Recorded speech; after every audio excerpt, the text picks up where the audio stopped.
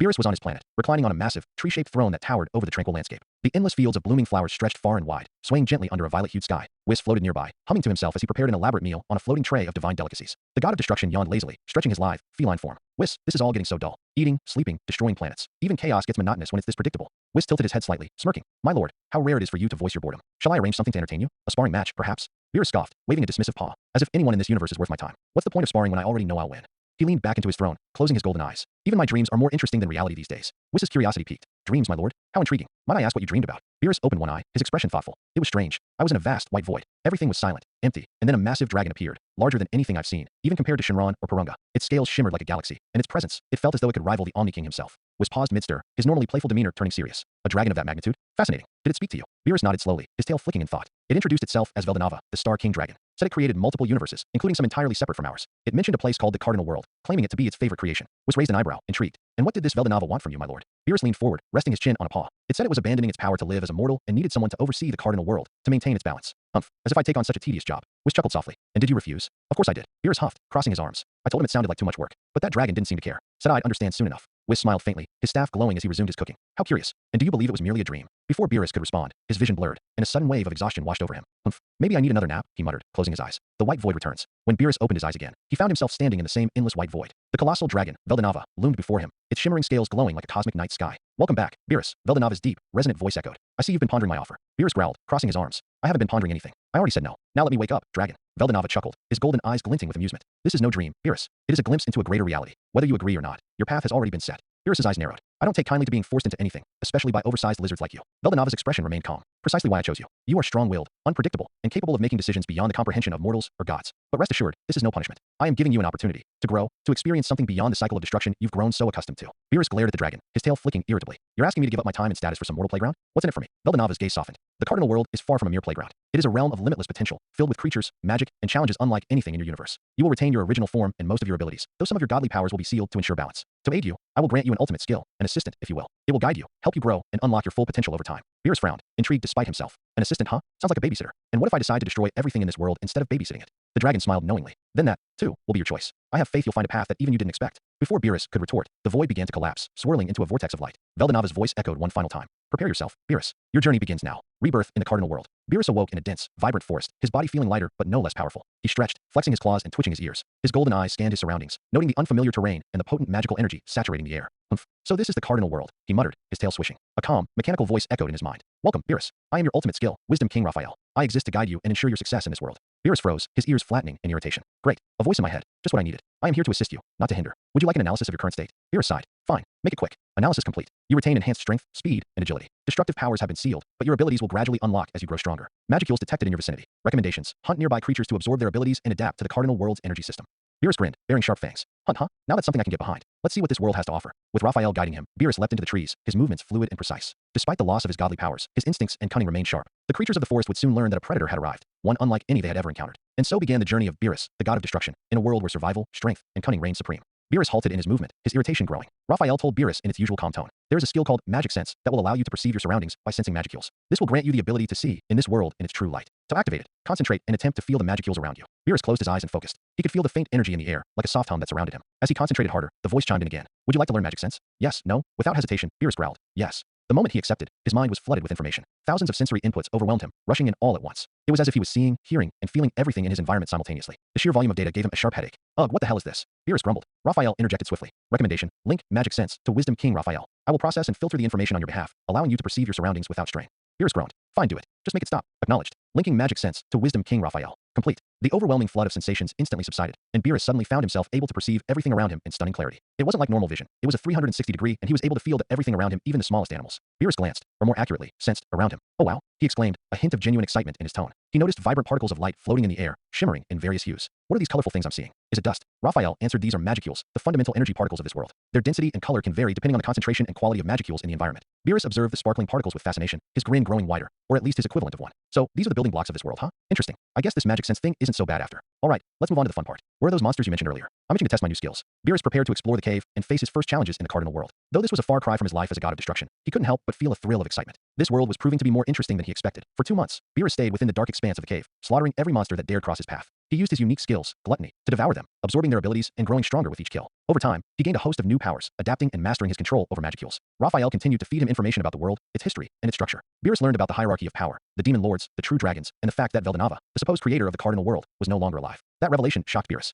How can a so-called god die? He muttered, his tail flicking in irritation. After a moment, he chuckled darkly. So, he just threw all of his work at me and ran away, huh? That sly bastard. Figures he'd make me clean up his mess. Despite his annoyance, Beerus couldn't help but feel intrigued. A world with such fascinating rules and powerful beings was worth exploring and dominating. As Beerus contemplated his next steps, Raphael suggested a bold plan. Given your current strength and abilities, I recommend establishing a foothold in this world. Creating a city or kingdom within the Jura Forest would provide you with resources and loyal subordinates. This would also allow you to increase your influence while continuing to grow stronger. Beerus rubbed his chin thoughtfully. Not a bad idea. But this forest belongs to someone, doesn't it? That Veldora guy? Correct. Veldora, a storm dragon, once ruled this forest. However, he was killed by his sister, Velzard, after a confrontation. It will take time before he resurrects. This presents an opportunity for you to claim the forest as your own. Beerus grinned. Perfect. And the monsters in this forest? Tell me about them. The Jura Forest is home to a variety of creatures, ranging from goblins and direwolves to ogres and orcs. While many are weaker than you, forming alliances or subjugating them would be advantageous. With Raphael's guidance, Beerus formulated a plan to take control of the forest. First, he would assert his dominance over the monsters, uniting them under his rule. Then, he would establish a city or kingdom as a base of operations. From there, he would begin his ascent to power in this world, claiming the throne of supremacy. Beerus stretched his limbs and smirked. All right, Raphael, let's get started. It's time for the god of destruction to make his mark on this world. With his plans in motion, Beerus set out from the cave, ready to take on the Jura Forest, its inhabitants, and anything else this strange new world dared to throw his way. His domination was just beginning. Raphael's voice echoed in Beerus's mind as he left the cave, his humanoid form striding confidently through the dense forest. Master, the first tribe you should aim to subjugate is the ogre tribe. They are the strongest group currently inhabiting the Jura Forest and will serve as valuable allies in your rise to power. However, before approaching them,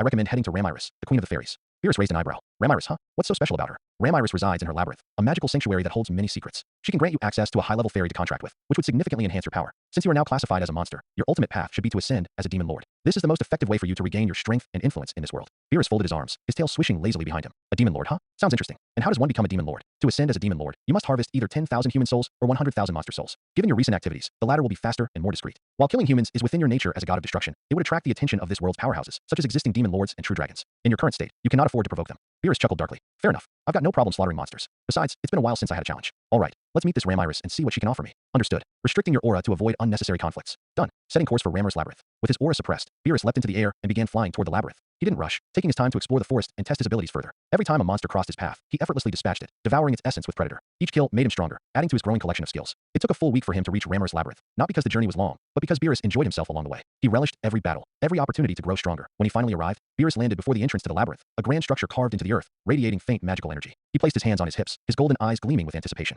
So, this is Ramiris' place, he said, looking around. Doesn't look like much, but I've learned not to underestimate things in this world. Raphael's voice chimed in. Correct. Ramiris may seem eccentric, but she holds considerable knowledge and influence. Approach with caution but confidence. Beerus smirked. Confidence? Please. I'm always confident. Let's get this over with. With that, he stepped into the labyrinth, ready to meet the queen of the fairies and take the next step in his journey to becoming a demon lord. Beerus entered Ramiris Labyrinth with a calm demeanor, already prepared to get the eccentric queen of the fairies on his side. Raphael had helped him recreate cookies from his memories on Earth, knowing they would serve as the perfect bribe. The plan was simple: befriend Ramiris, earn her trust, and stay in the labyrinth long enough to learn as much magic as possible while forming a contract with a high-level spirit. As he stepped deeper into the labyrinth, a booming voice echoed through the walls. Who dares enter my labyrinth? You shall meet your demise unless you can subdue my subordinate. Before Beerus could respond, a massive golem appeared, towering over him and radiating an impressive magical presence. Without even flinching, Beerus flicked his wrist, sending a shockwave that shattered the golem into countless pieces. Seconds later, Ramiris herself flew into view, her tiny frame trembling with anger. Why did you destroy my golem? Do you have any idea how long it took to make that? Now I'll have to start all over. Beerus stared at her, utterly dumbfounded. You told me to subdue it. How was I supposed to know you didn't mean destroy it? But don't worry, I'll make it up to you. Before she could throw another tantrum, Beerus pulled out the cookies he'd prepared. The sweet aroma filled the air, and Ramiris' mood instantly shifted. Her eyes lit up, and she snatched the cookies from his hand. Oh, what are these? She squealed, taking a bite. Her expression melted into pure bliss. Delicious. I guess I can forgive you this time. With the situation defused, Beerus followed Ramiris deeper into the labyrinth. As they walked, she asked, So what's your deal? Why are you here? Beerus had already prepared a convincing story. My village was attacked, and, well, I lost everything. I don't have anyone left. But I heard about the great Ramiris and how powerful and wise you are. I thought maybe you could help me. Ramiris puffed out her chest, her tiny form brimming with pride. Hee, of course. You came to the right place. Recognizing my greatness is the first smart thing you've done. He smirked inwardly, but kept his tone humble. I'd like to learn magic, form a contract with the spirit, and stay here for a while. But please, don't tell anyone about me. I'm afraid they might come after me. Ramiris squinted at him, a little suspicious of his request, but eventually shrugged. Fine, fine. You seem harmless enough, and you gave me cookies. But no funny business. She led him to a chamber filled with swirling lights and elemental energy. This is where you can call upon the spirits, she said. Just walk up to the altar and pray, or ask them nicely to help you. Beerus nodded and stepped forward. He and Raphael had already made a plan. They would attempt to capture as many spirits as possible and analyze their abilities. He placed his hands together and began his prayer, though it was more of a performance than anything heartfelt. Moments later, the entire chamber began to shake. The swirling lights dimmed, and a suffocating pressure filled the air. Ramiris' playful demeanor vanished, replaced by fear. What's happening? A massive spirit materialized before them, its form cloaked in a dark, swirling aura that radiated destruction, death, fear, and domination. The other spirits scattered in terror, fleeing the room as quickly as they had appeared. Even Ramiris backed away, trembling. I've never seen a spirit like this before, she whispered. Beerus, however, remained unfazed. He stared at the entity with a mix of curiosity and amusement. Well, this is unexpected, he said, his voice calm despite the oppressive aura. Raphael chimed in. Master, this entity appears to be a unique spirit embodying the concepts of destruction and domination. It aligns perfectly with your nature and could significantly enhance your strength. Do you wish to attempt a contract? Beerus smirked. A spirit of destruction, huh? This must be fate. Let's see what it's made of. Without hesitation, he extended his hand toward the spirit, ready to claim it as his own. The spirit's overwhelming aura filled the chamber, shaking the very foundation of the labyrinth. Reincarnated clutched her head, screaming, unable to comprehend the sheer pressure of its presence. Meanwhile, Beerus stood his ground, his gaze unwavering. Despite feeling the faint effects of the oppressive energy, he refused to flinch. He extended his arm, speaking with a calm yet commanding tone. You who embody death, destruction, fear, and nothingness, join me. Become one with me. Let me elevate your power to heights you've never dreamed of. Together, your existence will gain meaning beyond its limits. I will take you to realms you cannot fathom. The spirit paused, its dark form swirling with flickers of light, as though contemplating his offer. Then, with a low growl that turned into a reverent whisper, it grinned and approached him. It knelt before Beerus, lowering its massive head. My lord, it would be an honor to serve you, it said, its voice resonating with primal power. Beerus smirked, his golden eyes gleaming. Good choice. The spirit transformed into particles of light, surging toward Beerus and merging with his body. The moment the spirit's energy fused with him, a wave of incredible power coursed through his body. His aura flared uncontrollably, shaking the labyrinth and sending shockwaves throughout the area. Master, Raphael's voice echoed urgently in his mind. Deploying maximum barrier to suppress your aura, preventing detection from external entities. Success. As the energy settled, notifications flooded Beerus' mind. Notice. Acquired Demon Lord Seed. Success. Acquired Ultimate Skill, Judgment King. Success.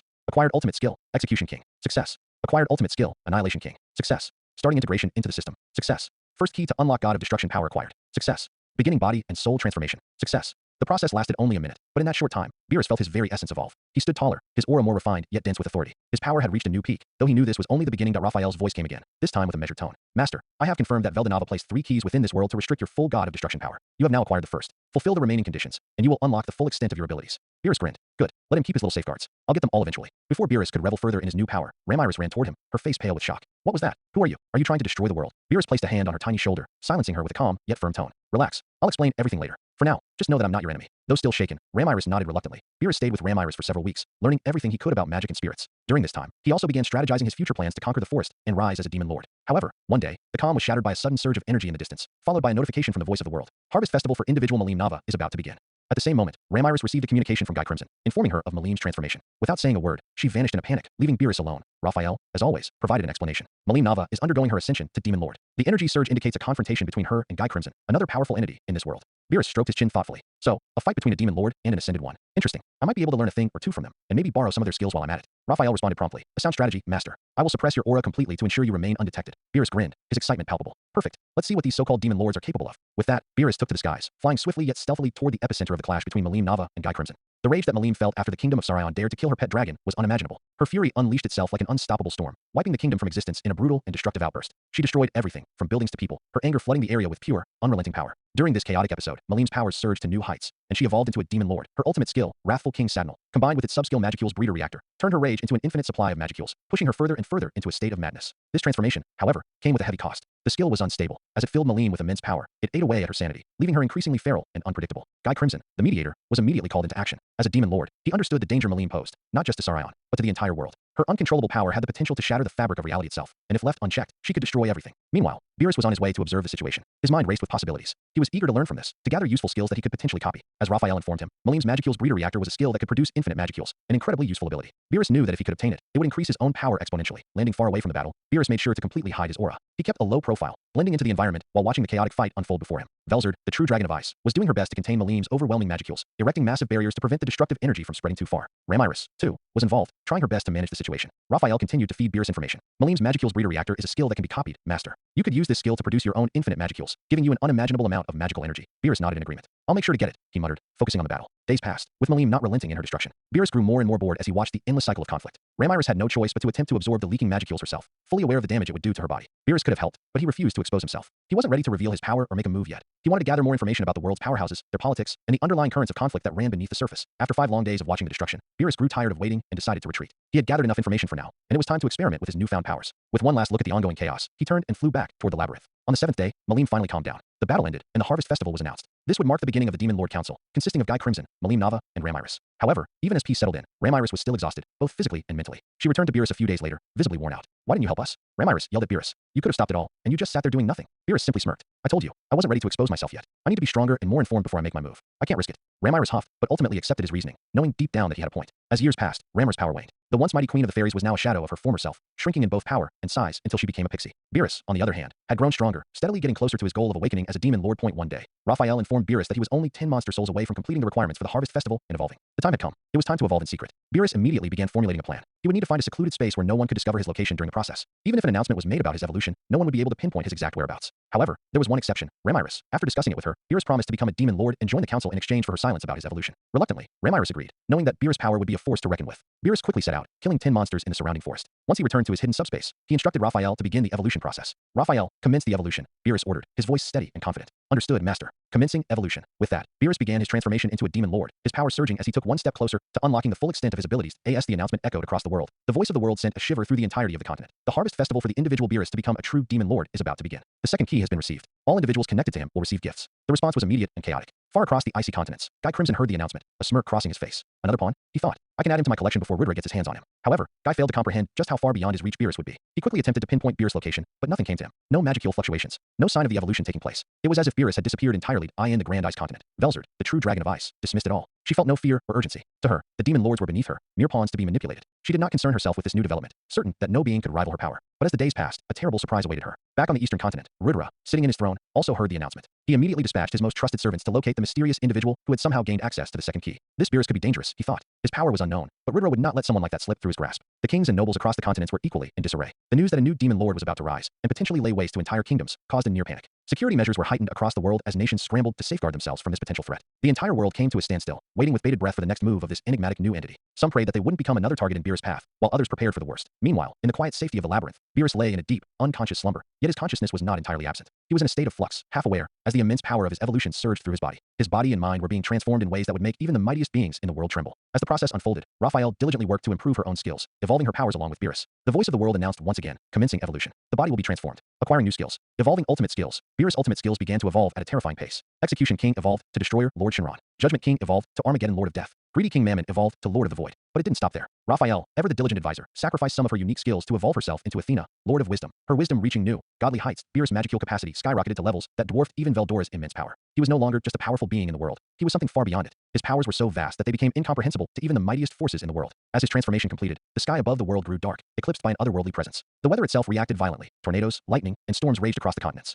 The very earth seemed to tremble beneath the weight of Beerus' ascension. It was a cataclysmic event the world had never seen before. The powerhouses of the world, from demon lords to true dragons, were all shaken, unable to comprehend what was happening. For an entire month, Beerus remained in a deep slumber as his power stabilized and settled within him. It was a time of peace for him, but chaos for the rest of the world. Even Ramiris, who had remained by his side, received a gift from the voice of the world due to their unique bond, though she remained unaware of just how great Beerus had become. After a month of unprecedented weather and chaos, the world continued to search for the source of the upheaval, knowing it had to be tied to the unknown individual who had evolved into a demon lord. The mere thought of a new demon lord sent ripples through the world, forcing even the most powerful beings to take notice. Finally, Guy Crimson, unable to contain his curiosity and fear, called for a Walpurgis, a gathering of the demon lords. He knew that something was brewing, something that had the potential to alter the very balance of power in the world. He had to know who this Beerus was, and what he was planning. The world held its breath, awaiting the moment when Beerus would finally emerge from his slumber. As the Walpurgis approached, Beerus woke from his month-long slumber, his senses sharpened and his power unimaginable. He sat up in the labyrinth, taking in his surroundings. His assistant, now evolved into Athena, stood beside him. She exuded an aura of unmatched wisdom and power, far beyond her previous form. Say, Athena, Beerus began, his voice tinged with curiosity. What is the status of my powers now? Am I the strongest yet? Athena, now fully evolved and radiating an air of authority, responded with a calm certainty. Master, I am no longer Raphael. I am Athena now. I evolved during the Harvest Festival, and my power has greatly expanded. I am no longer bound by the limitations I once had. There is nothing I cannot answer, and nothing that I do not know. You can rest easy, Master. I will handle all of your skills and find the best way to help you achieve your goals. Beerus smirked. He could feel the vast difference in Athena's presence compared to the past, and he found it amusing. So you're stronger and faster now, huh? Even the way you speak has changed, he said with a small grin. Yes, Master. Athena confirmed with unwavering confidence. I am the ultimate source of knowledge and strategy. No challenge will be too great for us now. Beerus nodded, impressed. He had a lot to learn about the world around him, and Athena's wisdom was invaluable. His eyes flicked to the upcoming Walpurgis, the grand assembly of demon lords that would take place in just 3 days. Ramiris, who had remained by his side, reminded Beerus. You'll be coming with me to the Walpurgis, right? Beerus looked at her, nodding. Of course, but I have questions. Tell me about the demon lords. I want to know everything. Ramiris, ever the enthusiastic and proud fairy queen, eagerly complied. She listed the demon lords that Beerus would soon meet. Guy Crimson, Malim Nava, Velzard, Luminous Valentine, and Draggle, with a few others being less known, but still significant players. Beerus listened intently, noting the power of each individual. When Ramiris mentioned that Malim had recently become a demon lord, Beerus couldn't help but smile. So, a new world of toys to play with. Beerus mused. Sounds fun. Ramiris continued talking, and Beerus soon learned about the ongoing conflicts and power struggles between the demon lords. Athena, ever sharp, suggested that Beerus should summon some demons of his own to add to his forces. They would make excellent subordinates, Master, she said. Noted, Beerus replied,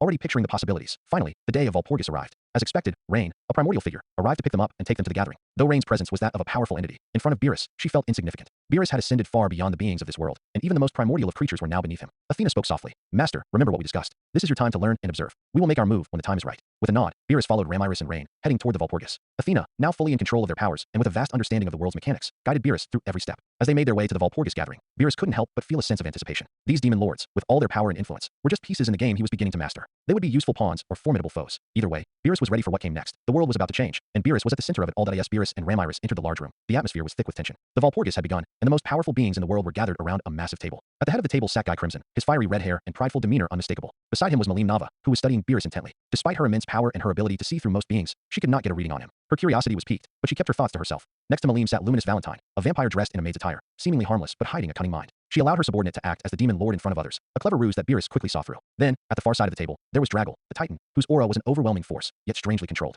His immense power radiated from him, but there was no erratic release, just a calm, yet daunting presence. Despite their great power, the one thing that all of them felt was the oppressive pressure of Beerus's presence. It wasn't just the sheer strength or aura of power, it was a sense of dominance that emanated from him, a presence that felt like a mountain had been dropped upon them. There was no leak of energy, no outward show of force. Beerus had mastered controlling his aura to such a degree that even these seasoned demon lords could do nothing but feel his silent weight. As they took their seats, the tension in the room grew. Guy Crimson leaned back in his chair, eyes flicking from one face to another, until finally, he spoke. The Valpurgis is now in session. Our main subject of discussion will be the recent awakening of an unknown demon lord. Who is he, and what do we know about this new power? Guy's voice was calm, but laced with intrigue. The room went quiet, and all eyes turned toward Beerus, who remained seated with his arms crossed, observing everything. He hadn't spoken a word yet, preferring to listen to the conversations and sense the dynamics of the room. Malim was still eyeing Beerus closely, her usual exuberant energy suppressed by the confusion of not being able to read him. Luminous stayed silent, but seemed to be taking mental notes, while Draggle observed Beerus with a calculating gaze, trying to gauge his strength through his body language. Finally, Guy looked at Ramiris, expecting her to introduce her mysterious companion. Before she could speak, however, Beerus raised his hand, signaling that he would introduce himself. With a simple motion, the room fell into a stunned silence. Beerus spoke, his voice calm, but carrying an undeniable weight. I am Beerus. No titles, no grandiose claims. I am simply here because I am stronger than most of you can imagine, he said, his eyes sweeping over the room.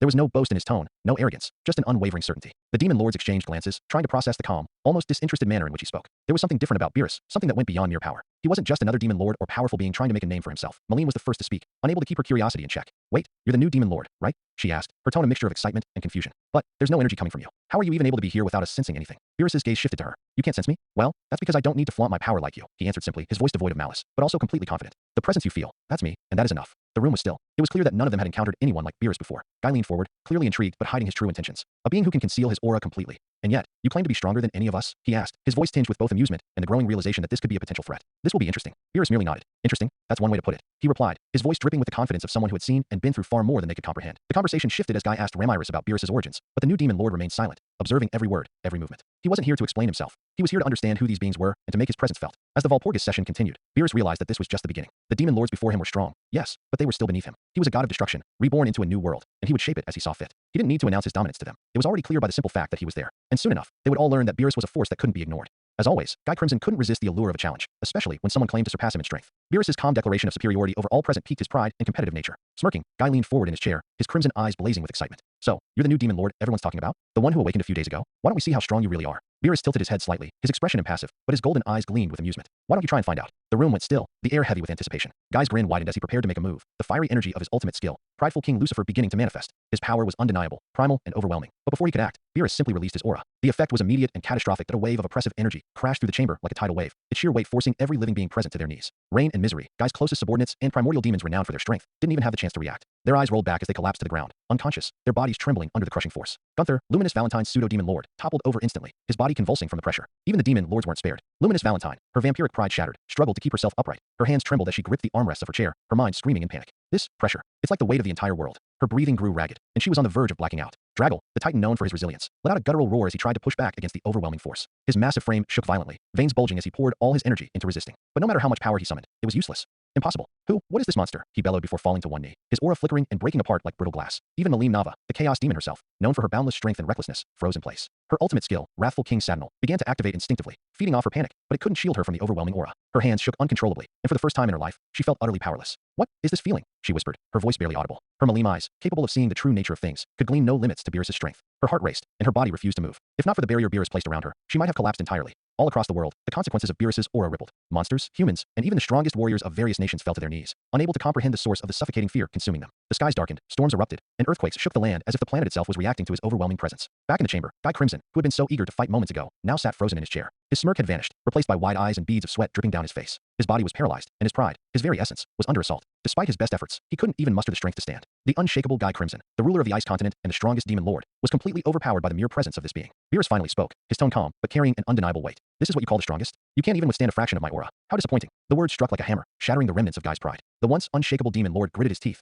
forcing himself to move. But even that was a monumental struggle. Beerus, noticing the feeble effort, smirked and walked toward him. With each step, the pressure intensified, focusing solely on Guy. The others in the room, who had only barely begun to recover thanks to the barriers Beerus placed on them, watched in stunned silence. None of them dared to speak, move, or even breathe too loudly, for fear of drawing Beerus's attention. By the time Beerus stood directly before Guy, the red-haired demon lord was on his knees, his head bowed under the weight of the aura. His chair had long since shattered, and the floor beneath him cracked from the pressure. Beerus crouched slightly, meeting Guy's eyes, his golden gaze drilling into his very soul. You wanted to fight, didn't you? Beerus said, his voice dripping with condescension. I'll humor you, but let's make it interesting. If I win, and I will, you'll give me your two subordinates, Rain and Misery. And if you win, Beerus's smirk widened. Well, let's be honest, you're not going to win. But I'll make this simple. I won't kill you. The room was silent. The weight of Beerus's words hung in the air as the other demon lords stared in disbelief. For the first time, Guy Crimson, the strongest, most prideful demon lord, was rendered speechless. Fear gripped his heart as he realized just how outmatched he truly was. Beerus allowed the pressure to subside slightly, giving Guy just enough room to respond. Guy, still shaking, managed to force a grin, though it lacked his usual confidence. Fine, he rasped, his voice hoarse. I accept, but don't think I'll go down without a fight. Beerus chuckled, straightening up. Good. Let's see if you can at least entertain me. With a wave of his hand, the entire group was transported to a separate dimension, one capable of withstanding the clash of such overwhelming powers. As the battle was about to begin, one thought lingered in everyone's mind. This wasn't just a new demon lord. They were in the presence of a being that could shake the very foundations of the world. The arena was vast, an infinite dimension created by Beerus with a casual flick of his fingers. The sky shimmered with a kaleidoscope of colors. The ground was an endless expanse of polished obsidian, and the air was charged with raw energy. Guy Crimson, despite the fear still lingering in his heart, stood tall. He was the strongest demon lord, the mediator of balance, and the ruler of the Ice Continent. He could not, would not, allow his pride to falter further. Beerus stood across from him, his posture relaxed, arms folded behind his back. His golden eyes gleamed with amusement, and the faintest smirk curled his lips. His aura was entirely subdued now, as though he wasn't even taking the fight seriously. Whenever you're ready, Beerus said, his voice calm and mocking. Show me the strength you're so proud of. Guy's crimson eyes narrowed, his pride compelling him to act. His ultimate skill, prideful King Lucifer flared to life, and the air around him ignited with his overwhelming power. The ground cracked beneath his feet as his aura surged, creating a blizzard of raw energy that swept across the battlefield. You'll regret underestimating me. Guy roared, vanishing in a blur of speed. In a fraction of a second, he reappeared behind Beerus, his fist engulfed in fire and ice. The force of his punch could shatter mountains and obliterate entire armies. He aimed directly at Beerus's head, but just as his fist was about to connect, it stopped. Or rather, it was stopped. Beerus had raised a single finger, casually intercepting the attack. The impact caused a shockwave that rippled across the dimension, yet Beerus stood unmoving, his expression bored. Is that all? Beerus asked, tilting his head. Enraged, Guy unleashed a flurry of attacks, his fists and legs becoming a blur as he struck from every direction. Each blow was enhanced by his mastery of magicules and the devastating power of his ultimate skill. The ground shattered, and the dimension trembled under the onslaught. But no matter how hard he tried, his attacks couldn't even ruffle Beerus's fur. Pathetic, Beerus muttered, yawning mid-battle. Guy growled and stepped back, realizing brute force wasn't enough. He activated Dominion Field, a subskill of prideful King Lucifer, creating a domain where his power was absolute. Within this field, his abilities were amplified tenfold, and he could manipulate reality itself. Let's see you handle this. Guy snarled, raising his hand. A massive meteor, wreathed in fire and ice, descended from the sky, its size eclipsing the battlefield. It hurtled toward Beerus, promising annihilation. Beerus glanced up lazily, unimpressed. With a simple swipe of his hand, the meteor disintegrated into particles of light. That Guy's frustration mounted. He activated another of his copied skills. Time stop. Instantly, the world froze. Time itself ceased to flow, and everything came to a standstill. In this frozen moment, Guy smirked. Let's see you deal with this, he muttered, gathering all his power. He unleashed a barrage of attacks, spells, strikes, and techniques, each infused with the full extent of his magicules. Explosions erupted, the dimension cracked, and the sky itself seemed to split. When he was finished, he deactivated Time Stop, expecting to see Beerus in tatters. But Beerus was still standing, completely unharmed. He dusted off his shoulder, sighing. Was that supposed to impress me? Beerus asked, tilting his head. Time Stop? Cute. Unfortunately for you, it doesn't work on beings like me. Guy took a step back, his confidence wavering. How? How could nothing he do even scratch this being? Even after unleashing the full might of his abilities, Beerus remained untouchable. Desperate, Guy activated his final trump card. If I can't defeat you with strength or skills, then I'll destroy you with pure devastation. He summoned the full might of his ultimate skill, forming an apocalyptic storm of fire, ice, and lightning. The power of destruction itself raged around him, a maelstrom capable of erasing entire dimensions. Beerus raised an eyebrow, finally seeming mildly interested. You're really going all out, aren't you? Fine, I'll humor you. For a moment, as the storm reached its peak, Guy condensed all of its energy into a single, devastating attack. With a roar, he hurled the massive sphere of annihilation directly at Beerus. The dimension trembled, and the energy radiating from the attack was blinding. Beerus sighed, lifting a single finger. Enough. He tapped the sphere lightly, and it dissolved instantly, its power rendered null. The shockwave alone sent Guy hurtling backward, his body skidding across the ground. Before Guy could recover, Beerus appeared in front of him, moving so fast it was as if he teleported. He raised one hand, his golden eyes gleaming with quiet menace. This has been amusing, but it's time to end this, Beerus said. With a single flick of his finger, Beerus struck Guy in the chest. The force was incomprehensible, yet precise. Guy's body was launched backward, crashing into the ground with a thunderous impact. The dimension itself groaned under the weight of the strike, fissures spreading across the obsidian terrain. When the dust settled, Guy lay unconscious, completely defeated. His once proud aura was gone, his body battered and broken. Beerus stood over him, and scathed, his expression calm. I told you, your strength means nothing to me. The other demon lords, watching from afar, were frozen in fear. They had witnessed the strongest among them brought to his knees with a single blow. Beerus turned to them, his gaze sharp. Does anyone else feel like challenging me? He asked, his voice cold. None dared to respond. The atmosphere in the Valpurgis chamber was tense as the demon lords processed what had just occurred. Guy Crimson, the strongest among them, was defeated in the most humiliating way possible, with a single flick from Beerus. The sight of Guy lying unconscious, his once dominant presence reduced to nothing, sent chills through the room. Even Malim, usually fearless, was silent, her eyes darting between Beerus and the unconscious Guy. Beerus, standing tall and completely unruffled, scanned the room. His golden eyes gleamed with faint amusement as he observed the other demon lords' reactions. Despite their efforts to mask their emotions, their fear was evident. They were tense, on edge, their magicules subtly flaring as if preparing for an attack. But deep down, they all knew the truth. There was nothing they could do. After a moment of silence, Beerus sighed and casually snapped his fingers. The entire group was instantly transported back to the Valpurgis chamber. The grandeur of the room returned, but the mood was entirely different. Guy Crimson was still unconscious, his body slumped in the seat he had occupied before the battle. His aura, once so commanding, was now faint and weak. Beerus turned his attention to Rain and Misery, Guy's ever-loyal subordinates. His piercing gaze landed on them, and they stiffened, realizing what was coming. Rain, Misery, Beerus said, his tone calm but commanding. Your master made a bet, and he lost. Starting from today, you belong to me. I'll ask this once. Are you going to submit willingly and honor the terms of your master's bet, or do I have to make you? The two glanced at each other, their minds racing. They were primordials, demons of the highest caliber, yet even they knew they stood no chance against Beerus. His power was beyond comprehension. It wasn't as though Beerus was forcing them. Guy Crimson had made the wager, and they had to honor it. With no hesitation, they stepped forward, kneeling before Beerus. Their voices were steady but filled with respect as they spoke in unison. We hope you will accept us as your lowly subordinates, master. Beerus smirked, clearly pleased. He raised a hand, the room crackling with raw energy as a surge of magicules left his body and enveloped the two primordials. Starting from today, you will bear the names I give you. Rain, you are now Urza, and Misery, you are now Zerna. The moment the names were spoken, a massive shift occurred. A black cocoon formed around both Rain and Misery as Beerus's power initiated their evolution. The room was filled with an overwhelming pressure as their transformations took place, the magicules radiating from the cocoons causing even the other demon lords to shiver. After a minute, the cocoons cracked and dissolved, revealing Urza and Zerna in their new forms. Their auras were far stronger, more refined, and their presence commanded respect. Despite their incredible new power, they remained in their maid attire, stepping forward and kneeling before Beerus, my lord. They said in unison, their voices more confident yet filled with reverence. We thank you for bestowing us with such beautiful names and this new power. We swear to serve you for eternity. Beerus nodded in satisfaction, his expression calm. Good. Stand behind me. Obediently, Urza and Zerna stepped back, taking their places behind Beerus. The other demon lords watched in stunned silence, their disbelief mounting. Two of the most powerful subordinates in the world had just willingly submitted to Beerus, their loyalty cemented. Finally, Beerus snapped his fingers once more. Guy Crimson stirred, groaning as he slowly regained consciousness. His eyes fluttered open, and as his vision cleared, he saw Beerus standing before him, flanked by Urza and Zerna. The realization of what had happened hit him instantly. His body ached, his pride was shattered, and his strongest subordinates were no longer his. Guy forced himself to sit upright, glaring weakly at Beerus. You really are a monster. Beerus chuckled, his smirk widening. I told you, didn't I? There's a difference between power and true power. Be glad I let you live. Guy said nothing, lowering his gaze. For the first time in his life, he felt genuine defeat, not just physically, but in every way that mattered. He clenched his fists, silently vowing to one day reclaim his pride, though he knew the gap between them was unfathomable. The rest of the demon lords remained silent, none daring to speak. For the first time, they truly understood the hierarchy of power. Beerus was not just a demon lord. He was something far beyond them, a being whose strength could not be measured. The Valpurgis chamber, once filled with tension and fear, had now settled into an air of uneasy calm. The demon lords sat back in their seats, their gazes alternating between Beerus, who remained perfectly composed, and Guy Crimson, who was still recovering from his humiliation. After several moments of silence, Guy finally spoke, his voice measured but carrying a faint tremor. Beerus, he began, leaning forward. Given what we've witnessed here today, I want to extend an invitation. Will you join the Demon Lord Council? Beerus tilted his head, his expression one of mild curiosity. And why? He asked, his voice laced with disinterest. Should I bother with such a group when I'm stronger than all of you combined? What could possibly make this council worthwhile to me? The question hit Guy harder than expected, and for a brief moment, a single bead of sweat formed on his forehead. He sighed deeply and, with a snap of his fingers, erected a barrier around himself and Beerus to ensure their conversation remained private.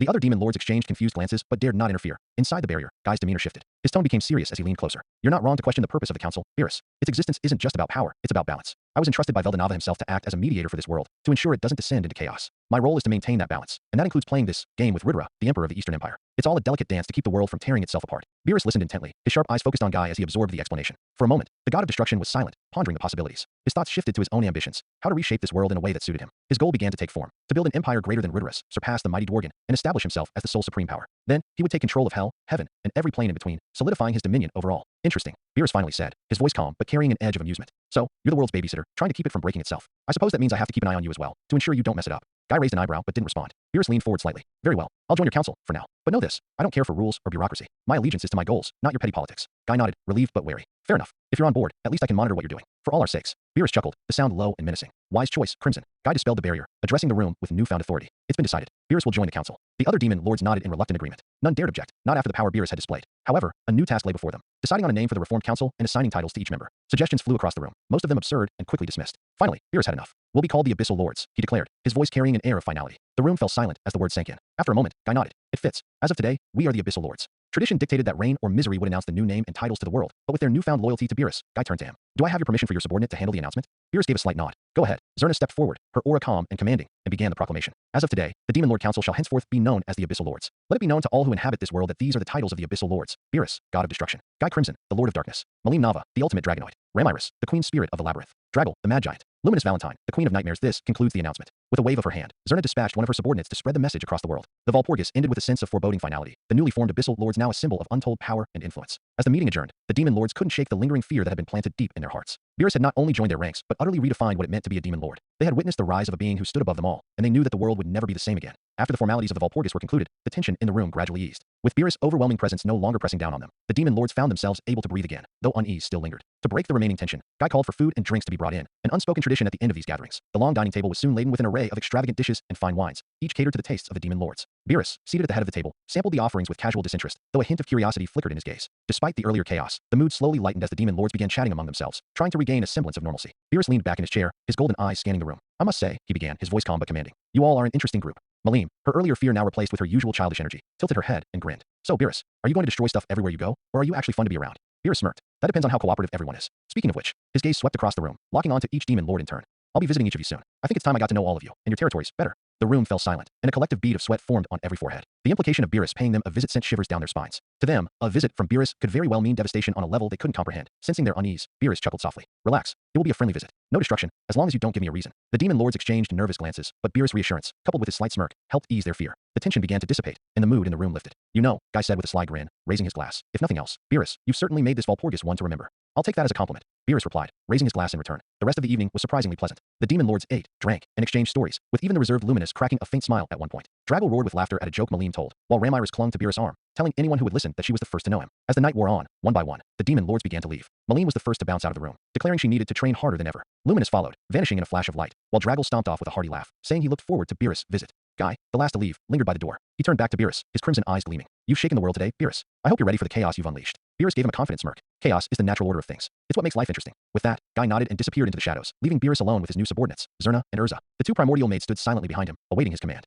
Beerus glanced at them and smirked. Well, that was entertaining. Let's see what else this world has to offer. With a wave of his hand, the room dissolved into darkness, and the god of destruction vanished, leaving behind an empty hall that had just witnessed the birth of a new era. In the meantime, in the outside world, news of the newly rebranded Demon Lord Council, now called the Abyssal Lords, spread like wildfire. The announcement of a new demon lord titled God of Destruction shook the entire world. Fear gripped nations, as people whispered of the destruction that could follow. The mere thought of someone potentially more dangerous than Malim sent shivers down their spines. In response, kingdoms began restructuring their military, heightening their defenses, and preparing for the worst. They knew nothing about this new demon lord except that his presence was enough to threaten the balance of the world. Meanwhile, Beerus, having secured his place atop the power hierarchy, decided it was time to lay the groundwork for his grand plan. His next step was to travel the world and choose the perfect location for his new kingdom. With his two new subordinates, Zerna and Urza, Beerus left Walpurgis and arrived at Ramiris' labyrinth. As expected, Ramiris was in full panic mode the moment she sensed his arrival. She flitted around nervously, her tiny body trembling. Beerus, what are you doing here? Are you going to destroy the world? Please don't destroy the world, she squeaked, her voice cracking. Beerus raised a hand to calm her. Relax, Ramiris. I'm not here to destroy anything. If I wanted to, it would have already happened. That didn't do much to calm her, but after a few more assurances, she began to settle down. The group sat down in her chambers, where Beerus shared a bit about his background and his future plans, much like he had with Guy. Ramiris, despite her usual scatterbrain nature, listened intently. When he explained his vision of creating a kingdom to bring balance to the world, Ramiris hesitated before asking, Can I live there too?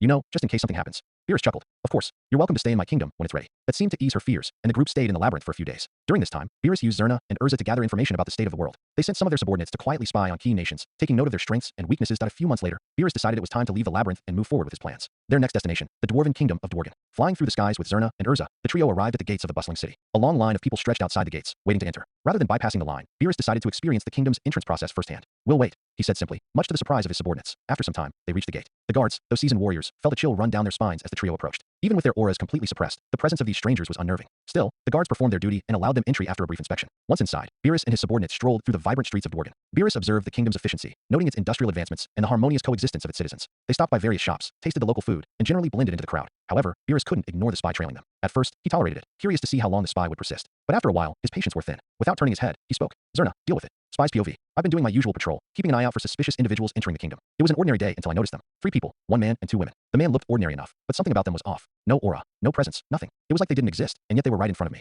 My instincts screamed at me to keep my distance, but I had a duty to perform. I reported their presence to the king and was told to follow them. So I did, keeping as far back as I could while still maintaining line of sight. They went into shops, ate at restaurants, and moved through the city like tourists. Still, the absence of any aura unnerved me. Just as I was starting to feel confident in my ability to follow them undetected, a voice called out to me from behind. Hello there. My master would like a meeting with your king. I froze. My heart raced as my mind struggled to comprehend what had just happened. I was sure I'd been following them. So how had one of them ended up behind me? Slowly, I turned around, and there she was. A tall, elegant woman with long, flowing hair and eyes that seemed to pierce straight through my soul. She was stunning, but there was an undeniable danger to her presence. Well, she asked, her tone calm but commanding. I knew I had no choice. Bowing my head, I replied, I'll deliver your message to his majesty immediately. Then, without another word, I bolted for the palace. Upon hearing the spy's report, King Gazel Dwargo prepared himself for the unexpected visitors. He instructed his guards to discreetly heighten security and ready the audience chamber for their arrival. He was no stranger to dealing with powerful individuals, but something about these visitors felt different, and it wasn't just the title God of Destruction. When Beerus, Zerna, and Urza finally arrived at the palace, they were led into the grand audience chamber. Gazel sat on his throne, his piercing gaze meeting Beerus unflinchingly. Despite the king's composed demeanor, there was an undeniable tension in the air. The atmosphere in the throne room of Dworgen was thick with tension, a suffocating pressure that made even the bravest of warriors uneasy. King Gazel, or perhaps his father, depending on the timeline, sat on his throne, his expression carefully composed despite the storm of fear and uncertainty roiling within him. His advisors and elite guards stood close by, sky, all of them silent and on edge, their hands instinctively resting near their weapons. Standing in the center of the grand chamber was Beerus,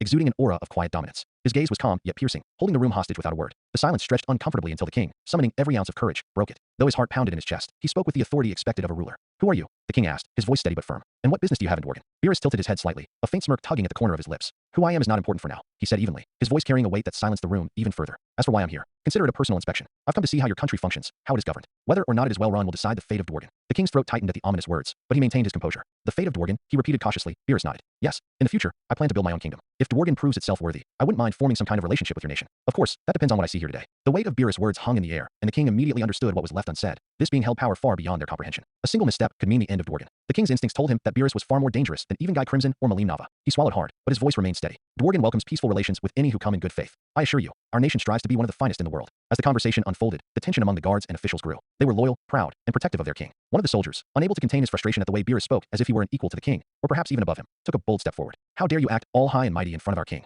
the soldier barked, his voice filled with indignation. The room froze. Beerus slowly turned his gaze toward the soldier, his calm demeanor unchanging. Then, with a simple glance, he unleashed an invisible force upon the man. No one else could feel it, but the soldier's world became a hellscape of unimaginable torment. Pain, fear, death, all of it overwhelmed him in a nightmarish instant. He tried to scream, but no sound escaped his lips. His body trembled violently as his eyes bulged in terror. The room watched in stunned silence, too afraid to intervene. Even the king felt a cold sweat run down his back as he witnessed the soldier's suffering. "Stop this, please," the king finally pleaded, standing from his throne. His voice betrayed his fear as he bowed his head slightly toward Beerus. "Forgive him. He is only acting as he was trained, to protect his king. I beg you, show mercy." Beerus regarded the king for a moment, his expression unreadable. Then, with a casual wave of his hand, he released the soldier from his torment. The man collapsed to the floor, gasping for air, his body trembling as he tried to process what he had just endured. "You should teach your people to think before they act," Beerus said calmly, his voice cutting through the silence like a blade. "Impulse can lead to ruin." The king nodded quickly, thankful that Beerus had shown restraint. "Your wisdom is noted," he said, choosing his words carefully. Beerus returned his gaze to the king, as if nothing had happened. "I'll continue my observations for now. If your kingdom proves to be as stable as you claim, perhaps Dworgen will have a place in the new era I'm creating." With that, the suffocating tension seemed to ease ever so slightly, though no one in the room could truly relax. The soldier remained on his knees, still shaking, while the king silently vowed to ensure his nation avoided provoking this godlike being any further.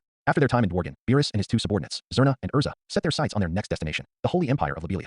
Unlike other nations, the Holy Empire held a strong disdain for monsters and had a history of conflict with primordial demons. Fully aware of this, Beerus sent Urza ahead to notify them of his impending visit, Urza's arrival at the Holy Empire. As Urza approached the city, the powerful barrier protecting the empire immediately detected her presence. Recognizing her as a demon, alarms were raised, and within moments, dozens of soldiers, vampires and holy knights alike, surrounded her with weapons drawn, ready for battle. The scene was amusing to Urza, who found their bravado both admirable and foolish. She released a fraction of her aura, and instantly, the soldiers fell to their knees, their weapons clattering to the ground. Sweat dripped from their faces as their bodies trembled uncontrollably. None could muster the strength to stand against her overwhelming presence. Walking slowly toward one of the soldiers, she leaned in, her crimson eyes glowing ominously. "Relax, little ones," she said with a teasing smirk. "I'm not here to destroy your city, yet. I'm here on behalf of my master, Lord Beerus. He seeks an audience with your ruler. Take me to her." Luminous appears. Luminous Valentine, the ruler of the Holy Empire, was lounging in her chambers, sipping wine and enjoying her usual leisure when she felt the immense pressure emanating from outside. Her instincts screamed danger, and she quickly teleported to the scene. When she arrived and saw Urza, her heart sank. She instantly recognized her as one of Beerus' subordinates, and fear gripped her. Memories of Beerus' overwhelming power at Valpurgis flooded back, and she momentarily wondered if this was an invasion. But then she remembered Beerus' promise to visit and realized this was likely a formal message. "Stand down." Luminous commanded her soldiers. "Do not provoke her." The soldiers, still trembling, scrambled to retreat. Luminous approached Urza cautiously. "What is your business in my city,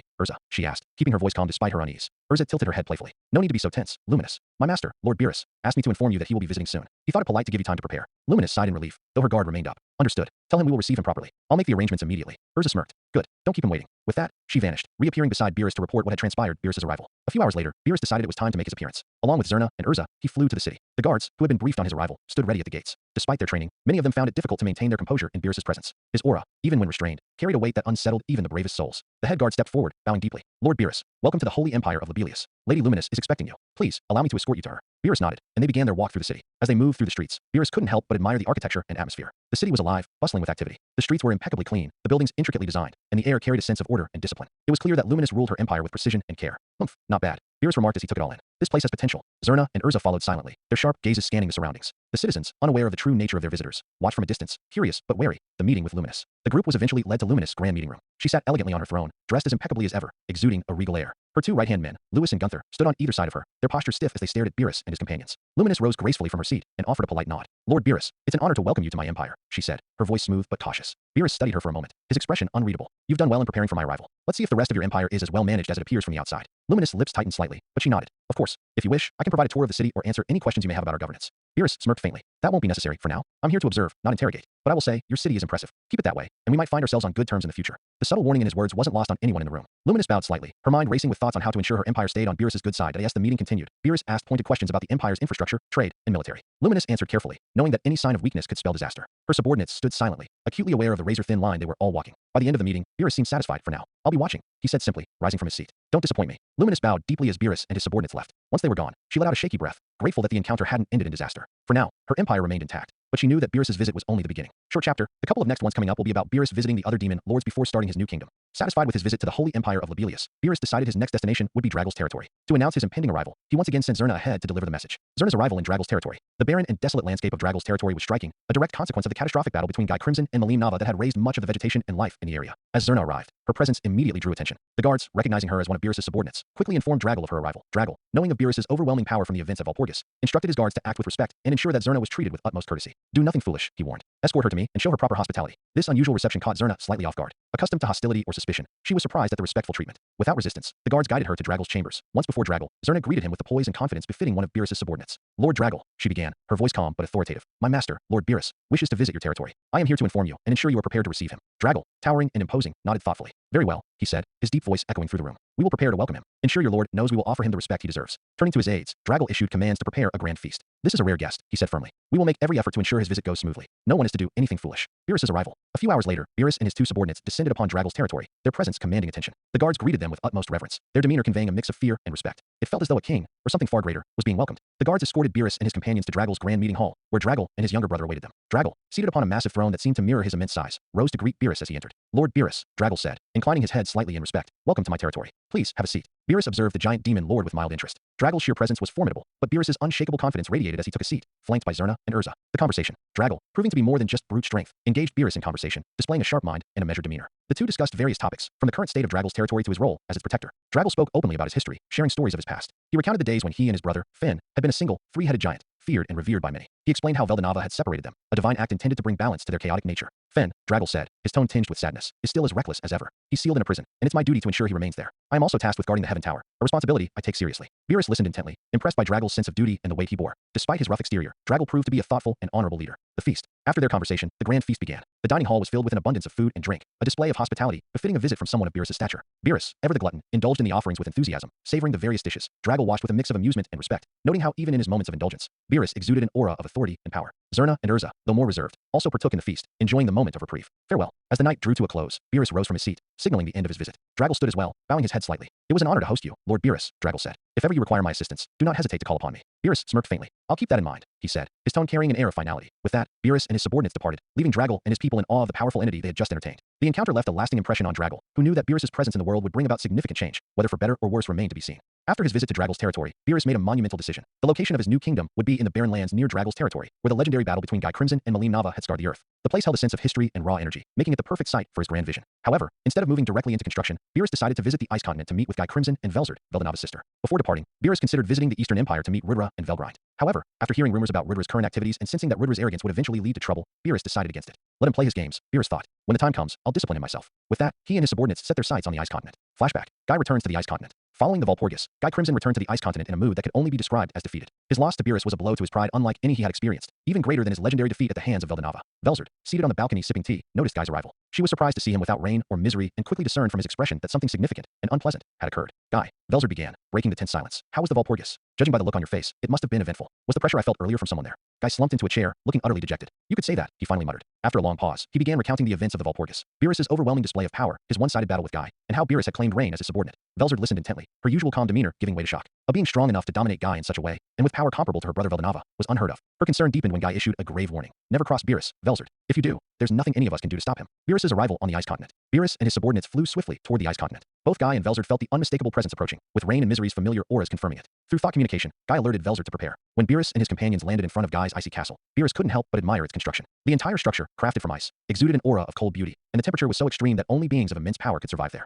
They were greeted by a group of demons who led them to the balcony, where Guy and Velzard waited. Welcome, Lord Beerus, to my humble abode, Guy said, masking his unease with his usual composure. This is Velzard, the White Ice True Dragon and Veldanava's sister. Velzard offered a small bow and smiled faintly. It's an honor to meet you, she said, studying Beerus carefully. Despite sensing no aura from him, she could tell his power was immense. The group sat down, and after some pleasantries, Guy asked the purpose of Beerus's visit. Beerus explained that he had visited several demon lords and decided to establish his own kingdom near Dragel's territory. Guy was surprised but refrained from questioning Beerus further, wary of offending him. Beerus also revealed his intention to temporarily vanish while constructing his kingdom. Once I begin, he said, smirking, no one will be able to enter until I allow it. You'll see. Their conversation continued, with Velzard mostly observing Beerus in silence. She found herself inexplicably drawn to him. As a true dragon, she only respected those stronger than herself, and Beerus's calm dominance intrigued her. She also sensed that, while dangerous, Beerus wasn't needlessly destructive, at least not without reason. Finally, Velzard made a surprising declaration. I want to follow you, Lord Beerus. I find you fascinating, and I want to see what you'll accomplish. Everyone was surprised to say the least. Beerus raised an eyebrow in amusement, but agreed after a moment's thought. Having the sister of Veldanava join him would be a significant advantage. Flashback, Athena's report. Before visiting the ice continent, Athena, Beerus's creation, had approached him with news. Master, she said, I've completed the subspace dimension you requested. It's large enough to sustain 2 countries for now, and time flows faster inside than in the cardinal world.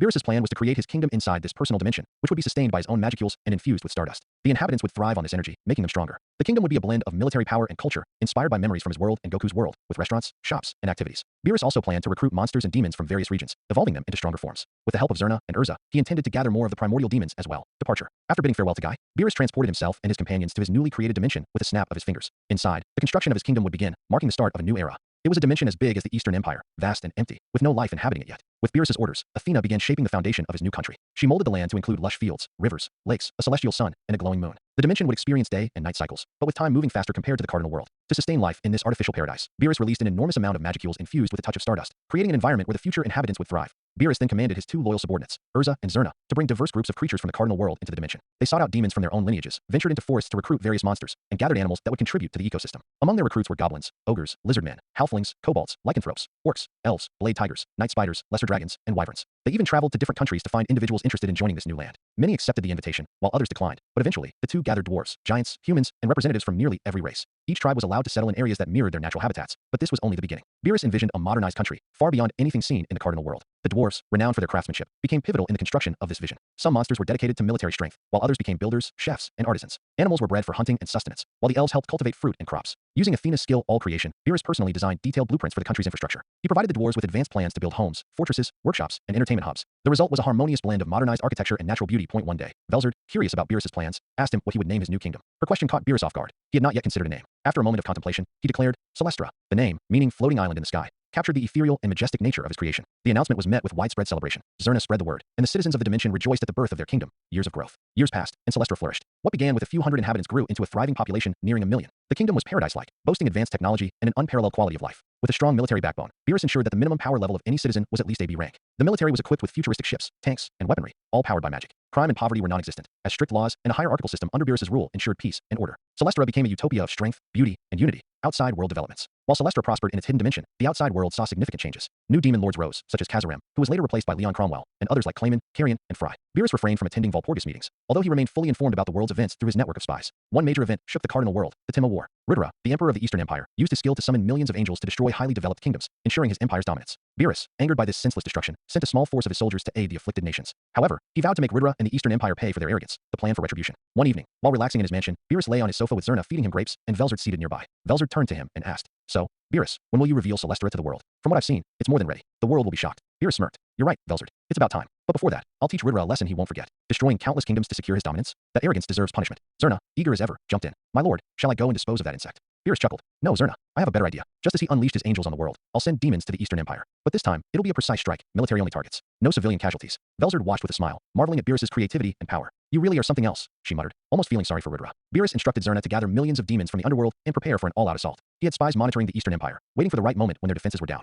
Ridra, still recovering from the toll of summoning angels, was vulnerable, and the Empire had grown complacent. Shock and destroy. The night arrived. Beerus sat in his mansion with Velzard beside him and a large screen displaying the Eastern Empire. He even prepared popcorn, treating the attack like entertainment. With a snap of his fingers, hundreds of portals opened across the Empire, catching everyone off guard. Demons of all lineages poured through, led by the remaining primordial demons. Noir, Blanc, Violet, and John relished the opportunity to unleash their power. Military bases, fortresses, and strategic hubs were destroyed with unparalleled efficiency. The demons followed Beerus's orders to the letter, sparing civilians and focusing solely on military targets. Ridra, weakened and unprepared, could do nothing as his empire crumbled. Velgrine tried to defend the empire, but was overwhelmed by the sheer scale of the attack. Aftermath. By dawn, the Eastern Empire lay in ruins. Beerus had delivered a decisive message. Power must be wielded responsibly, or there will be consequences. Velzard, watching the destruction, couldn't help but admire Beerus's calculated ruthlessness. As the portals closed and the demons returned, Beerus smirked. That should do. Let's see if Ridra learns his lesson. With the Eastern Empire humbled, Beerus turned his attention to unveiling Celestra to the world. The time has come, he declared. Let's show the world what true strength and unity look like. Without anyone knowing except for Beerus, Athena was working in the background to activate the third key, which would grant Beerus access to all of his latent power. After the successful raid on the Eastern Empire, Beerus, satisfied with the results, decided it was time to rest. Little did he know that Veldanava, the creator himself, was trying to make contact with him.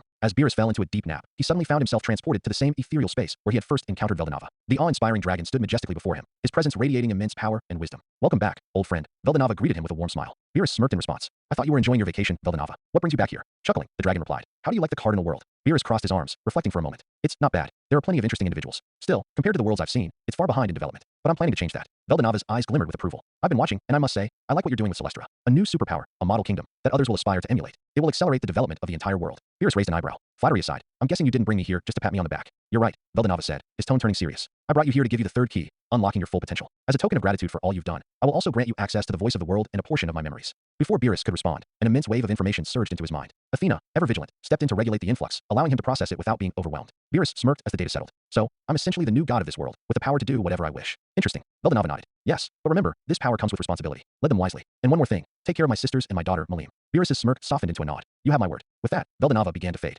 Farewell, old friend, he said, his voice echoing into the void as his form disappeared. The evolution of a god. When Beerus awoke, he smiled, a new sense of purpose burning within him. Velzer, who was still seated beside him, noticed his expression and asked, what's wrong?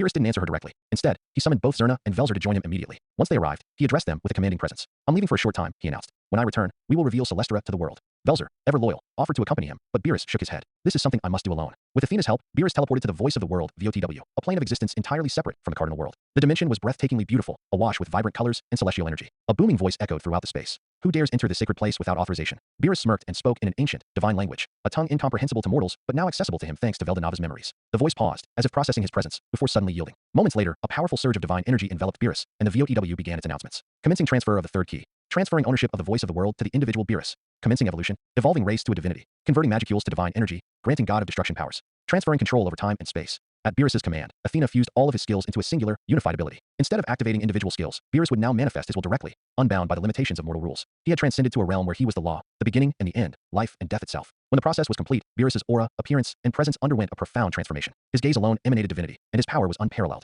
The VOEW spoke again. Welcome, Master. I am at your command. Beerus began meticulously plan his grand return to the cardinal world, ensuring that the revelation of his country, Celestra, would coincide with his descent. He envisioned a moment so monumental that it would be etched into history forever. Meanwhile, in the cardinal world, life continued as usual. The Eastern Empire was struggling to recover from the devastating attack, while Guy Crimson was happy about what happened to them. The world was settling back into its rhythm, or so it seemed. Suddenly, everything changed. Time seemed to stand still. The air grew impossibly thick, weighing heavily on every living being. Emotions surged uncontrollably through the populace. Fear, death, happiness, anger, all at once. It was as though the world itself was trembling under an unseen force. Then, the voice of the world, VOTW, boomed across every corner of existence, from the heavens to the depths of hell. Attention! The god of destruction Beerus and successor of Veldanava is about to descend. Shock rippled through all realms. Be it mortals, demons, angels, or gods, no one could move. All eyes turned to the sky, where a rift began to tear through reality itself. A colossal, majestic door materialized, visible to every living being in the cardinal world, in heaven and in hell. No matter how strong or powerful one was, they were rendered helpless, unable to lift a finger. They could only watch, their hearts pounding with a mixture of awe and dread. For many, this moment felt like the end of days. The massive door creaked open, its sheer presence radiating overwhelming divinity. As the light poured out, every living being fell to their knees, unable to resist the gravity of the moment. From within the door, Beerus stepped forward, his form exuding unmatched power and majesty. As Beerus descended, another proclamation from the VOTW resounded across the realms.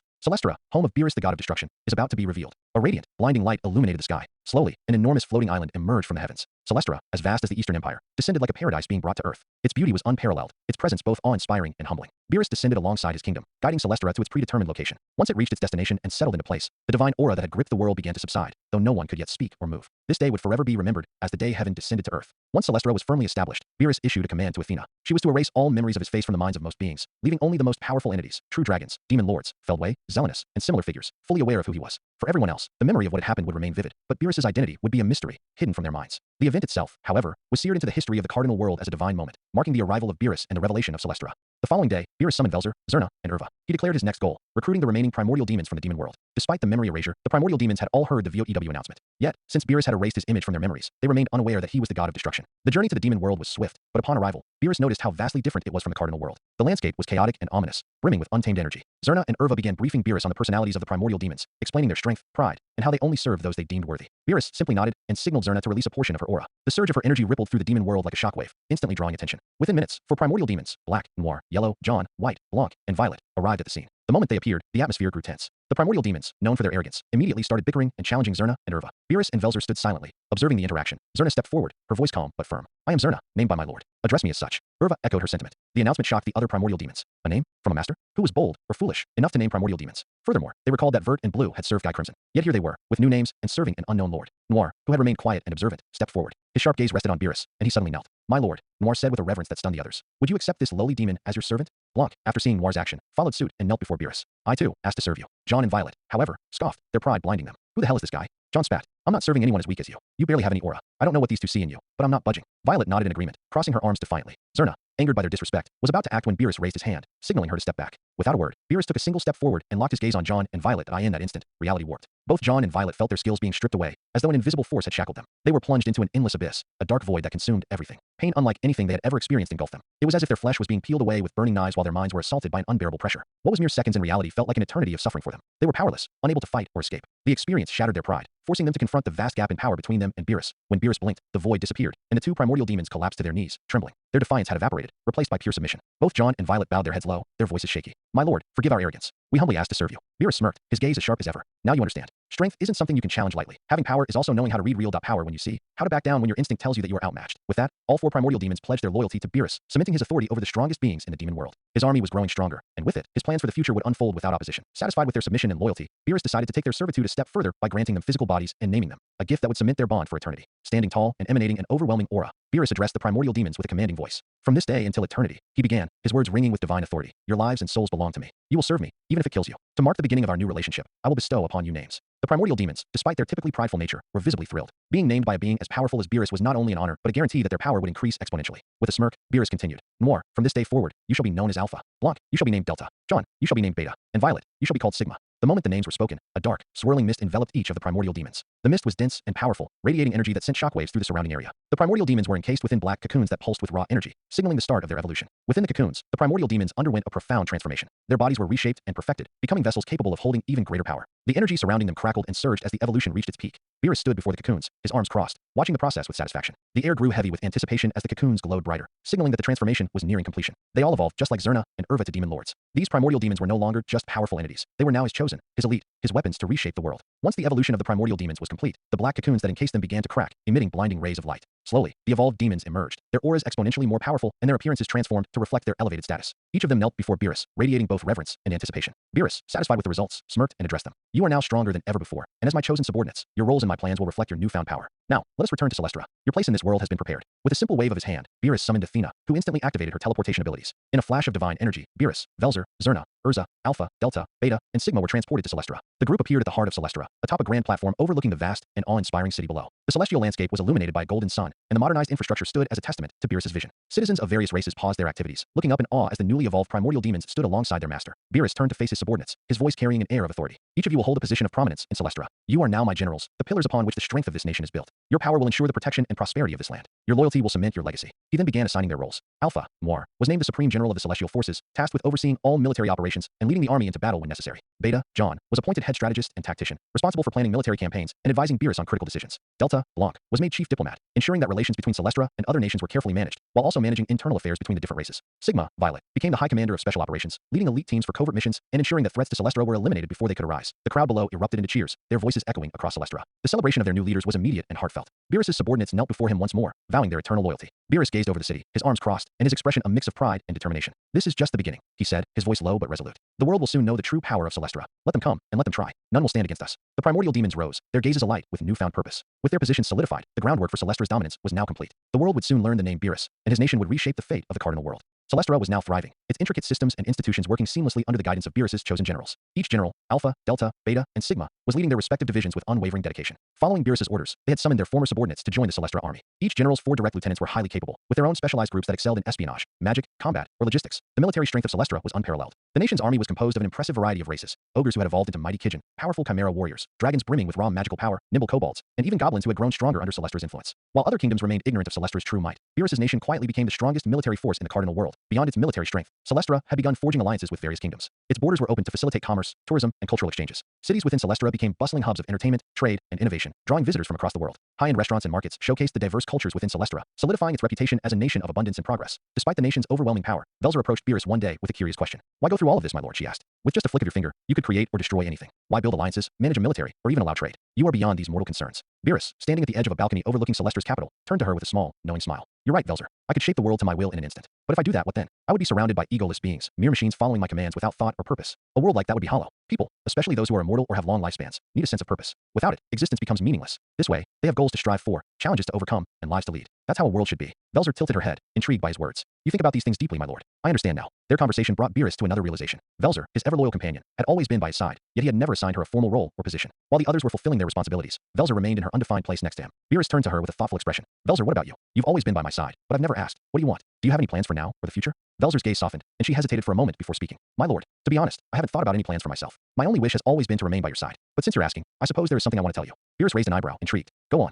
Velzer took a deep breath, her usual composed demeanor giving way to something more vulnerable. I have feelings for you, my lord. Deep feelings. I've always admired you, not just for your power but for your vision, your wisdom, and the way you carry yourself. I want to be more than just your subordinate. I want to be yours if you'll have me. Her words hung in the air, surprising Beerus for a brief moment. He looked into her eyes, seeing the sincerity and courage it took for her to confess such feelings. A rare, genuine smile crossed his face as he considered her words. Velzer, you've always been loyal and steadfast. I didn't expect this, but I respect your honesty. Let me think about this carefully. Velzer nodded, her expression steady despite the vulnerability she had just shown. Take all the time you need, my lord. I'll continue to serve you, regardless of your decision. As Beerus returned his gaze to the bustling city below, he found himself contemplating her confession. For the first time in a long while, he felt a stir of something unfamiliar, something beyond his usual calculations and plans for Celestra's future. This, he realized, was another facet of life that added meaning to existence, even for someone like him. Some may be wondering why Velzer is talking to Beerus like she was his subordinate. Well, she did not have a choice. Even though she is Veldanava's sister, Beerus knew her character, and he had to humble her, i.e. discipline her for her to understand that this is a new era with a new ruler, so this is her different. Ramiris, the ever-energetic and curious fairy queen, decided to make Celestra her new home. Enthralled by the vibrant nation Beerus had built, she approached him with a grand idea. Beerus, I've been thinking, Celestra is amazing, but what if we added something truly extraordinary? A massive labyrinth. Not just any labyrinth. A realm of endless possibilities where each floor is like its own city. We could make it unlike anything this world has ever seen.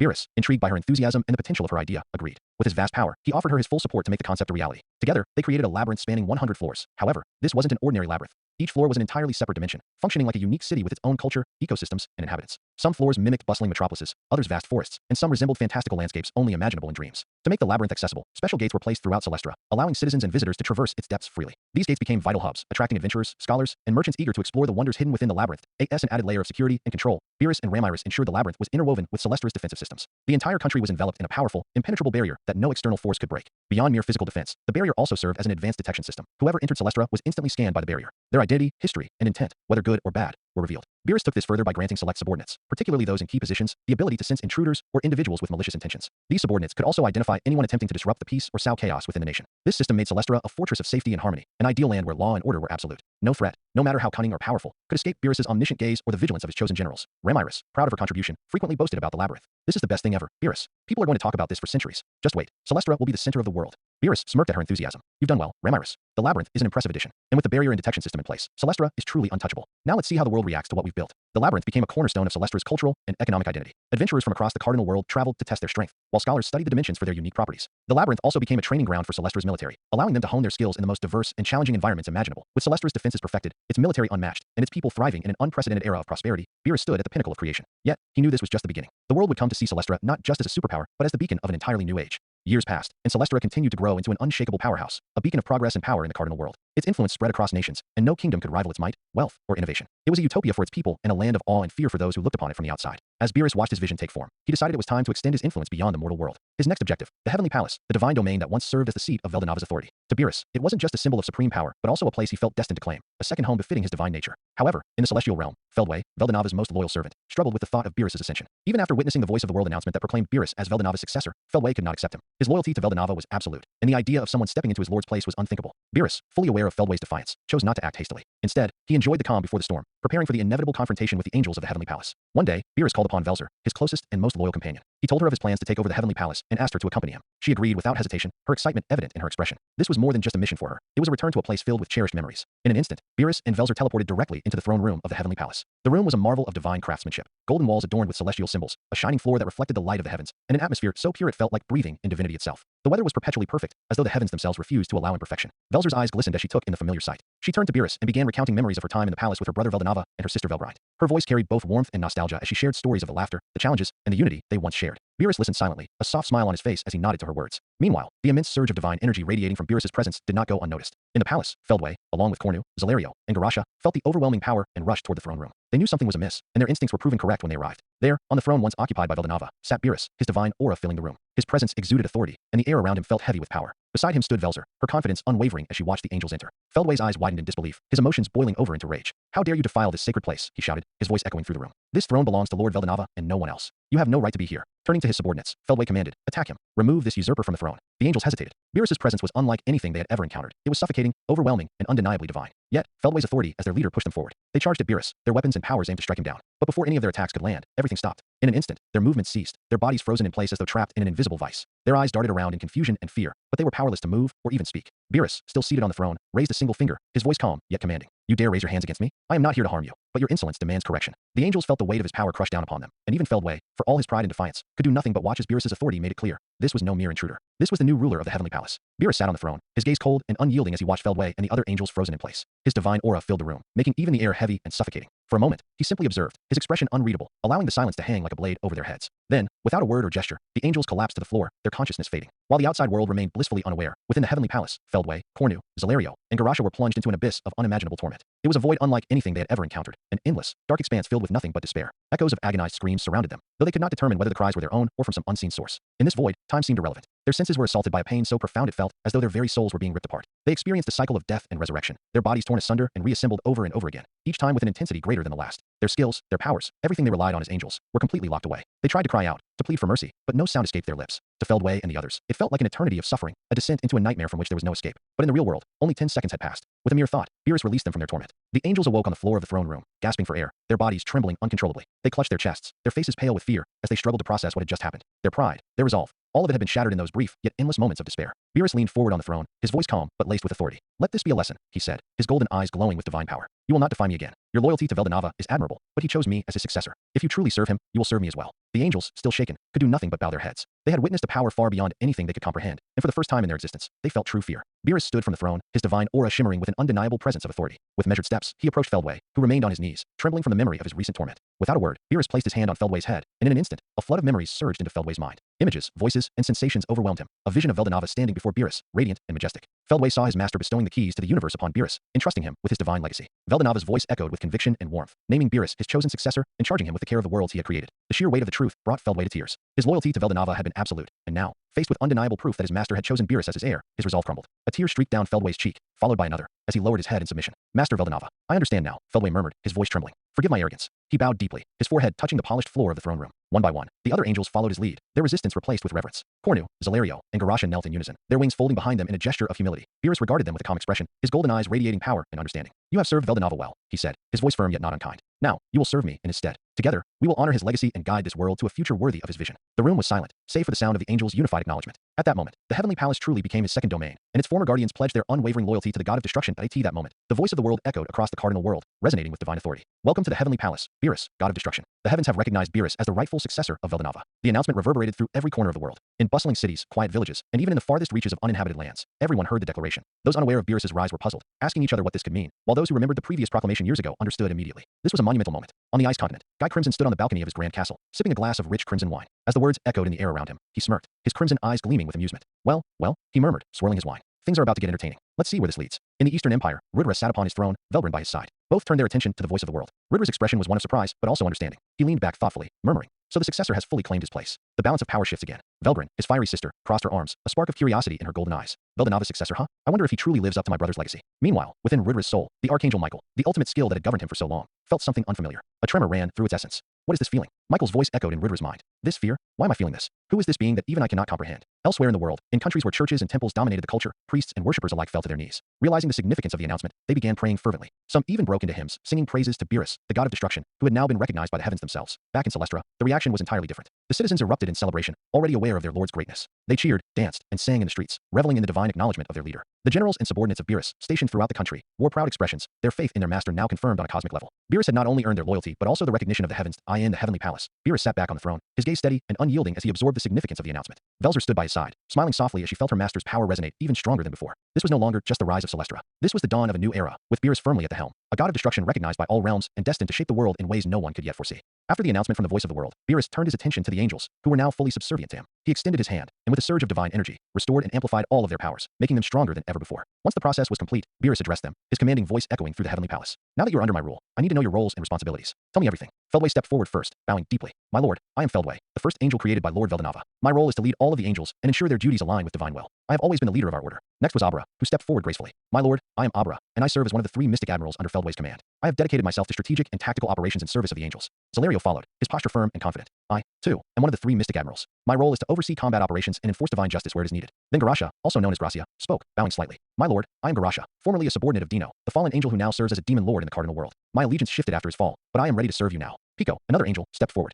I am also one of Dino's former subordinates, my lord. Like Garasha, I am now ready to devote myself to you and your vision. Cornu was the last to speak among the admirals. I am Cornu, the 3rd member of the 3 mystic admirals. I specialize in intelligence and reconnaissance, ensuring that no threat goes unnoticed. Beerus listened intently, his piercing gaze scanning each of them as they revealed their roles. Good, he said after a moment of contemplation. Now, Feldway, tell me everything you and the angels have been doing under your previous orders. Feldway nodded and began his report. My lord, we have been monitoring various threats across realms. Among them is the Insectars, an invasive race led by their king, Zelenus. The Insector once threatened this realm but were banished to another planet. However, they remain a potential danger should they return. Beerus's expression remained neutral, but his eyes glimmered with interest. Feldway continued. There is also Evarage, the dragon of destruction, a being of immense power but without sentience. Evarage is a mindless beast, sealed away in a separate dimension. Its aura is so potent and chaotic that it has given birth to countless mindless creatures over the years. We have been tasked with ensuring the seal remains intact, and that these creatures do not overrun the dimensions. Beerus leaned back on the throne, deep in thought. He found it intriguing that even under Veldanava's rule, such loose ends remained. You have been busy, he said finally. But now, these responsibilities fall under my authority. I will determine how to handle each of these threats in due time. The angels bowed deeply, acknowledging Beerus's sovereignty. Beerus looked toward Velzer, who stood silently at his side. Velzer, make preparations. We will investigate these matters one by one, starting with the Insector. As for Evarage, I will personally examine this dragon of destruction. It might be time for a more permanent solution. Velzer nodded. As you command, my lord. Beerus stood from his throne, his aura radiating absolute dominance. The heavenly palace, once ruled by Veldanava, now resonated with the presence of its new master. This was not just a new chapter for the angels, but for the entire cosmos. With a single wave of his hand, Beerus and Velzer vanished from the heavenly palace and reappeared on the desolate Insector planet. The air was thick with toxic magicules, corrupted remnants of Evarage's aura that had seeped into this world. The land was barren and hostile, an unrelenting wasteland where only the strongest could survive. Athena, Beerus commanded, his voice calm, yet commanding, locate Zelenus. Athena, always efficient, quickly pinpointed the Insector King's location. He is within the central fortress, my lord, the largest structure in this chaotic realm. Beerus nodded and began walking, Velzer silently following at his side. The journey to Zelenus's castle was ominous. The castle loomed on the horizon, a twisted, dark structure pulsating with malevolent energy. Along the way, cryptic beasts and monstrous Insectars prowled the wasteland, but none dared approach the 2 divine beings radiating overwhelming power. As they neared the massive castle, its gates swung open as though acknowledging the arrival of something greater. Inside, the atmosphere was suffocatingly dark, illuminated only by faint, eerie green glows from the magicules in the air. The walls seemed alive, pulsating with the strange energy of the realm. Insectars scurried along the halls, monstrous in their various forms, while cryptic beasts roamed as guards. Deep in the heart of the fortress sat Zelenus on his throne. His insectoid features shimmered faintly under the dim light, his body exuding a regal but deadly aura. He was a towering figure with a carapace of black and gold, his multifaceted eyes gleaming with intelligence and power.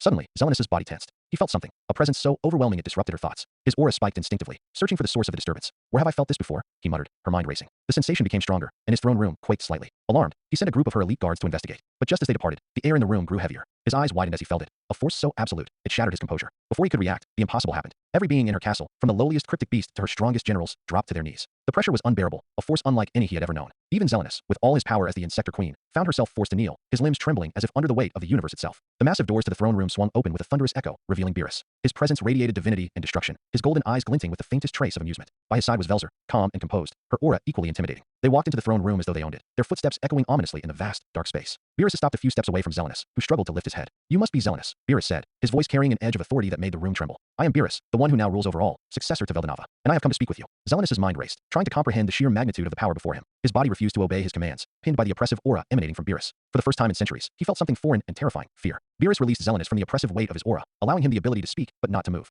Zelenus gasped for air as the suffocating pressure eased, yet he remained kneeling, his massive, chitin-covered body trembling under the gaze of the god of destruction. Those golden, piercing eyes seemed to strip away every layer of pretense, leaving Zelenus completely vulnerable. Realizing there was no use in lying, Zelenus began to speak, his voice deep and resonant but tinged with a trace of nervousness. I will tell you everything. I sense that deception is futile against one such as yourself. Beerus said nothing, his expression calm but unyielding, signaling for Zelenus to continue. I am Zelenus, the first of the Insectars to gain intelligence. I was born from the magicules of Evarage, the world-destroying dragon, whose presence corrupted this planet beyond repair. For eons, his toxic aura seeped into the land, giving birth to countless creatures, mindless, ravenous beings driven only by instinct. But among them, I emerged with an ego, a mind capable of thought and reason. I rose above the others, uniting the chaos under my rule. Zelenus paused, his multifaceted eyes flickering with a mix of pride and sorrow. This world, it is dying. The magicules that birthed me and my kin have also poisoned the planet, leaving it barren and inhospitable. For centuries, I have sought a way to save my people. I dream of finding a new home, a planet rich with resources, where we can thrive without fear of extinction. His voice grew heavier with emotion, his antennae drooping slightly. But such a place is beyond our reach. We are bound to this cursed world by the very magicules that sustain us. Even if we could leave, no other planet would welcome us. My people are seen as monsters, destroyers, a plague upon existence. Zelenus looked up at Beerus, his gaze filled with both desperation and defiance. You, who radiate power greater than anything I have ever known. You, who claim to rule all under the heavens. Tell me, God of destruction, why have you come here?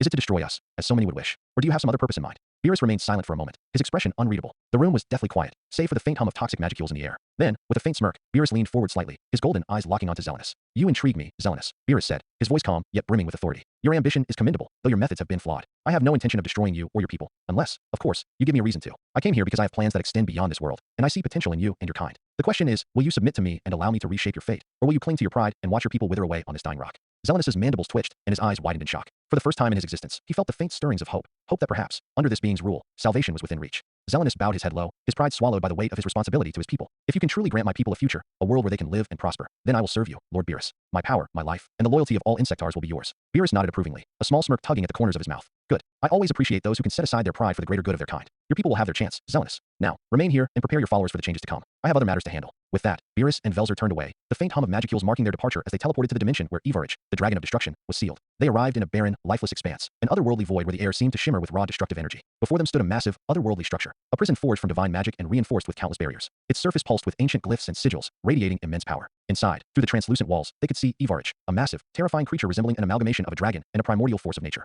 Ivarich's body was grotesque yet majestic, with scales that seemed to shift like molten metal, radiating a toxic glow. His form was gargantuan, his wings torn and ragged, and his eyes, though closed, emanated a faint light that hinted at the unbridled chaos within. His mere presence made the dimension tremble, even in his dormant state. Velzer stood by Beerus's side, her expression a mix of reverence and apprehension. There he is, she said softly, her voice carrying a hint of unease. Ivarich, the dragon of destruction. His power is beyond comprehension, but he is nothing more than a mindless beast now, consumed by the magicules that gave him form. He has been sealed here for countless eons, yet even in slumber, his presence threatens the balance of existence. Beerus stepped closer, his golden eyes narrowing as he studied the sealed dragon. The barriers surrounding Ivarich pulsed and flickered, reacting to Beerus's overwhelming aura. This is the source of all the chaos on the insector planet, Beerus murmured, his voice calm but laced with intrigue. A being of destruction, yet utterly without direction or purpose. Such wasteful power. Velzer glanced at Beerus, sensing his thoughts. What do you plan to do, my lord? This creature is dangerous beyond measure. Even sealed, his aura creates new horrors. If you release him, there's no telling what could happen. Beerus smirked faintly, his gaze never leaving Ivarich. Dangerous, yes, but power like this is not to be discarded so easily. I came here to decide whether this beast can be of use, or if I should erase him from existence entirely. As the air grew heavy with anticipation, Beerus extended a hand, his aura flaring as he began to probe the seals around Ivarich. The divine glyphs sparked and crackled in defiance, but they were no match for the sheer might of Beerus's power. Wake up, Ivarich, Beerus said, his voice resonating through the dimension like a divine command. Your master has come to judge you. Velzer stood silently, her gaze fixed on the sealed form of Ivarich as she explained its grim history. Veldanava couldn't bring himself to destroy Ivarich, she said. He believed that even something as destructive as this dragon might evolve, that perhaps time would grant it the capacity to understand, to feel, to think. But billions of years have passed, and still, it has remained nothing more than a mindless force of destruction. Beerus, arms crossed, listened intently, his golden eyes shimmering with thought. After a moment of silence, he spoke. Interesting. Veldanava's hope wasn't misplaced, but time alone can't grant purpose or identity to a creature like this. If it hasn't developed an ego by now, it never will, not on its own. Velzer tilted her head slightly. What will you do, my lord? If this thing truly cannot evolve, it is a danger to all existence. Perhaps it's better to. No. Beerus interrupted, raising a hand. I've made my decision. Destroying it outright would be a waste. Instead, I'll intervene directly. If it cannot develop an ego naturally, then I'll give it one. Velzer's eyes widened slightly in surprise. You mean, you'll create an ego for it? That's never been done before, my lord. That's precisely why I'm doing it. Beerus replied with a smirk. This is my judgment. If Ivarich can become something more than a beast, something capable of choice and reason, then it will live. If not, I'll erase it myself. With a casual snap of his fingers, a surge of divine energy radiated from Beerus's hand, coalescing into a glowing orb. The orb pulsed with raw potential, a blank ego, unshaped and untainted. Beerus stepped closer to the sealed dragon, his aura flaring with authority as the barriers trembled before his power. Ivarich, your fate rests on this moment. Prove that you can be more than destruction, or you will cease to exist. He extended his hand, and the glowing orb of the artificial ego shot forward, piercing through the seals and entering Ivarich's massive form. The reaction was immediate. A blinding light erupted from the dragon's body, engulfing the entire dimension. The seals shattered like glass, and the oppressive magicules surrounding the area dissipated. Velzer shielded her eyes as the light grew brighter and brighter. From within the radiance, Ivarich began to transform. His grotesque, chaotic form started to shift, his molten scales solidifying into a sleeker, more refined shape. His torn wings regenerated, spreading wide with newfound majesty. His eyes, once empty and glowing with mindless power, now sparkled with intelligence and awareness. As the light faded, what stood before Beerus and Velzer was no longer the mindless beast they had seen moments before. Ivarich had become something new. His aura still immense and destructive, but now controlled, focused. He stared at Beerus, his gaze sharp and calculating. After a moment of silence, Ivarich spoke for the first time, his voice deep and resonant. Who am I? Beerus smirked, pleased with the result. You are Ivarich, the dragon of destruction. But now, you are something more. Your purpose is yours to decide. But know this, your power exists under my rule. Serve me, and you will find purpose. Defy me, and you will cease to exist. Ivarich lowered his massive head, his expression one of contemplation and reverence. I owe my existence to you. If it is purpose I seek, then I will follow you, Lord Beerus. Guide me, and I will serve. Velzer, watching the scene unfold, couldn't help but smile slightly. You've truly done the impossible, my lord.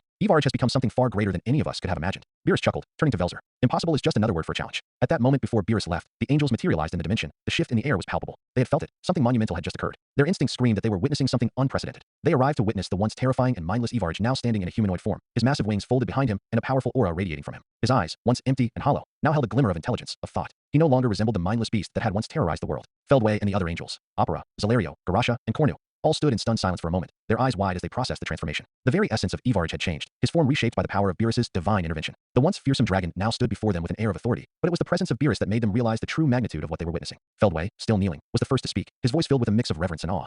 What happened here, my lord? His words were soft, respectful, yet filled with confusion. It was clear that the transformation they had witnessed was beyond anything they could comprehend. Beerus, standing with his arms crossed, smirked as he looked down at Ivarich and then back at the angels. I gave him what he lacked, a purpose, an identity. I granted him a blank ego and allowed him to forge his own path. He glanced at Ivarich, who stood before them, awaiting his next command. Now, Ivarich is no longer a mindless destroyer. He has become something more. He will serve me. The angels were speechless for a moment. Feldway, still kneeling, slowly raised his head to meet Beerus's gaze. You created an ego for him? I did. Beerus confirmed, his voice calm and casual. He had no sense of self before, no purpose. But now he is his own being. He will choose how to wield his power, but only under my command. I trust he will learn his place quickly. Ivarich, standing before them, spoke for the first time in his new form. His voice was deep but contained, laced with a new awareness. I am Ivarich, the Dragon of Destruction. I now serve you, Lord Beerus. The angels, still processing the turn of events, exchanged glances, but none of them could deny the truth of Beerus's words. Feldway, still kneeling, bowed his head in respect. As you wish, my lord. Beerus nodded approvingly, his smirk widening. Good. Now, let's return to Celestra. There is much to be done. With that, the group, Beerus, Velzer, Ivarich, and the angels, teleported away, leaving the dimension behind. As they vanished, the transformation of Ivarich and the shift in power was undeniable. The Dragon of Destruction had been remade, now with a purpose and allegiance that could change the course of the world.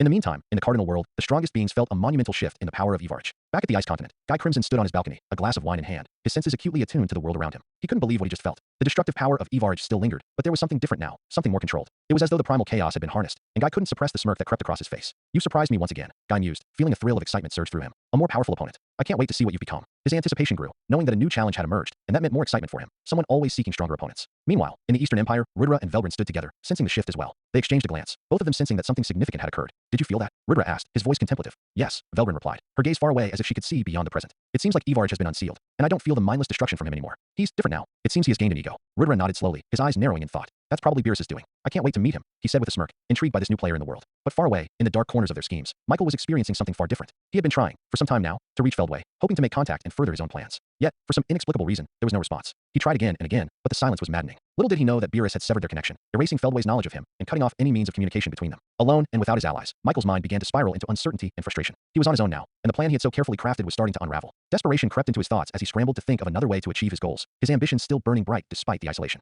The world, unaware of the underlying tensions brewing among its most powerful figures, continued on, unaware that the foundations of power were about to shift in ways they couldn't yet comprehend. In the Draggle territory, Draggle sat next to his brother, both of them keenly attuned to the powerful shift they had just felt. The air around them seemed charged with an ominous energy, and as they both processed it, Draggle's brother turned to him, his face a mixture of curiosity and concern. Did you feel that? His brother asked, his voice laced with uncertainty. What do you think happened to Ivarich? Draggle, his gaze fixed on the sky, seemed deep in thought. The disturbance in the air felt different from anything they had encountered before. For a moment, Draggle remained silent, his mind working through the possibilities, sensing that something significant was unfolding. Something interesting is about to happen, he thought to himself, a subtle yet confident smile creeping onto his face as his instinct stirred. Then, he turned to his brother, a hint of amusement in his voice. Who knows? Beerus has made yet another crazy move. His brother looked at him, unsure whether to be concerned or intrigued by Draggle's calm reaction. But Draggle's words were enough to spark a sense of anticipation in him. They both knew that when Beerus was involved, things were never as simple as they appeared. As the power surge reverberated through the world, they understood that the pieces of a much larger game were now in motion, and the implications of Beerus's actions could change everything. Malim, sensing the shift in power, couldn't help but feel a spark of excitement surge through her. As usual, her carefree nature took over, and she didn't dwell on the implications of the change for long. Looks like I might have a strong opponent to fight, she thought, grinning widely at the prospect of a good challenge. To Malim, everything was an opportunity for a fun fight, and the idea of facing someone as powerful as Ivarich, now with an ego, only fueled her anticipation. On the other hand, Remiris, who had also felt the powerful surge, was initially overwhelmed with surprise. She paced frantically, her mind racing as she tried to process the situation. But after a moment, she paused, taking a deep breath and slapping her cheeks in a gesture of self-reassurance. Why am I surprised? With Beerus involved, this was bound to happen. I should have known he'd pull off something crazy like this, she scolded herself internally, realizing that with Beerus at the center of it all, chaos was just a part of the norm. Though Ramiris still had her worries, she quickly regained her composure, preparing for whatever absurdity Beerus had unleashed this time. Beerus, Velzer, and Ivarich finally returned to Celestra, their arrival causing a ripple of energy that all of Beerus's subordinates felt. As they descended, the generals assembled, eager to meet the newly transformed and intelligent Ivarich. Beerus introduced Ivarich to the group, explaining that the former destructive force would now be a key part of Celestra's future. From now on, Beerus declared, Ivarich will be trained to understand how this world functions and to harness his immense power responsibly. To do this, he will shadow each of you for 1 year, learning your methods, strategies, and how you interact with your subordinates and the world. The generals nodded in agreement, each ready to take on the task. Alpha, the ever-diligent leader, stepped forward. I'll be the first, he said, his voice calm and confident. Ivarich can start with me. I'll make sure he learns discipline and structure. Beerus smirked. Good. See to it that he adapts quickly. Ivarich, though still quiet and reserved, bowed slightly in acknowledgement of the decision. His transformation had left him with a deep sense of purpose, and though he was still adjusting to his new existence, he was determined to meet Beerus's expectations. With that matter settled, Beerus turned to Velzer. Now that Ivarich's training is set, it's time to deal with the other problem, the mana Michael, who is still trying to take control of Rudra's body. We can't leave that unresolved. Velzer's expression grew serious. Do you have a plan, my lord? Beerus nodded, his gaze sharp and unyielding. Michael has overstepped his boundaries for far too long. It's time to confront him directly and sever his influence once and for all. Prepare yourself, Velzer. We leave immediately. With those words, Beerus and Velzer vanished, leaving the generals to oversee Ivarich's integration while they set their sights on dealing with the celestial threat of Michael. Velzer sent a thought communication to Velgren, her voice calm, yet commanding. Velgren, inform Rudra that Beerus and I are on our way to meet him. Velgren acknowledged the message swiftly, her tone laced with excitement. Understood. I'll let him know. He's been looking forward to meeting the one who carries the legacy of my brother. Velgren turned to Rudra, a smirk tugging at her lips. They're on their way. Are you ready? Rudra's eyes gleamed with anticipation. Finally, I'll meet the one chosen by Veldanava himself. Let's see if he lives up to the legend. Before they could finish preparing for Beerus's arrival, a sudden shift in the atmosphere overtook the palace. The air grew heavy, filled with an oppressive, divine energy that radiated authority. The soldiers and servants in the palace fell to their knees instinctively, their bodies trembling under the weight of the aura. The sheer magnitude of the power suffused every corner of the space, rendering all but the strongest beings paralyzed. Rudra and Velgren, while unaffected by the suffocating pressure, exchanged glances. They recognized this presence. It was the unmistakable aura of the god of destruction. Despite Beerus sparing them from the worst of it due to their familial ties to Veldanava, they knew better than to underestimate him. A single misstep, and even they could face his wrath. Then, a radiant, blinding light flooded the throne room, forcing everyone to shield their eyes. The brilliance was overwhelming, but within it was a feeling of majesty, of absolute authority. As the light dimmed, two figures stood in its wake. Beerus, his aura swirling with hues of divine gold and destructive crimson, stood tall, exuding an unshakable presence of ultimate power. Beside him was Velzer, her own aura a striking blend of elegance and might, complementing her lord. The room fell into a stunned silence, the weight of their presence leaving even the most steadfast individuals awestruck. Rudra stepped forward, a respectful yet measured expression on his face. Velbrin, standing at his side, couldn't hide the faint hint of amazement in her eyes. Beerus's piercing gaze swept over the room, his voice calm, yet laced with unchallengeable authority. I see Veldonava's kin have not forgotten their place. Good. Velbrin gave a respectful bow, her tone firm, yet deferential. Welcome to the Eastern Empire, Lord Beerus. It's an honor to have you here. Rudra followed suit, bowing. The honor is ours, successor of Veldonava. I've long awaited this meeting. Beerus smirked, his eyes glinting with a mix of curiosity and amusement. Let's see if the family of the creator is as impressive as he claimed. Rudra gestured to a grand table adorned with exquisite craftsmanship and elegant detailing, motioning for Beerus and Velzer to take their seats. As they settled, Rudra and Velbrin joined them, and a selection of refreshments was promptly brought in by the palace staff. Beerus glanced at the arrangement, but paid little attention to the luxuries. His interest lay elsewhere. Beerus leaned back in his chair, his piercing gaze fixed on Rudra. Tell me, Rudra, about your empire, its structure, its politics, and how you govern it. Rudra, sensing that this was more than a casual inquiry, straightened his posture and began speaking with a tone that carried both pride and confidence. The Eastern Empire is built on a foundation of order and merit. Power dictates one's position, and those who prove their strength and capability rise through the ranks. I believe in rewarding competence, and I ensure that the most qualified individuals hold the positions of influence and authority. This system keeps my empire strong, united, and ever-evolving. Beerus nodded slowly, his expression unreadable. He could sense Rudra's pride in his achievements, but he was also keenly aware of the arrogance that lingered beneath the surface. It wasn't malicious, but it was the kind of pride that could blind a ruler to greater truths. And what of the people beneath the surface of power?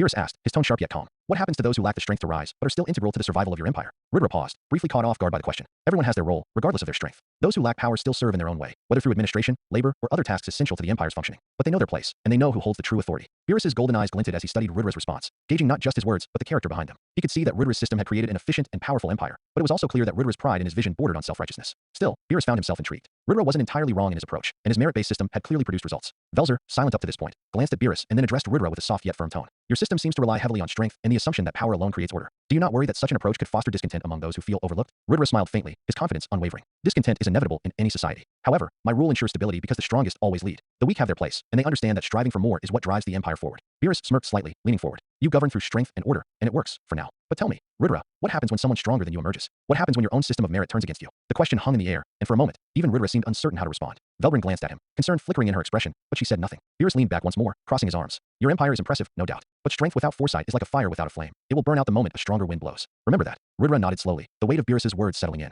I will take your advice to heart, Lord Beerus. Beerus gave a small nod of approval, then shifted the conversation. Now let's move on. Tell me about this Michael, and the plans he's been trying to enact through you.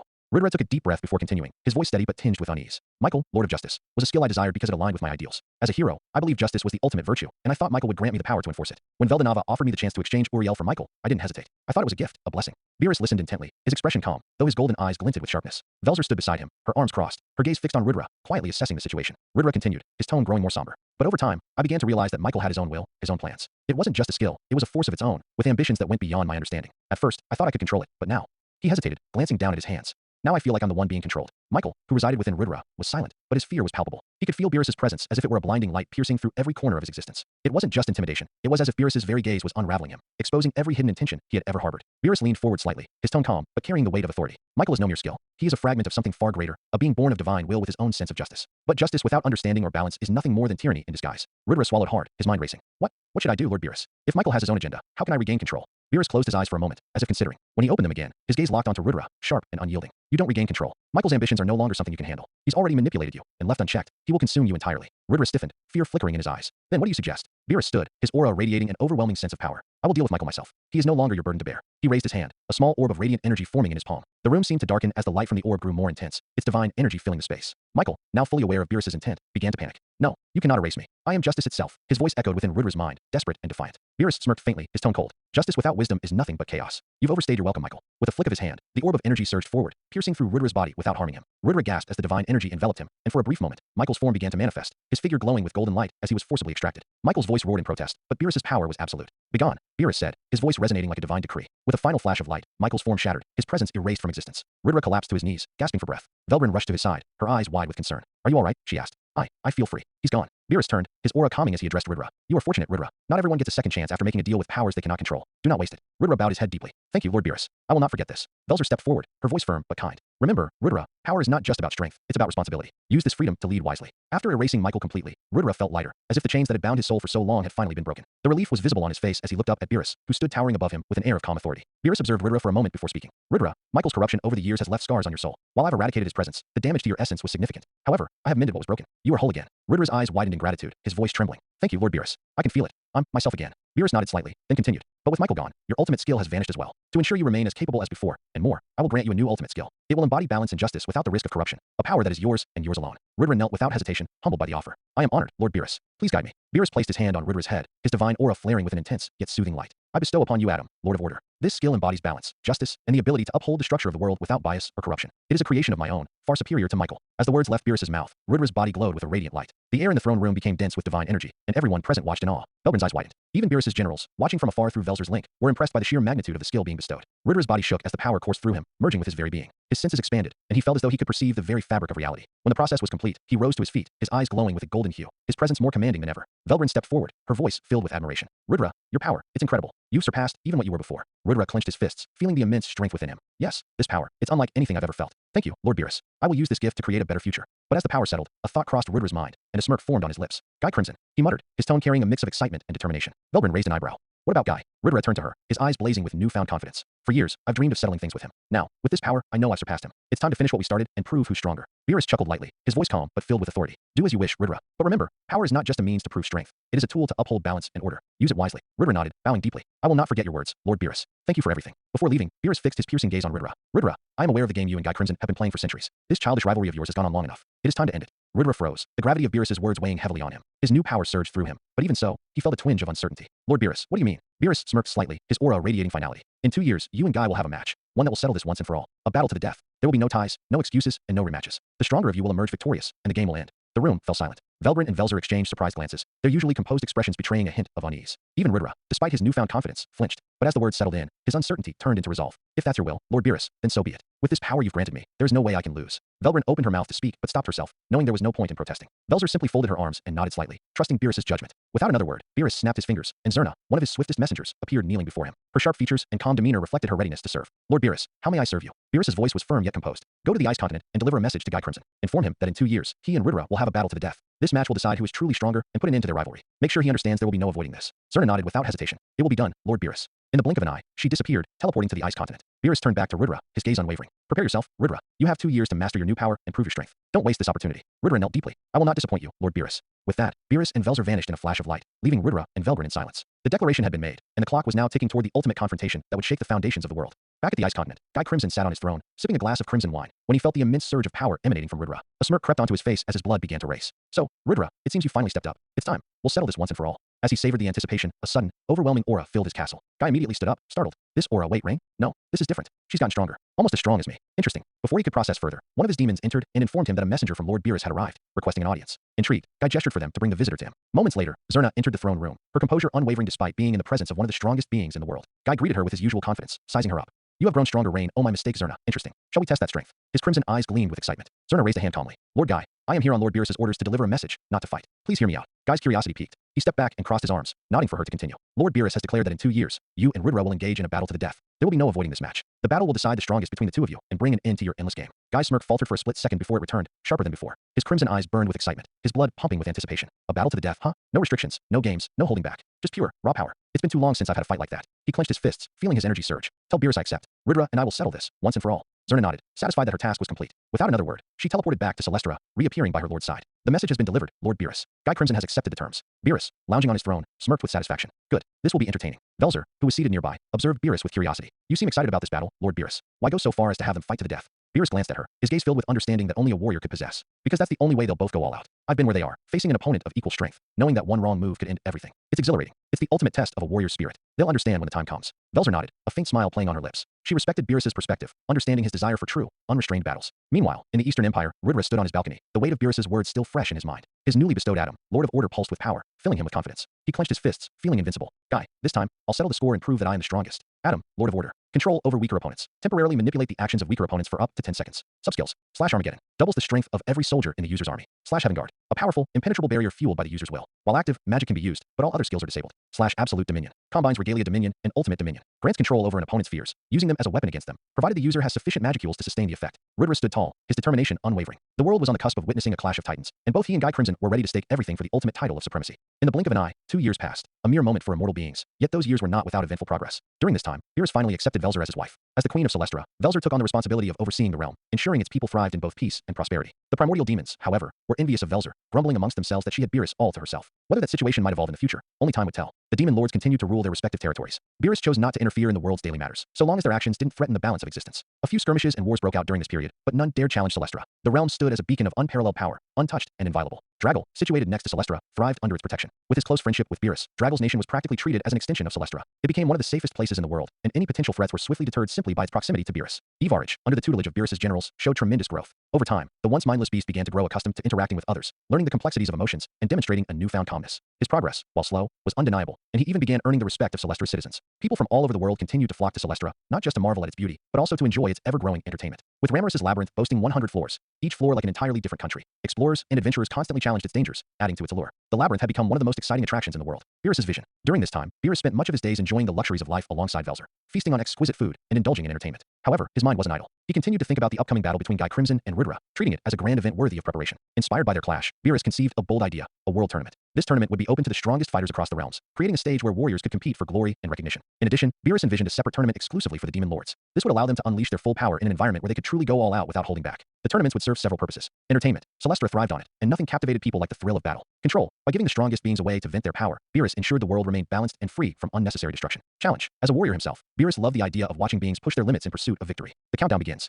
With the final preparations complete, the day of reckoning for Rydra and Guy Crimson drew near. The world buzzed with anticipation. Beerus had kept the announcement of the tournaments a secret for now, intending to unveil them after the grand showdown between Rydra and Guy. For Beerus, this clash was the perfect catalyst to ignite the competitive spirit of the world's strongest beings. As the countdown to the battle continued, Beerus smirked, reclining on his throne in Celestra. This world is about to witness something unforgettable, he mused, his golden eyes gleaming with anticipation. Let's see who rises and who falls. Velzer, seated beside him, simply smiled. You've always been a fan of chaos, haven't you? Beerus chuckled. Controlled chaos, Velzer. There's no better way to bring out the best in people. And for us, it's entertaining. With 2 years of quiet preparation now complete, the stage was set for a new era of competition and spectacle, all under the watchful eyes of Lord Beerus, the god of destruction. 1 month before the long-anticipated battle between Guy Crimson and Rydra, Beerus set everything into motion. To ensure the event would be witnessed by the most influential figures in the world, he summoned Urza and Zerna, tasking them with delivering invitations to all the kings, queens, demon lords, and the world's powerhouses. Even some of the angels, led by Feldway and Zelenus, the ruler of the Insectars, were invited. The invitations were delivered with utmost formality, and each one bore Beerus's emblem, a symbol of absolute authority. It was clear that refusing this invitation was not an option. The Grand Arena. Beerus personally created a separate dimension to host the fight, one capable of withstanding the immense power that both combatants would unleash. The arena was unlike anything anyone had ever seen. The fighting ground, a colossal battlefield, crafted to allow Guy and Rydra to fight without restraint. It was built with indestructible materials that could endure even the most catastrophic attacks. The ground radiated divine energy, stabilizing the dimension itself. The spectator stands, elegant and majestic, the stands were designed to accommodate all the guests. They were fortified with divine barriers to ensure the safety of every spectator, no matter how destructive the fight became. Time perception spell. For the less powerful attendees who wouldn't be able to perceive the high-speed combat, Beerus prepared a special spell. This spell would allow them to view every move, every strike, and every moment of the battle as if it were happening at a slower pace, ensuring no one missed any detail. The world's reactions. The invitations sent shockwaves across the globe. Conversations buzzed in every corner of the world, from royal courts to demon realms. Luminous Valentine, the Queen of Night, was deep in thought. This fight is going to be insane, she muttered. But why a battle to the death? What happens if Guy loses? Who would lead the demon lords then? I can't even decide how to feel about this. Dino, ever his laid-back self, he lazily remarked. Will there be beds in the stands? If so, I might actually watch the whole thing. Malim Nava, arms crossed and lips pouting, the childish yet terrifying demon lord huffed. This isn't fair. I want to fight too. Why didn't Beerus pick me? I'll just ask him later. Maybe I can join the next one. Dragal, the mighty ruler of a neighboring realm, smirked as he heard the news. Finally, we'll get to see Guy go all out. This is going to be interesting. Kings and queens of various nations. Many were conflicted. Some were excited, eager to witness a legendary battle, while others were terrified at the sheer scale of power involved. Yet none dared refuse the invitation, knowing the consequences of disrespecting Beerus. Beerus's preparation. Beerus stood atop his throne in Celestra, surveying his handiwork. The dimension was complete, the invitations were sent, and the world was ready to witness a spectacle unlike any before. Velzer approached him, standing by his side. It's rare to see you this invested in something. Beerus smirked, his golden eyes gleaming. This isn't just a fight, Velzer. This is a statement. A clash between two titans to end their petty game and decide once and for all who deserves their throne. And for the rest of the world, it's a reminder of what true power looks like. Velzer chuckled. You enjoy stirring the pot too much. But I have to admit, this will be quite the show. Beerus turned his gaze to the heavens. They don't realize it yet, but this fight is more than entertainment. It's the beginning of a new era, and I want to see how far these mortals and immortals can go when they're pushed to their absolute limits. With that, Beerus leaned back on his throne, waiting as the final pieces of his plan fell into place. The world braced itself for the most legendary battle in history, and the god of destruction couldn't be more pleased. Finally, the long-awaited day arrived. Zerna, Urza, and a contingent of their subordinates took charge of escorting the guests to the arena. They arrived at a massive, ornate door glowing with divine energy, its intricate carvings pulsing with life. As each guest stepped through the door, they were transported to the specially crafted dimension Beerus had created, the Grand Arena. The guests were immediately overwhelmed by the majesty of the arena. The fighting ground stretched endlessly, surrounded by glimmering, celestial skies filled with constellations. The stands were adorned with crystalline structures and divine runes, radiating power. The barriers shimmered faintly, an indication of their impenetrable strength. The world's strongest beings, leaders, and dignitaries gazed in awe at the divine craftsmanship. Even those accustomed to power felt humbled in Beerus's creation. Luminous Valentine whispered, This is beyond anything I've ever seen. Malim Nava jumped excitedly, shouting, This is so cool. When do we start? I can't wait. Dragal smiled to himself. Beerus really doesn't do things halfway. Even Feldway and the angels nodded approvingly, impressed by the meticulous preparation. The speech. Once all the guests had taken their seats, Beerus rose from his throne at the center of the arena. His divine aura spread across the dimension, silencing every whisper and commanding the attention of all present. Clad in his regal attire, with Velzer standing gracefully by his side, Beerus looked down upon the gathered crowd. In a voice that resonated like thunder, yet flowed like music, Beerus began. Welcome, lords, kings, queens, demon lords, angels, and all who have gathered here today. You stand on sacred ground, crafted to bear witness to a historic event. Today, we are here not just to spectate, but to honor the eternal struggle between light and darkness, a clash of ideologies and power that transcends worlds. The crowd listened, enraptured by his words. Two titans stand at the precipice of destiny. On one side, Rudra, the stalwart emperor, a beacon of justice and order, who has ruled his empire with unmatched strength. On the other, Guy Crimson, the demonic overlord, a force of chaos and dominance, who has held his throne for eons without rival. Both have played their games, tested one another's limits, and danced around the question that haunts them. Who is the strongest? Beerus's golden eyes gleamed as he continued, his voice growing more commanding. But today, that question will be answered. No more games, no more shadows. Today, they will fight not just for power, but for their very existence. One shall rise victorious, and the other will fall. Gasps rippled through the crowd, even from those who already knew the stakes. This battle is not just a personal affair. It is a testament to the strength and resilience of this world's champions. Let it serve as a reminder that in the face of insurmountable odds, true power shines brightest. Today, you shall witness a fight that will be spoken of for eternity. With a final wave of his hand, the arena shifted slightly, the light intensifying as the fighting ground below was fully revealed. Now, let the stage be set. The fighters will take their places, and when the time comes, we shall bear witness to the greatest battle ever fought. The crowd erupted in cheers, their anticipation reaching its peak. Even the most reserved guests couldn't contain their excitement. Beerus sat back on his throne, satisfied with the tension in the air, as the time for the clash drew near. The moment Beerus signaled the start of the battle, both Guy Crimson and Rudra disappeared from their initial positions. The sound of their departure reverberated like thunder, a shockwave spreading across the arena. The crowd, for all their excitement, fell completely silent. The tension in the air was palpable. No one wanted to miss a single instant of this monumental clash. The opening exchange. Suddenly, the two fighters reappeared mid-air, their fists colliding with an explosive force that sent ripples through the dimension. The arena trembled, yet the protective barriers held firm, containing the godlike energies within. Guy Crimson, using his innate speed and overwhelming strength, launched into a flurry of punches and kicks, each blow cracking the very fabric of the air. Rudra met him blow for blow, his heroic aura shimmering like a golden flame, deflecting Guy's demonic energy. Their movements were so fast that even some of the weaker attendees, despite Beerus's spell, struggled to follow. Luminous Valentine muttered, "Are they teleporting, or are they just that fast?" Draggle, his arms crossed, chuckled. This is only the beginning. Guy's offensive maneuvers. Guy summoned his Hellstorm Breaker, a sphere of concentrated demonic energy, and hurled it directly at Rudra. The energy twisted and screamed, carving through the air with a devastating roar. Rudra countered with Armageddon, summoning a legion of glowing ethereal swords that rained down on the sphere, piercing it from all sides until it exploded harmlessly in a brilliant flash. Impressive, Guy said, smirking as he dashed forward, his hands crackling with black lightning, a signature ability of his infernal wrath. With a sweeping motion, he unleashed a storm of lightning bolts, each one capable of vaporizing mountains. Rudra, with an almost casual wave of his hand, activated Heaven Guard, summoning an impenetrable barrier that absorbed the lightning completely. You'll have to do better than that. Rudra taunted, his voice steady despite the immense pressure. Rudra's retaliation. Without hesitation, Rudra dismissed his barrier and charged forward, his Atom, Lord of Order radiating with divine power. With absolute dominion, he manipulated Guy's own killing intent, turning it into a psychic assault. For a brief moment, Guy faltered, his vision blurring as nightmarish images flooded his mind. But Guy, ever the warrior, roared and shattered the illusion with sheer willpower, his demonic energy surging outward like a tidal wave. Rudra didn't relent. He raised his sword, its blade glowing with the golden light of hero's judgment, and slashed downward. The energy beam that followed carved through the arena, splitting the ground beneath them and forcing Guy to evade with a speed that left after images. Not bad, Guy said, licking his lips. But I'm just getting started. The battle heats up. Guy activated demonic supremacy, causing his body to be surrounded by an ominous red-black aura. His strength and speed skyrocketed, and he began overwhelming Rudra in close combat. Punches and kicks rained down like meteors, each one shaking the arena. Rudra's armor cracked under the relentless assault, but his hero's resolve kept him standing firm. You think brute force is enough to beat me? Rudra countered. With a surge of magicules, he activated Regalia Dominion, taking control of the surrounding energy and reshaping the battlefield. The ground beneath Guy's feet turned into golden chains that wrapped around his limbs, restricting his movements. Clever, Guy admitted, breaking the chains with a burst of energy. But not enough. The climax of power. Realizing they were evenly matched in strength and speed, both fighters began to unleash their trump cards. Guy raised his arms and summoned Infernal Cataclysm, a massive demonic rift that tore through the sky, spewing hellfire and meteors. The heat was unbearable, even for the spectators. Rudra, refusing to back down, activated Heaven's Zenith, summoning a celestial storm that collided with the infernal rift. The clash of these two ultimate attacks sent shockwaves through the dimension, shaking even the stands. The crowd could hardly believe their eyes. The very fabric of reality seemed to strain under the weight of their power. The arena floor was now a war-torn wasteland, yet the two fighters remained undeterred. With both fighters visibly exhausted but unwilling to concede, they charged at each other one last time. Guy's fist glowed with the power of demonic annihilation, while Rudra's sword radiated with Hero's Ultimatum, a technique capable of severing even the strongest of barriers. The collision was cataclysmic. The sheer force of their clash created a blinding explosion that forced even the gods and demon lords in attendance to shield their eyes. When the dust settled, the two warriors stood facing each other, bloodied but unbowed, their determination unwavering. The arena trembled as the clash between Rudra and Guy Crimson continued to escalate. With both warriors activating their ultimate skills, the atmosphere was charged with an overwhelming intensity that even the most powerful spectators couldn't ignore. Reactions from the audience. The angels, usually emotionless and confident in their divine supremacy, exchanged uneasy glances. Even they hadn't anticipated that mortals could wield such devastating power. This level of combat is far beyond what we expected, muttered one of the angels. The kings and queens in attendance were pale, their fear palpable. They whispered among themselves, vowing silently to never cross either Rudra or Guy. Malim, unable to contain her excitement, was practically bouncing in her seat. This is amazing. I want to fight them both, she exclaimed, her eyes glued to the battle. Dino, known for his laziness, was sitting upright, his usual boredom replaced with genuine intrigue. All right, I'll admit, this is worth staying awake for, he muttered, his eyes tracking their every move. Even the primordial demons in attendance, beings who considered themselves the apex of existence, couldn't help but marvel at the sheer magnitude of the battle. Luminous Valentine, though composed, clutched her wine glass tightly. This is beyond mortal combat. This is a war between gods. Clash of ultimate skills. With Atom, Lord of Order glowing like a divine beacon, Rudra's every move radiated authority and precision. His strikes were swift, calculated, and relentless, each imbued with his will to dominate the battlefield. Guy, on the other hand, with Lucifer, Lord of Pride, fought like an unstoppable force, his aura blazing with unyielding confidence and arrogance. Guy, grinning wildly, attempted to use Lucifer's subskill, Copy, to mimic Atom's absolute dominion, but Rudra's mastery over his newfound power was evident. A golden barrier erupted around him, repelling Guy's attempt with an explosion of divine light. You won't steal my power, Guy, Rudra said, his voice steady but filled with determination. Is that so? Guy smirked, his red eyes gleaming. Then I'll use everything else I've taken. Swordplay like no other. Guy summoned his god-grade sword, Hell's Fong, a blade forged in the depths of the underworld, radiating crimson energy that seemed to distort reality itself. Ridra, not to be outdone, wielded Deva, a blade that glowed with golden brilliance, a weapon crafted to embody his newfound skill. Their swords clashed, creating shockwaves that resonated through the entire dimension. Guy swung his blade in a wide arc, unleashing waves of destructive energy that carved massive trenches into the arena. Ridra countered with a precise upward slash, his sword cutting through the energy waves like butter, leaving trails of golden light in its wake. The speed of their swordplay was unimaginable, their blades clashing hundreds of times within seconds. Sparks flew, illuminating the arena like fireworks. Each strike carried the weight of their respective wills, neither willing to back down.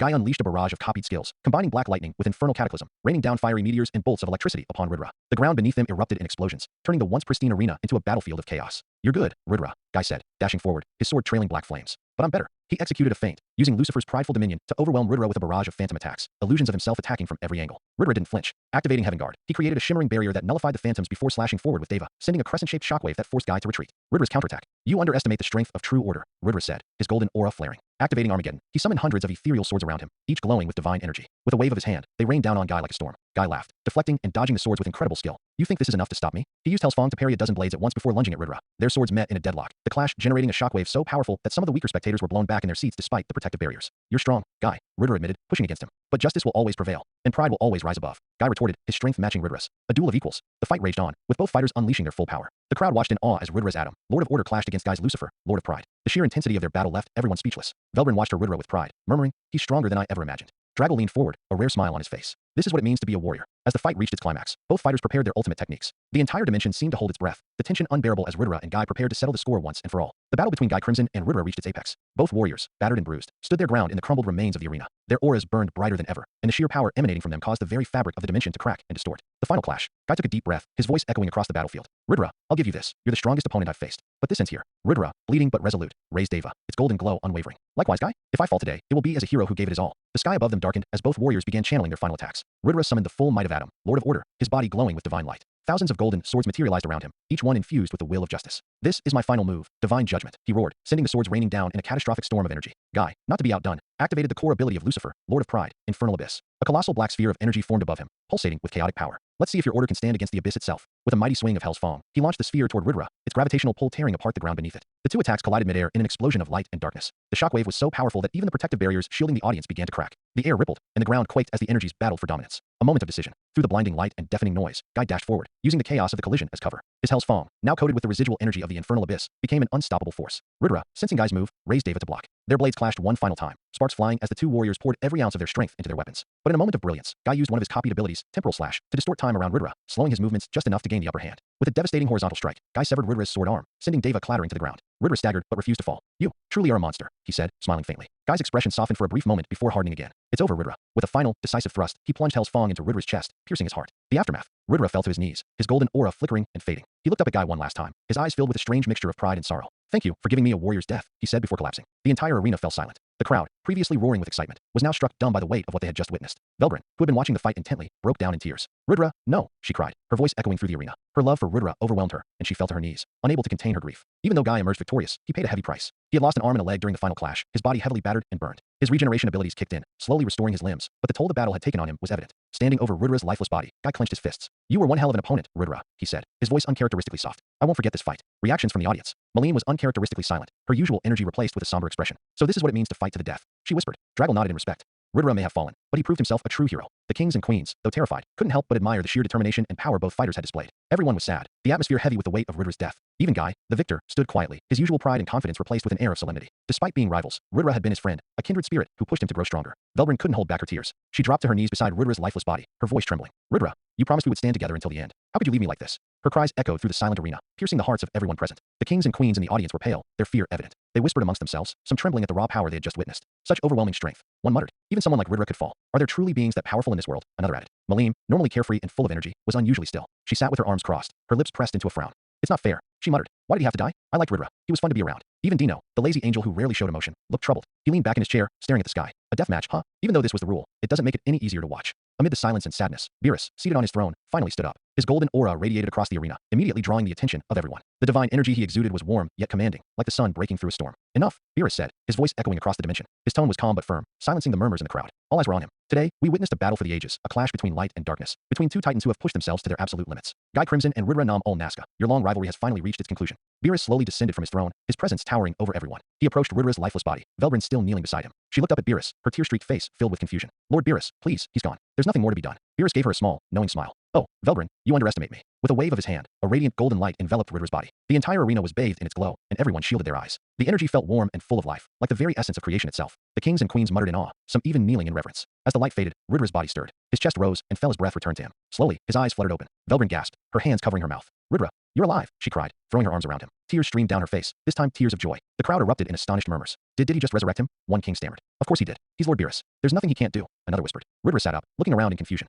I was dead. I'm sure of it. How am I alive? Beerus crossed his arms, his expression calm but slightly amused. You were dead, Ridra. There's no question about that. But I never intended for this battle to end with your permanent death. The crowd gasped. Even Guy, who had been standing silently, raised an eyebrow. Ridra frowned. But it was a death match. You said the stakes were absolute. Beerus nodded. And they were. The stakes ensured that you and Guy gave it your all, holding nothing back. Only through the prospect of death could you both fight at your fullest potential. And you did. Both of you proved yourselves to be warriors worthy of legend. Guy stepped forward, his usual smirk returning. You really are something else, Beerus. To think you'd orchestrate all of this. You never cease to amaze me. Beerus glanced at Guy and smirked. You sound surprised, Guy? Have you learned nothing about me by now? I always have a plan. Turning back to Ridra, Beerus extended a hand to help him up. Ridra hesitated, then took it. As he stood, Velbrin clung to his arm, her joy radiating. Beerus addressed the audience, his voice carrying a divine authority. Let this battle serve as a reminder to all of you. Strength is not merely about destruction. It is about growth, about understanding, and about surpassing one's limits. Guy Crimson and Ridra Nam Ol Nazca have shown us the pinnacle of what it means to be warriors. The audience erupted into cheers, their sadness replaced with awe and admiration. Even Maline was back to her cheerful self, jumping up and down. I knew it. Lord Beerus wouldn't let it end like that, she shouted, her excitement infectious. Beerus turned to Velzer, who had been watching quietly. Shall we celebrate, my queen? This is a day that will be remembered for eternity. Velzer smiled. Indeed, my lord. Let the festivities begin. With another wave of Beerus's hand, the arena transformed into a grand banquet hall. The once somber crowd erupted into joyous celebration, and the legendary battle between light and darkness became a tale that would be told for generations to come. After the banquet, the joyous atmosphere began to subside as Beerus opened portals to send everyone back to their respective homes. The divine energy radiating from the portals reminded everyone of the sheer power and authority of the god of destruction. As the guests departed, they carried stories of the legendary fight between Guy and Ridra and the miraculous resurrection that followed. It would be a tale passed down through generations. The world moves on. In the years that followed, the world gradually returned to its chaotic balance. Despite Beerus's omnipotence, he chose not to involve himself in the affairs of mortals, allowing nations and individuals to determine their own fates. However, his very presence on Celestra acted as a deterrent against any large-scale conflicts that could disrupt the natural order. The humans, oblivious to the divine forces that loomed above them, continued their usual pursuits of power and ambition. Kingdoms rose and fell, alliances were forged and broken, and wars were fought over land and resources. Among the most notable was the rebuilding of Sarayon, the country Malim had once destroyed. Now ruled by Elmesia, it had become a haven for elves, thriving under her wise leadership. Dragel's nation, positioned next to Celestra, enjoyed unparalleled security due to its close friendship with Beerus. Trade flourished, and the country became a cultural hub, benefiting from the proximity to Celestra's entertainment and innovations. The demon lords remained as strong as ever. Guy Crimson, now firmly re-established as the strongest among them, took Beerus's advice to heart. He began to scrutinize the ranks of the demon lords, realizing there were too many who didn't truly deserve the title. It's time to separate the strong from the weak, he thought, remembering Beerus's words. Meanwhile, Ivarich, after decades of rigorous training, was appointed as the guardian of Celestra. Once timid and unsure, he now stood tall and proud, embodying the strength and discipline instilled in him by Beerus and the generals. His presence alone was enough to command respect and fear from anyone who dared to challenge Celestra's sovereignty. Beerus's plans take shape. As the years passed, Beerus's focus shifted to more entertaining endeavors. Observing the world's continued fascination with combat, he conceived two grand tournaments that would reshape the balance of power and showcase the strongest warriors. The Demon Lord Tournament. The first tournament was aimed at the Demon Lords and those aspiring to join their ranks. There are too many weaklings wearing the title of Demon Lord, Beerus declared to Guy during one of their meetings. It's time for a proper test. Those who fail will lose their titles, and only the strongest will remain. Guy, ever eager for a good fight, grinned. A chance to fight and prove myself again. Count me in. And if your generals are participating, it'll be even more exciting. Beerus smirked. My generals will join the fray, yes. If your so-called demon lords can't even stand up to them, they don't deserve the title. The Kingdom Tournament. The second tournament was an even grander spectacle, a battle royale between nations. Each country would assemble a team of 10 warriors to compete in a timed event. The country with the most surviving members at the end would win a single wish, granted by Beerus himself. This will give the nations a chance to prove their strength, Beerus explained to Velzer one evening as they dined together. It's also a way to keep them in check. Let them focus their ambitions on something productive instead of plotting endless wars. Velzer chuckled. You truly enjoy shaking things up, don't you? Beerus leaned back with a grin. It keeps things interesting. Invitations sent. 1 year before the Demon Lord Tournament, Beerus summoned Zerna and Urza. He handed them invitations imbued with his divine energy and tasked them with delivering them personally to all demon lords,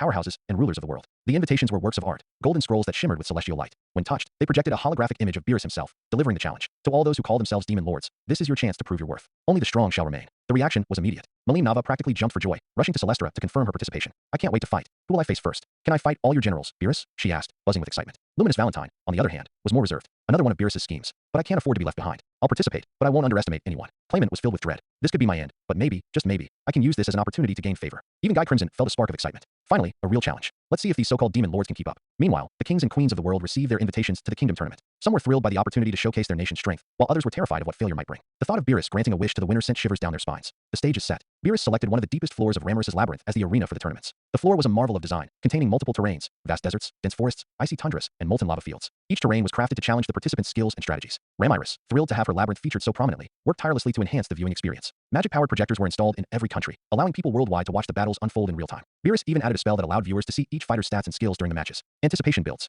The announcement of the tournaments sent shockwaves through the world. People from all walks of life, commoners, adventurers, nobles, and warriors, buzzed with excitement. Adventurers dreamed of witnessing the battles firsthand, while scholars speculated on the potential matchups. Kings and queens debated how best to select their warriors, knowing that victory could elevate their nation to unprecedented heights. Even the angels and dragons took an interest, curious to see how the mortal realm would handle such a monumental event. Beerus watches over. As the world prepared, Beerus stood on the balcony of his palace, overlooking the lands below. Velzer joined him, her presence calming yet commanding. You've set the stage for something extraordinary, she said, leaning against the railing. Beerus smirked. The world needs to grow stronger, Velzer. This will push them to their limits, and it'll be entertaining to watch. Finally, the day arrived for the much-anticipated Demon Lord tournament, the first of its kind. The energy in the air was electric, and all eyes were on the tournament grounds in the depths of Ramorous' labyrinth, transformed into an awe-inspiring arena. The arena itself was a masterpiece, a massive circular battlefield surrounded by enchanted stands filled with spectators from across the world. The terrain of the arena could change on command, adapting to each phase of the competition. Floating above the battlefield were glowing orbs, enchanted with projection magic to display the fights to the entire audience. With Ramorous' magic, the status of each contestant, EP, energy points, power level, and a glowing green life bar, was visible to all. The life bar acted as a gauge of vitality, decreasing with every hit until it emptied, signaling a loss. Also, the way the vitality decreases also depends on the level of defense of the contestant. The structure of the tournament. The tournament was divided into 3 phases, each designed to test the demon lords in a specific category of combat.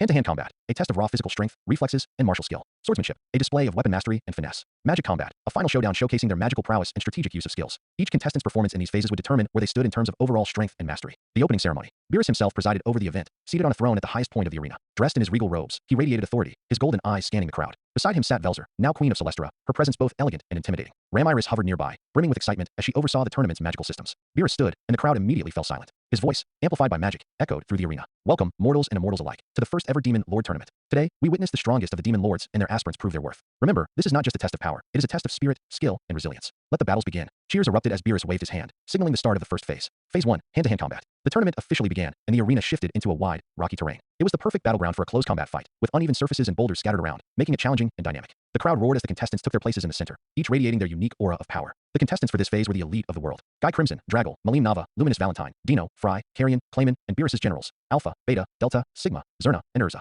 These fighters represented the best of the best, and their presence alone sent chills down the spines of the spectators. This being the first Demon Lord tournament, no one else dared to challenge them. To ensure fairness and randomness, Ramiris used her magic to create a glowing orb that shuffled all the contestants' names. The lottery system would display 2 names at a time on the giant screen hovering above the arena. The crowd waited with bated breath as the orb spun faster and faster, then finally stopped. First match, Clayman versus Fry. The names Clayman and Fry flashed on the screen, and the crowd let out a mix of cheers and laughter. Clayman paled visibly, his confidence draining as he looked over at Fry, who smirked and stepped forward with an air of superiority. Let's get this over with, Fry said, cracking her knuckles. Clayman trembled, but tried to put on a brave face. I won't go down without a fight. The fight began. Clayman dashed forward, trying to land the first blow, but Fry effortlessly sidestepped and countered with a swift punch to his gut, sending him skidding across the rocky ground. The audience winced as Clayman's life bar immediately dropped to 50%. Desperate, Clayman summoned all his strength and charged again, throwing a flurry of punches, but Fry easily dodged every attack. With a single uppercut, she launched him into the air, then delivered a spinning kick that slammed him into the ground, his life bar depleting to 0. Winner Fry, Ramiris announced, her voice amplified across the arena. The crowd erupted in cheers as Fry walked away, dusting off her hands. Clayman groaned in pain as he was escorted out of the arena. Second match, Malim Nava versus Dino. The next names flashed on the screen, Malim Nava and Dino. Malim immediately jumped up, her excitement overflowing. Finally, it's my turn, she shouted, bouncing into the arena. Dino, on the other hand, let out a sigh.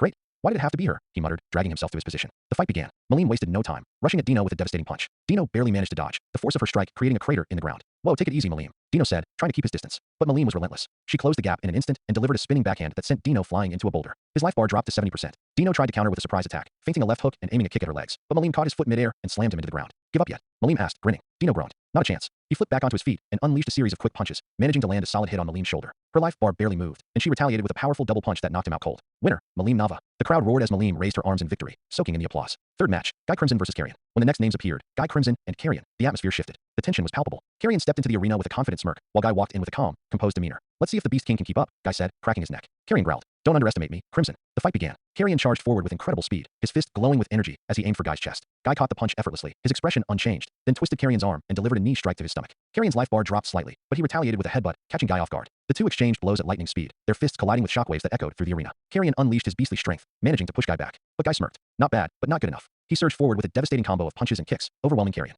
With a final spinning kick, he sent Carrion flying across the battlefield, his life bar dropping to 0. Winner, Guy Crimson. The crowd went wild as Guy walked away, his aura radiating dominance. Fourth match, Zerna versus Urza. The next match was highly anticipated. Zerna versus Urza, two of Beerus' most powerful generals. The crowd buzzed with excitement as the two women stepped into the arena, their auras clashing even before the fight began. You ready, Urza? Zerna asked, smirking. Always, Urza replied, her eyes sharp with determination. The fight began. Zerna was the first to strike, her movements so fast they seemed to blur. Urza countered with incredible precision, blocking every hit and retaliating with a flurry of punches that forced Zerna to backpedal. The two exchanged blows with such intensity that the ground beneath them cracked and shattered. Their life bars were evenly matched, neither willing to give an inch. Zerna suddenly unleashed a powerful uppercut, sending Urza into the air, but Urza recovered midair and came down with a devastating punch that created a massive crater. Both fighters were pushed to their limits, but Zerna ultimately landed a critical hit that depleted Urza's life bar. Winner, Zerna. The crowd erupted into cheers, impressed by the sheer skill and power on display. The rest of the remaining matches were equally thrilling. Alpha versus Beta, a brutal sibling rivalry ended with Alpha emerging victorious after a high-speed exchange of punches. Dragal versus Sigma. Dragal's overwhelming strength allowed him to dominate Sigma, securing his place in the next phase. Delta versus Luminous Valentine. Luminous precision and elegance gave her the upper hand, defeating Delta with a final blow. Into phase 1. By the end of the phase, the remaining contestants were Guy Crimson, Malim Nava, Fry, Luminous Valentine, Dragal, Zerna, and Alpha. The crowd was on the edge of their seats, eager to see what the next phase would bring. Beerus, watching from his throne, smirked. This is only the beginning, he murmured, his golden eyes gleaming with excitement. Phase 2, Sword Fight. The arena transformed into a wide, open area, perfectly suited for a sword duel. The contestants were armed with weapons imbued with magical energy, each ready to showcase their swordsmanship and combat skills. The atmosphere was charged with anticipation as the audience eagerly awaited the battles that would unfold. Each contestant had their life bar displayed above their heads, showing their current status. The fighters for this phase were Guy Crimson, Malim Nava, Dragal, Luminous Valentine, Zerna, Alpha, Fry, Carrion, Clayman, Dino, Urza Scarlet, Sigma, Delta, Beta, and Fry. The life bar showed everyone's initial energy levels. Guy Crimson, 100%. Malim Nava, 100%. Dragal, 100%. Luminous Valentine, 100%. Zerna, 100%. Alpha, 100%. Fry, 100%. Carrion, 100%. Clayman, 100%. Dino, 100%. Urza Scarlet, 100%. Sigma, 100%. Delta, 100%. Beta, 100%. Fry, 100%. First match, Zerna versus Beta. The first match was between Zerna and Beta. Both fighters stepped forward, their swords ready to clash. Zerna's life bar, 100%. Beta's life bar, 100%. The match began with Beta dashing forward, his speed nearly unmatched as he launched a series of rapid slashes. Zerna, however, was quick to react, her movements fluid as she parried and dodged. Her sword work was precise, blocking Beta's attacks with ease. Beta's quickness proved a challenge, but Zerna was no slouch. She soon found an opening, striking him with a slash across his side. Beta's life bar dropped to 80%. Zerna's combat style was graceful but deadly, and she pressed her advantage. Beta tried to overwhelm her with a barrage of rapid strikes, but Zerna used her agility to weave around him, landing a blow to his ribs. Beta's life bar, 55%. With a swift and decisive move, Zerna disarmed Beta, sending his sword flying out of his hands. She followed up with a quick strike, cutting across his chest, reducing his life bar to 30%. Beta, now on the defensive, struggled to recover. Zerna saw her opening and delivered the finishing blow, knocking him out of the ring. Zerna's life bar, 100%. Beta's life bar, 0%. Winner, Zerna. Second match, Guy Crimson versus Carrion. Next up was the battle between Guy Crimson and Carrion. Guy, with his powerful aura, faced off against Carrion, whose divine magic was his strength. Guy's life bar, 100%. Carrion's life bar, 100%. The fight began with Guy charging forward, his sword crackling with power. Carrion quickly erected a defensive barrier made of light, blocking Guy's attack. Guy smirked and swung his sword again, creating shockwaves that rattled the arena. Carrion countered with his own divine magic, summoning beams of radiant light to strike at Guy. The two traded blows, the air shimmering with the force of their attacks. Guy landed a direct hit to Carrion's side, knocking him back. Carrion's life bar, 85%. Carrion retaliated with a wave of light, pushing Guy back. But Guy, showing no signs of slowing down, charged again. With a devastating series of strikes, Guy broke through Carrion's defenses and landed a brutal blow to his opponent. Carrion's life bar, 60%. The battle raged on, with Carrion summoning more divine energy, but Guy's overwhelming power proved to be too much. With one final strike, Guy cleaved through Carrion's defenses, sending him crashing to the ground. Guy's life bar, 100%. Carrion's life bar, 0%. Winner, Guy Crimson. Third match, Malim Nava versus Clayman. Now, the exuberant Malim Nava faced off against Clayman, the master manipulator. Malim smiled widely, eager for the fight, while Clayman adjusted his glasses and prepared his spells. Malim's life bar, 100%. Clayman's life bar, 100%. Malim charged with explosive speed, her sword glowing brightly as she aimed for Clayman. He immediately began weaving magic, casting barriers and energy blasts to keep her at bay. But Malim was far too fast, darting in and striking with her sword, forcing Clayman to retreat. Clayman's life bar, 85%. Clayman then summoned a horde of magical constructs to fight Malim, but she simply sliced through them with ease, her sword flashing brightly. Clayman created a magical shield to protect himself, but Malim's relentless attacks began to take a toll. Clayman's life bar, 50%. Malim pressed forward, her strikes growing more fierce. Clayman struggled to keep up, his shield flickering under the pressure of her attacks. With a final burst of energy, Malim shattered Clayman's defenses and landed a powerful blow, sending him out of the arena. Malim's life bar, 100%. Clayman's life bar, 0%. Winner, Malim Nava. Fourth match, Dragal versus Dino. The next fight was between Dragal, the massive demon lord, and Dino, the laid-back fighter who always seemed to be in no hurry. Dragal's life bar, 100%. Dino's life bar, 100%. Dragal's massive sword came crashing down, sending shockwaves through the arena. Dino, with a lazy grin, easily dodged, sidestepping the strike with minimal effort. Dragal's attacks continued, but Dino's agility kept him out of reach. Dino's life bar, 95%. Dino then countered with his own strikes, landing a few blows to Dragal's side. Dragal roared in anger and swung his sword again, this time with a series of wide slashes meant to corner Dino. Dragal's life bar, 85%. Dino continued to weave in and out of Dragal's reach, landing precise blows to Dragal's unprotected sides. With a final strike, Dino managed to disarm Dragal, leaving him with only 50% of his life bar. But Dragal, enraged, fought back fiercely. Dino's life bar, 65%. In a flurry of attacks, Dragal pushed Dino back, landing blow after blow. The massive demon lord's power was overwhelming, and Dino's life bar dropped to 30%. Dragal's sword crashed down one final time, landing a devastating blow that knocked Dino out of the ring. Dragal's life bar, 60%. Dino's life bar, 0%. Winner, Dragal. Fifth match, Urza Scarlet versus Luminous Valentine. The final match of this round was between Urza Scarlet, the powerful swordswoman, and Luminous Valentine, a fighter known for her control over light magic. Urza's life bar, 100%. Luminous life bar, 100%. The battle began as Urza charged forward, her sword flashing in the sunlight. Luminous, with her magic at the ready, summoned beams of light to attack from a distance. Urza skillfully blocked the light projectiles and closed the distance between them. Luminous life bar, 90%. Luminous summoned a large barrier of light to protect herself, but Urza shattered it with a powerful slash. She pressed forward with relentless sword strikes, her speed and precision forcing Luminous to defend herself. Urza's life bar, 95%. Luminous retaliated with blinding flashes of light, creating illusions and radiant attacks to disorient Urza. But Urza, with her sharp senses, was able to avoid most of them. With a swift strike, Urza landed a hit, pushing Luminous back. Luminous life bar, 60%. Luminous attempted one final desperate attack, using a concentrated burst of light magic, but Urza countered with a quick strike, knocking her to the ground. Luminous life bar hit 0, and she was unable to recover in time. Urza's life bar, 90%. Luminous life bar, 0%. Winner, Urza Scarlet. End of Phase 2, Sword Fight. With the sword fight now concluded, the remaining fighters are Guy Crimson, Malim Nava, Draggle, Zerna, Urza Scarlet, Dino, Alpha, Sigma, Delta, Carrion, Clayman, Fry, and Beta. The next phase, the final showdown in Magic, would determine who would claim victory in this epic tournament. With the life bars on full display, the tension was palpable as the contestants prepared for the ultimate battle. Phase 3, Magic. The atmosphere was electric as the arena shifted again, transforming into a landscape perfect for casting powerful magic. The ground began to pulse with magical energy, and the very air seemed to shimmer as magical wards were activated to prevent any stray spells from harming the audience. The contestants' life bars were still visible above their heads, and the crowd waited in anticipation, eager to see who would emerge victorious in this final phase. Each contestant had already been pushed to their limits through hand-to-hand combat and sword fighting, but now the true power of magic would be displayed. The magic in the arena felt heavier now, and the crowd knew this battle would be the most intense yet. From the stands, Beerus leaned forward, his eyes fixed on the action, while Velzer and Malim seemed equally excited, eagerly anticipating the magic battles to come. The demon lords in the audience, as well as various kings and queens, whispered amongst themselves, wondering who would take the title. The magical battle would be fought with all-out abilities, no holds barred. The life bars above each contestant's head gave the audience a glimpse of their remaining energy. The crowd could now see the intensity of the battles up close, with Zerna already eyeing her opponents, her sharp gaze focusing on Alpha, her first match opponent. First match, Zerna versus Alpha. The battle began with a rush of magical energy. Zerna, her eyes gleaming with determination, immediately summoned an impenetrable barrier of dark energy to shield herself from any early attacks. Alpha, not to be outdone, raised his hand and conjured a massive storm of fireballs, hurling them towards Zerna with blistering speed. Zerna's life bar, 100%. Alpha's life bar, 100%. The fiery barrage collided with Zerna's barrier, causing an explosion of magical energy, but Zerna was unfazed. She charged forward, her magical sword crackling with dark energy, aiming directly for Alpha. Alpha's life bar, 95%. Alpha summoned a barrier of his own, but Zerna was relentless, using her speed and agility to outmaneuver him. With a single swipe of her sword, Zerna pierced through his magic, landing a strike across his chest. Alpha gritted his teeth but retaliated by summoning a massive gust of wind, attempting to throw Zerna off balance. Zerna's life bar, 90%. Zerna pushed through the wind, slashing at Alpha once more, and this time, her sword dug deep into his side, leaving him bleeding and stunned. Alpha's life bar, 50%. The battle raged on, with Zerna's calculated magic overwhelming Alpha's power. In one final, decisive move, Zerna summoned a blast of pure, dark magic, engulfing Alpha in darkness. As the magic cleared, Alpha fell to the ground, his life bar empty. Zerna's life bar, 90%. Alpha's life bar, 0%. Winner, Zerna. Second match, Malim Nava versus Urza Scarlet. Next, the ever-enthusiastic Malim Nava faced Urza Scarlet, the powerful swordswoman known for her overwhelming strength. The two fighters locked eyes, and the atmosphere crackled with anticipation. Malim's life bar, 100%. Urza's life bar, 100%. Malim, excited as ever, immediately dashed forward, her sword in hand, aiming for Urza's neck. Urza quickly raised her own sword, deflecting the attack with ease, and immediately countered with a precise strike aimed at Malim's chest. Urza's life bar, 100%. Malim's life bar, 95%. Malim smiled, clearly enjoying the battle, and used her power to teleport behind Urza, landing a powerful strike across her back.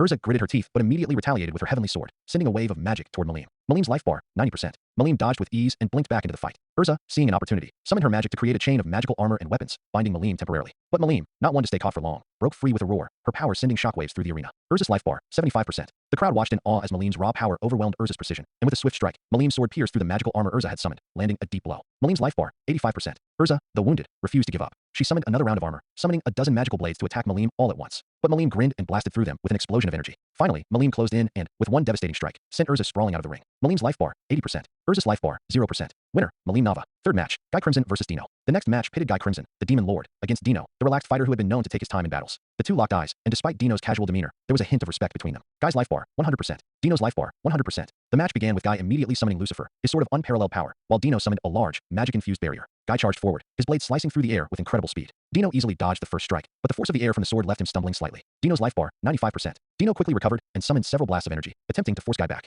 Guy effortlessly deflected them with his sword, sending shockwaves through the arena. Guy's life bar, 100%. Dino then summoned a massive tornado of wind, directing it toward Guy, but Guy only smirked. With a powerful slash, he cleaved the tornado in half, sending a shockwave toward Dino. Dino was thrown backward, his life bar dropping to 60%. Dino's life bar, 60%. Guy closed in, moving faster than Dino could track. He slashed, aiming to end it, but Dino, with his laid-back attitude, summoned a massive stone golem to defend him. The golem blocked the attack, but Guy simply cut it down with a single stroke. Finally, Guy landed a series of rapid blows on Dino, sending him out of the arena. Guy's life bar, 100%. Dino's life bar, 0%. Winner, Guy Crimson. Fourth match, Draggle versus Fry. Next, the massive Draggle faced the magical warrior Fry. The tension in the air was thick as Fry summoned an aura of cold, her ice magic ready to freeze Draggle in his tracks. Draggle's life bar, 100%. Frey's life bar, 100%. Draggle roared as he charged, his massive sword raised high. Fry countered by summoning several ice barriers, hoping to slow Draggle's advance. But Draggle smashed through them with ease, his power unmatched. Frey's life bar, 90%. Fry, realizing that she could not rely solely on ice barriers, summoned a blizzard to slow Draggle down. But Draggle simply raised his sword, cleaving through the snowstorm, and landed a powerful blow that knocked Fry back. Draggle's life bar, 95%. The ice warrior struggled to regain her footing as Draggle moved in for the finishing blow. With one final, devastating strike, Draggle knocked Fry out of the ring. Draggle's life bar, 90%. Frey's life bar, 0%. Winner, Draggle. Bonus round, Battle Royale, Total Chaos. The atmosphere was electric as Beerus threw in the ultimate twist, a full-on battle royale. Everyone in the arena could feel the weight of the moment as Beerus announced the new rules. No alliances, no targets, just complete chaos. Everything went. Magic, swordplay, hand-to-hand combat. Anything was fair game. The Demon Lords, Generals, and now, Luminous and Dino, the two unexpected wildcards, were thrown into the fray. The audience buzzed with anticipation. Luminous and Dino were both known for their unpredictable nature, and now they were part of the chaos. The crowd's murmurs echoed through the arena as they eagerly awaited the start. The battle begins. As the countdown ended, all 16 participants entered the arena. Contestants: Guy, Malim, Draggle, Zerna, Carrion, Clayman, Urza, Alpha, Beta, Delta, Sigma, Luminous, Dino. The arena transformed into a vast, chaotic landscape filled with jagged rocks, deep ravines, and glowing magical barriers. It was a free-for-all, and no one knew where the first attack would come from. The first clash: Guy versus Luminous versus Clayman. Guy, life bar, 100%, versus Luminous, life bar, 100%, and Clayman, life bar, 100%. The chaos began immediately. Guy locked eyes with Luminous, his aura flaring with power, but just as he advanced, Clayman launched a surprise attack, using his dark magic to create a massive illusion that temporarily blinded both of them. Guy's eyes narrowed, and with a snap of his fingers, he shattered the illusion. Before Clayman could react, Luminous, her light magic glowing brightly, teleported behind Guy and delivered a powerful light blast directly at his back, knocking him a few steps forward. But Guy wasn't phased. He turned and summoned his Lucifer blade, clashing with Luminous light, sending crackling energy through the air. The audience gasped as Luminous life bar dipped slightly. Luminous life bar, 90%. Clayman's life bar, 98%. Guy's life bar, 95%. Dino versus Malim versus Carrion. Dino, life bar, 100%, versus Malim, life bar, 100%, and Carrion, life bar, 100%. Meanwhile, Dino, ever the relaxed one, stretched lazily and glanced around, only to see Malim charging toward him. Without missing a beat, Dino yawned and, with a lazy swipe of his hand, conjured a spatial rift to teleport away, just as Malim's dragon fist slammed into the ground where he had been standing. Malim grinned. That's more like it. She turned and rushed toward Carrion, who was already in his beastly form, roaring with fury. Carrion swung at Malim, his massive fist sending shockwaves through the air, but Malim easily dodged, her draconic wings flapping powerfully as she launched a volley of flames. Dino, meanwhile, was perched on a rock, watching the battle unfold with an amused smirk. He waved his hand, summoning a massive stone golem to assist him. The golem charged at Carrion, distracting him momentarily and allowing Malim to land a direct hit. Carrion's life bar, 85%. Malim's life bar, 95%. Dino's life bar, 100%. Urza versus Alpha, Beta, Delta, Sigma. Urza, life bar, 100%, versus Alpha, life bar, 100%, Beta, life bar, 100%, Delta, life bar, 100%, Sigma, life bar, 100%. Urza, unyielding as ever, charged into the fray, facing off against the four elite generals. Alpha unleashed a lightning storm, but Urza, with her crimson armor protecting her, blocked the blasts and darted forward. She swung her sword with precise mastery, cutting through Beta's gravity manipulations and narrowly avoiding Sigma's energy shield. Delta, with his mastery of fire, shot a torrent of flames toward her, but Urza countered with a flame slash that tore through the fire and struck Delta, causing his life bar to drop slightly. Alpha's life bar, 88%. Beta's life bar, 90%. Delta's life bar, 85%. Sigma's life bar, 95%. Urza's life bar, 90%. Zerna versus Draggle. Zerna, life bar, 100%, versus Draggle, life bar, 100%. In the distance, Zerna was quietly weaving shadow magic, preparing for her next move. Draggle, sensing the danger, made the first move, summoning a chaotic wind that disrupted Zerna's shadows, forcing her to expose herself. Zerna quickly responded by manipulating the shadows beneath the ground, launching sharp tendrils at Draggle, but he sidestepped and landed a devastating blow to her side, knocking her down. Zerna's life bar, 85%. Draggle's life bar, 95%. The tide shifts. Luminous versus Dino. Luminous, life bar, 85%, versus Dino, life bar, 100%. While everyone else was locked in battle, Luminous turned her attention to Dino, who had been quietly watching the chaos unfold. What are you going to do, Dino? She challenged. Dino grinned lazily, his eyes glinting with mischief. I'm just waiting for the right moment. Before Luminous could react, Dino disappeared, using space magic to teleport behind her and deliver a blinding pulse of energy. Luminous quickly blocked, but the blast sent her crashing into the ground, causing her life bar to drop. Luminous life bar, 70%. Dino's life bar, 100%. The final stand, Guy, Malim, and the others. The final stages of the battle unfolded as Guy and Malim continued to clash with each other, while Clayman and Dino took advantage of their remaining opponents. Carrion, now down to 40% of his life, roared in frustration but continued to swing wildly, while Zerna carefully plotted her next move, remaining in the shadows. The crowd was in total awe. The intensity of the battles, the unimaginable powers at play, this was beyond anything they had ever expected. Luminous gritted her teeth, determined to regain her strength and not go down without a fight. Kings and queens looked on, their faces filled with shock. This is a true battle of the gods, one whispered. The endgame, Guy versus Malim. As the battle reached its final moments, it became clear that Guy and Malim were the final two contenders standing. Their auras were intense, crackling with energy as they each prepared for the decisive blow. Guy summoned all his remaining strength and unleashed a Lucifer beam, a massive blast of dark energy that shook the very foundation of the arena. Malim, her energy drained but still determined, launched a final dragon flame breath, clashing with Guy's beam in a burst of light and energy. Guy's life bar, 60%. Malim's life bar, 30%. The explosion sent both combatants to the ground, breathing heavily. Guy slowly stood up, his Lucifer blade still in hand, while Malim, exhausted, smiled through her bruises. The crowd erupted into a deafening cheer. Victory, Guy. In the end, Guy stood victorious, but just barely. As the arena quieted, Beerus raised his hand, signaling the end of the match. Victory goes to Guy, Beerus declared. But all of you showed incredible power. The crowd roared in approval, and the combatants, battered and bruised, stood proudly, their strength undeniable. Guy's life bar, 50% winner. As the cheers of the crowd still echoed through the arena, Beerus stood tall, watching the celebratory atmosphere with an approving nod. The tournament had ended in a massive show of strength, but Beerus was already thinking ahead. Next year, he began, his voice booming across the arena, drawing the attention of every combatant and spectator alike. We'll hold a battle royal for the strongest warriors of every country. I'll allow each kingdom to send their top 10 fighters, and the battle will be fierce. This is a chance for every nation to prove their worth. The announcement sent ripples through the crowd. The kings and queens exchanged uneasy glances. Though they had witnessed the sheer power of the demon lords, they had now realized that they, too, had to prepare for what was coming. Beerus then continued, his voice filled with authority. As for the demon lords, we will have another tournament like this every 5 years. So don't get too comfortable. The next one will be even more brutal. The demon lords themselves nodded with understanding. They knew that their status would be continually tested. The challenge was endless, but so was their strength. Guy exchanged a glance with Malim, and even Clayman seemed to appreciate the challenge ahead. They all realized that these tournaments would shape the future of Celestra and the world. The celebration in Celestra. With the tournament concluded, the arena doors opened, and the guests and contestants were invited to join the celebration that Beerus had prepared. The streets of Celestra were alive with festivity, as everyone, from the kings and queens to the demon lords and their generals, mingled with the common folk. Food and drink flowed freely, with tables laden with the finest delicacies from every corner of the world. Beerus sat at his usual throne, watching with a satisfied grin as Malim was running around, pulling Dino into another drinking competition, while Zerna and Urza chatted near the banquet tables, exchanging stories of the battles. Carrion was laughing with Draggle, sharing the tale of the fight that had led to their elimination. The crowd had grown to respect the demon lords, now fully aware of the immense power they wielded, but there was also a sense of awe that permeated the air. Everyone realized that they were in the presence of gods, beings whose strength was unimaginable to the average mortal. Luminous and Dino, a laughing match. Luminous, despite her earlier exhaustion from the battle, was in high spirits, laughing as she joined Dino in a conversation about the battle's unexpected twists. I really thought I had you with that last light burst, Luminous teased, nudging Dino with a smile. Dino, still lounging on a cushion with a glass of elven wine, smirked. You did for a moment, but I was just playing with you. The crowd laughed at his nonchalant response. To many, Dino's calm demeanor was more frightening than if he had fought seriously. He was a slacker, yes, but when it came to his power, he was far from lazy. Beerus and Malim, a father-daughter moment. In the midst of the merriment, Malim approached Beerus, the familiar, mischievous grin still on her face. Dad, Malim shouted excitedly, grabbing his attention. Next time, I want to fight more. I won't go easy on anyone. Beerus chuckled, his eyes twinkling with affection. You were fantastic as always, Malim. But remember, it's not always about fighting. You have to be patient sometimes. Malim stuck out her tongue playfully but nodded. Her respect for Beerus was evident. Despite being powerful in her own right, she knew that Beerus was the true king of Celestra, and the idea of learning from him was an ongoing thrill. The kings and queens, awe and respect. Meanwhile, the kings and queens of the world were gathered in a corner, discussing the outcome of the tournament. Many of them were still shocked by the sheer scale of the power they had witnessed. I never thought I would see someone like Guy in action, one of the human kings said, shaking his head in disbelief. It's terrifying to think what he could do if he truly wanted to. Another queen, this one from the elf kingdom, nodded. And the demon lords, they are not just a title. They've earned it. Perhaps we need to strengthen our own armies before next year's tournament. The elven queen shot a glance at Zerna, who was enjoying a drink nearby. The human king whispered, I never thought we'd have to fight alongside them. But if they're this strong, we'd better start training our best. A toast to the future. As the night grew darker, Beerus stood once again, raising his goblet high. To the future, to new challenges, and to the strength that brings us all together, he declared, his voice echoing across the entire celebration. Everyone followed his lead, lifting their own drinks in a collective toast. The atmosphere was filled with cheer, camaraderie, and the shared understanding that the coming years would bring even more battles and tests of power. The demon lords, generals, kings, and queens all joined in the festivities, but deep in their hearts, they knew that the true challenges lay ahead. This was just the beginning of the cycle that would define Celestra's future. The future awaits. As the night wore on and the celebrations continued, Beerus stood apart for a moment, watching the revelry around him. His gaze swept across the joyful chaos of Celestra, knowing that the next battle royal would only be the start. He had seen the potential in all those who fought, and had helped shape the stage for the upcoming wars, tournaments, and trials. But for now, as the lights flickered and the laughter rang through the streets, Beerus allowed himself a rare moment of peace, knowing the world would always be ready for whatever challenge he threw their way. And as for the demon lords, well, they'd earned their respect, but the road ahead was long, filled with even more tests, and Beerus was eager to see what each would do next. The battle royale for the countries was set for next year, but for tonight, they all celebrated in Celestra. The announcement of the royal tournament by Beerus sent ripples across the cardinal world, and every kingdom and nation scrambled to prepare for the ultimate test of strength and strategy. The stakes were high. Winning meant unimaginable prestige and the possibility of a wish granted by Beerus, while losing meant enduring penalties that could destabilize a nation's future. The Eastern Empire, the dominant force. The Eastern Empire, under the leadership of Rudra, was quickly declared the favorite to win. Their elite military force, known as the Single Digits, comprised warriors of unparalleled power. Each member was a living legend, capable of decimating entire armies on their own. Rudra himself took personal interest in the tournament, assigning the best trainers and strategists to refine the skills of his officers. The empire aimed not just to participate, but to dominate and cement its position as the most formidable force in the world. Ingracia, a nation of scholars and strategists. The Ingracia kingdom, known for its Academy of Magic, wasted no time in mobilizing its resources. The king called upon the best magic knights and battle mages, ensuring a well-rounded team that could adapt to any challenge. The Grandmaster of the Magic Guild, along with renowned scholars, developed new strategies and spells tailored for the tournament. Blumend, adventurers, and the guild. The Blumend kingdom, though small, refused to be overshadowed. Fuse, using his connections with the Adventurers Guild, worked tirelessly to recruit the strongest adventurers from across the land. He coordinated with guild masters and renowned adventuring parties, creating a team that combined raw talent, experience, and unconventional tactics. Falmouth, a kingdom in recovery. The Falmouth kingdom, eager to redeem itself after its past failures, saw the tournament as an opportunity for resurgence. They poured resources into their military, training soldiers and knights with grueling regiments. Their leaders knew they couldn't match some of the larger nations in raw power, so they focused on team cohesion and unpredictable strategies. Dworgen, mastery in forging. The armed nation of Dworgen, home of the dwarves, faced the challenge of competing against physically stronger and more magically adept nations. Instead of despairing, they turned to their greatest strength, craftsmanship.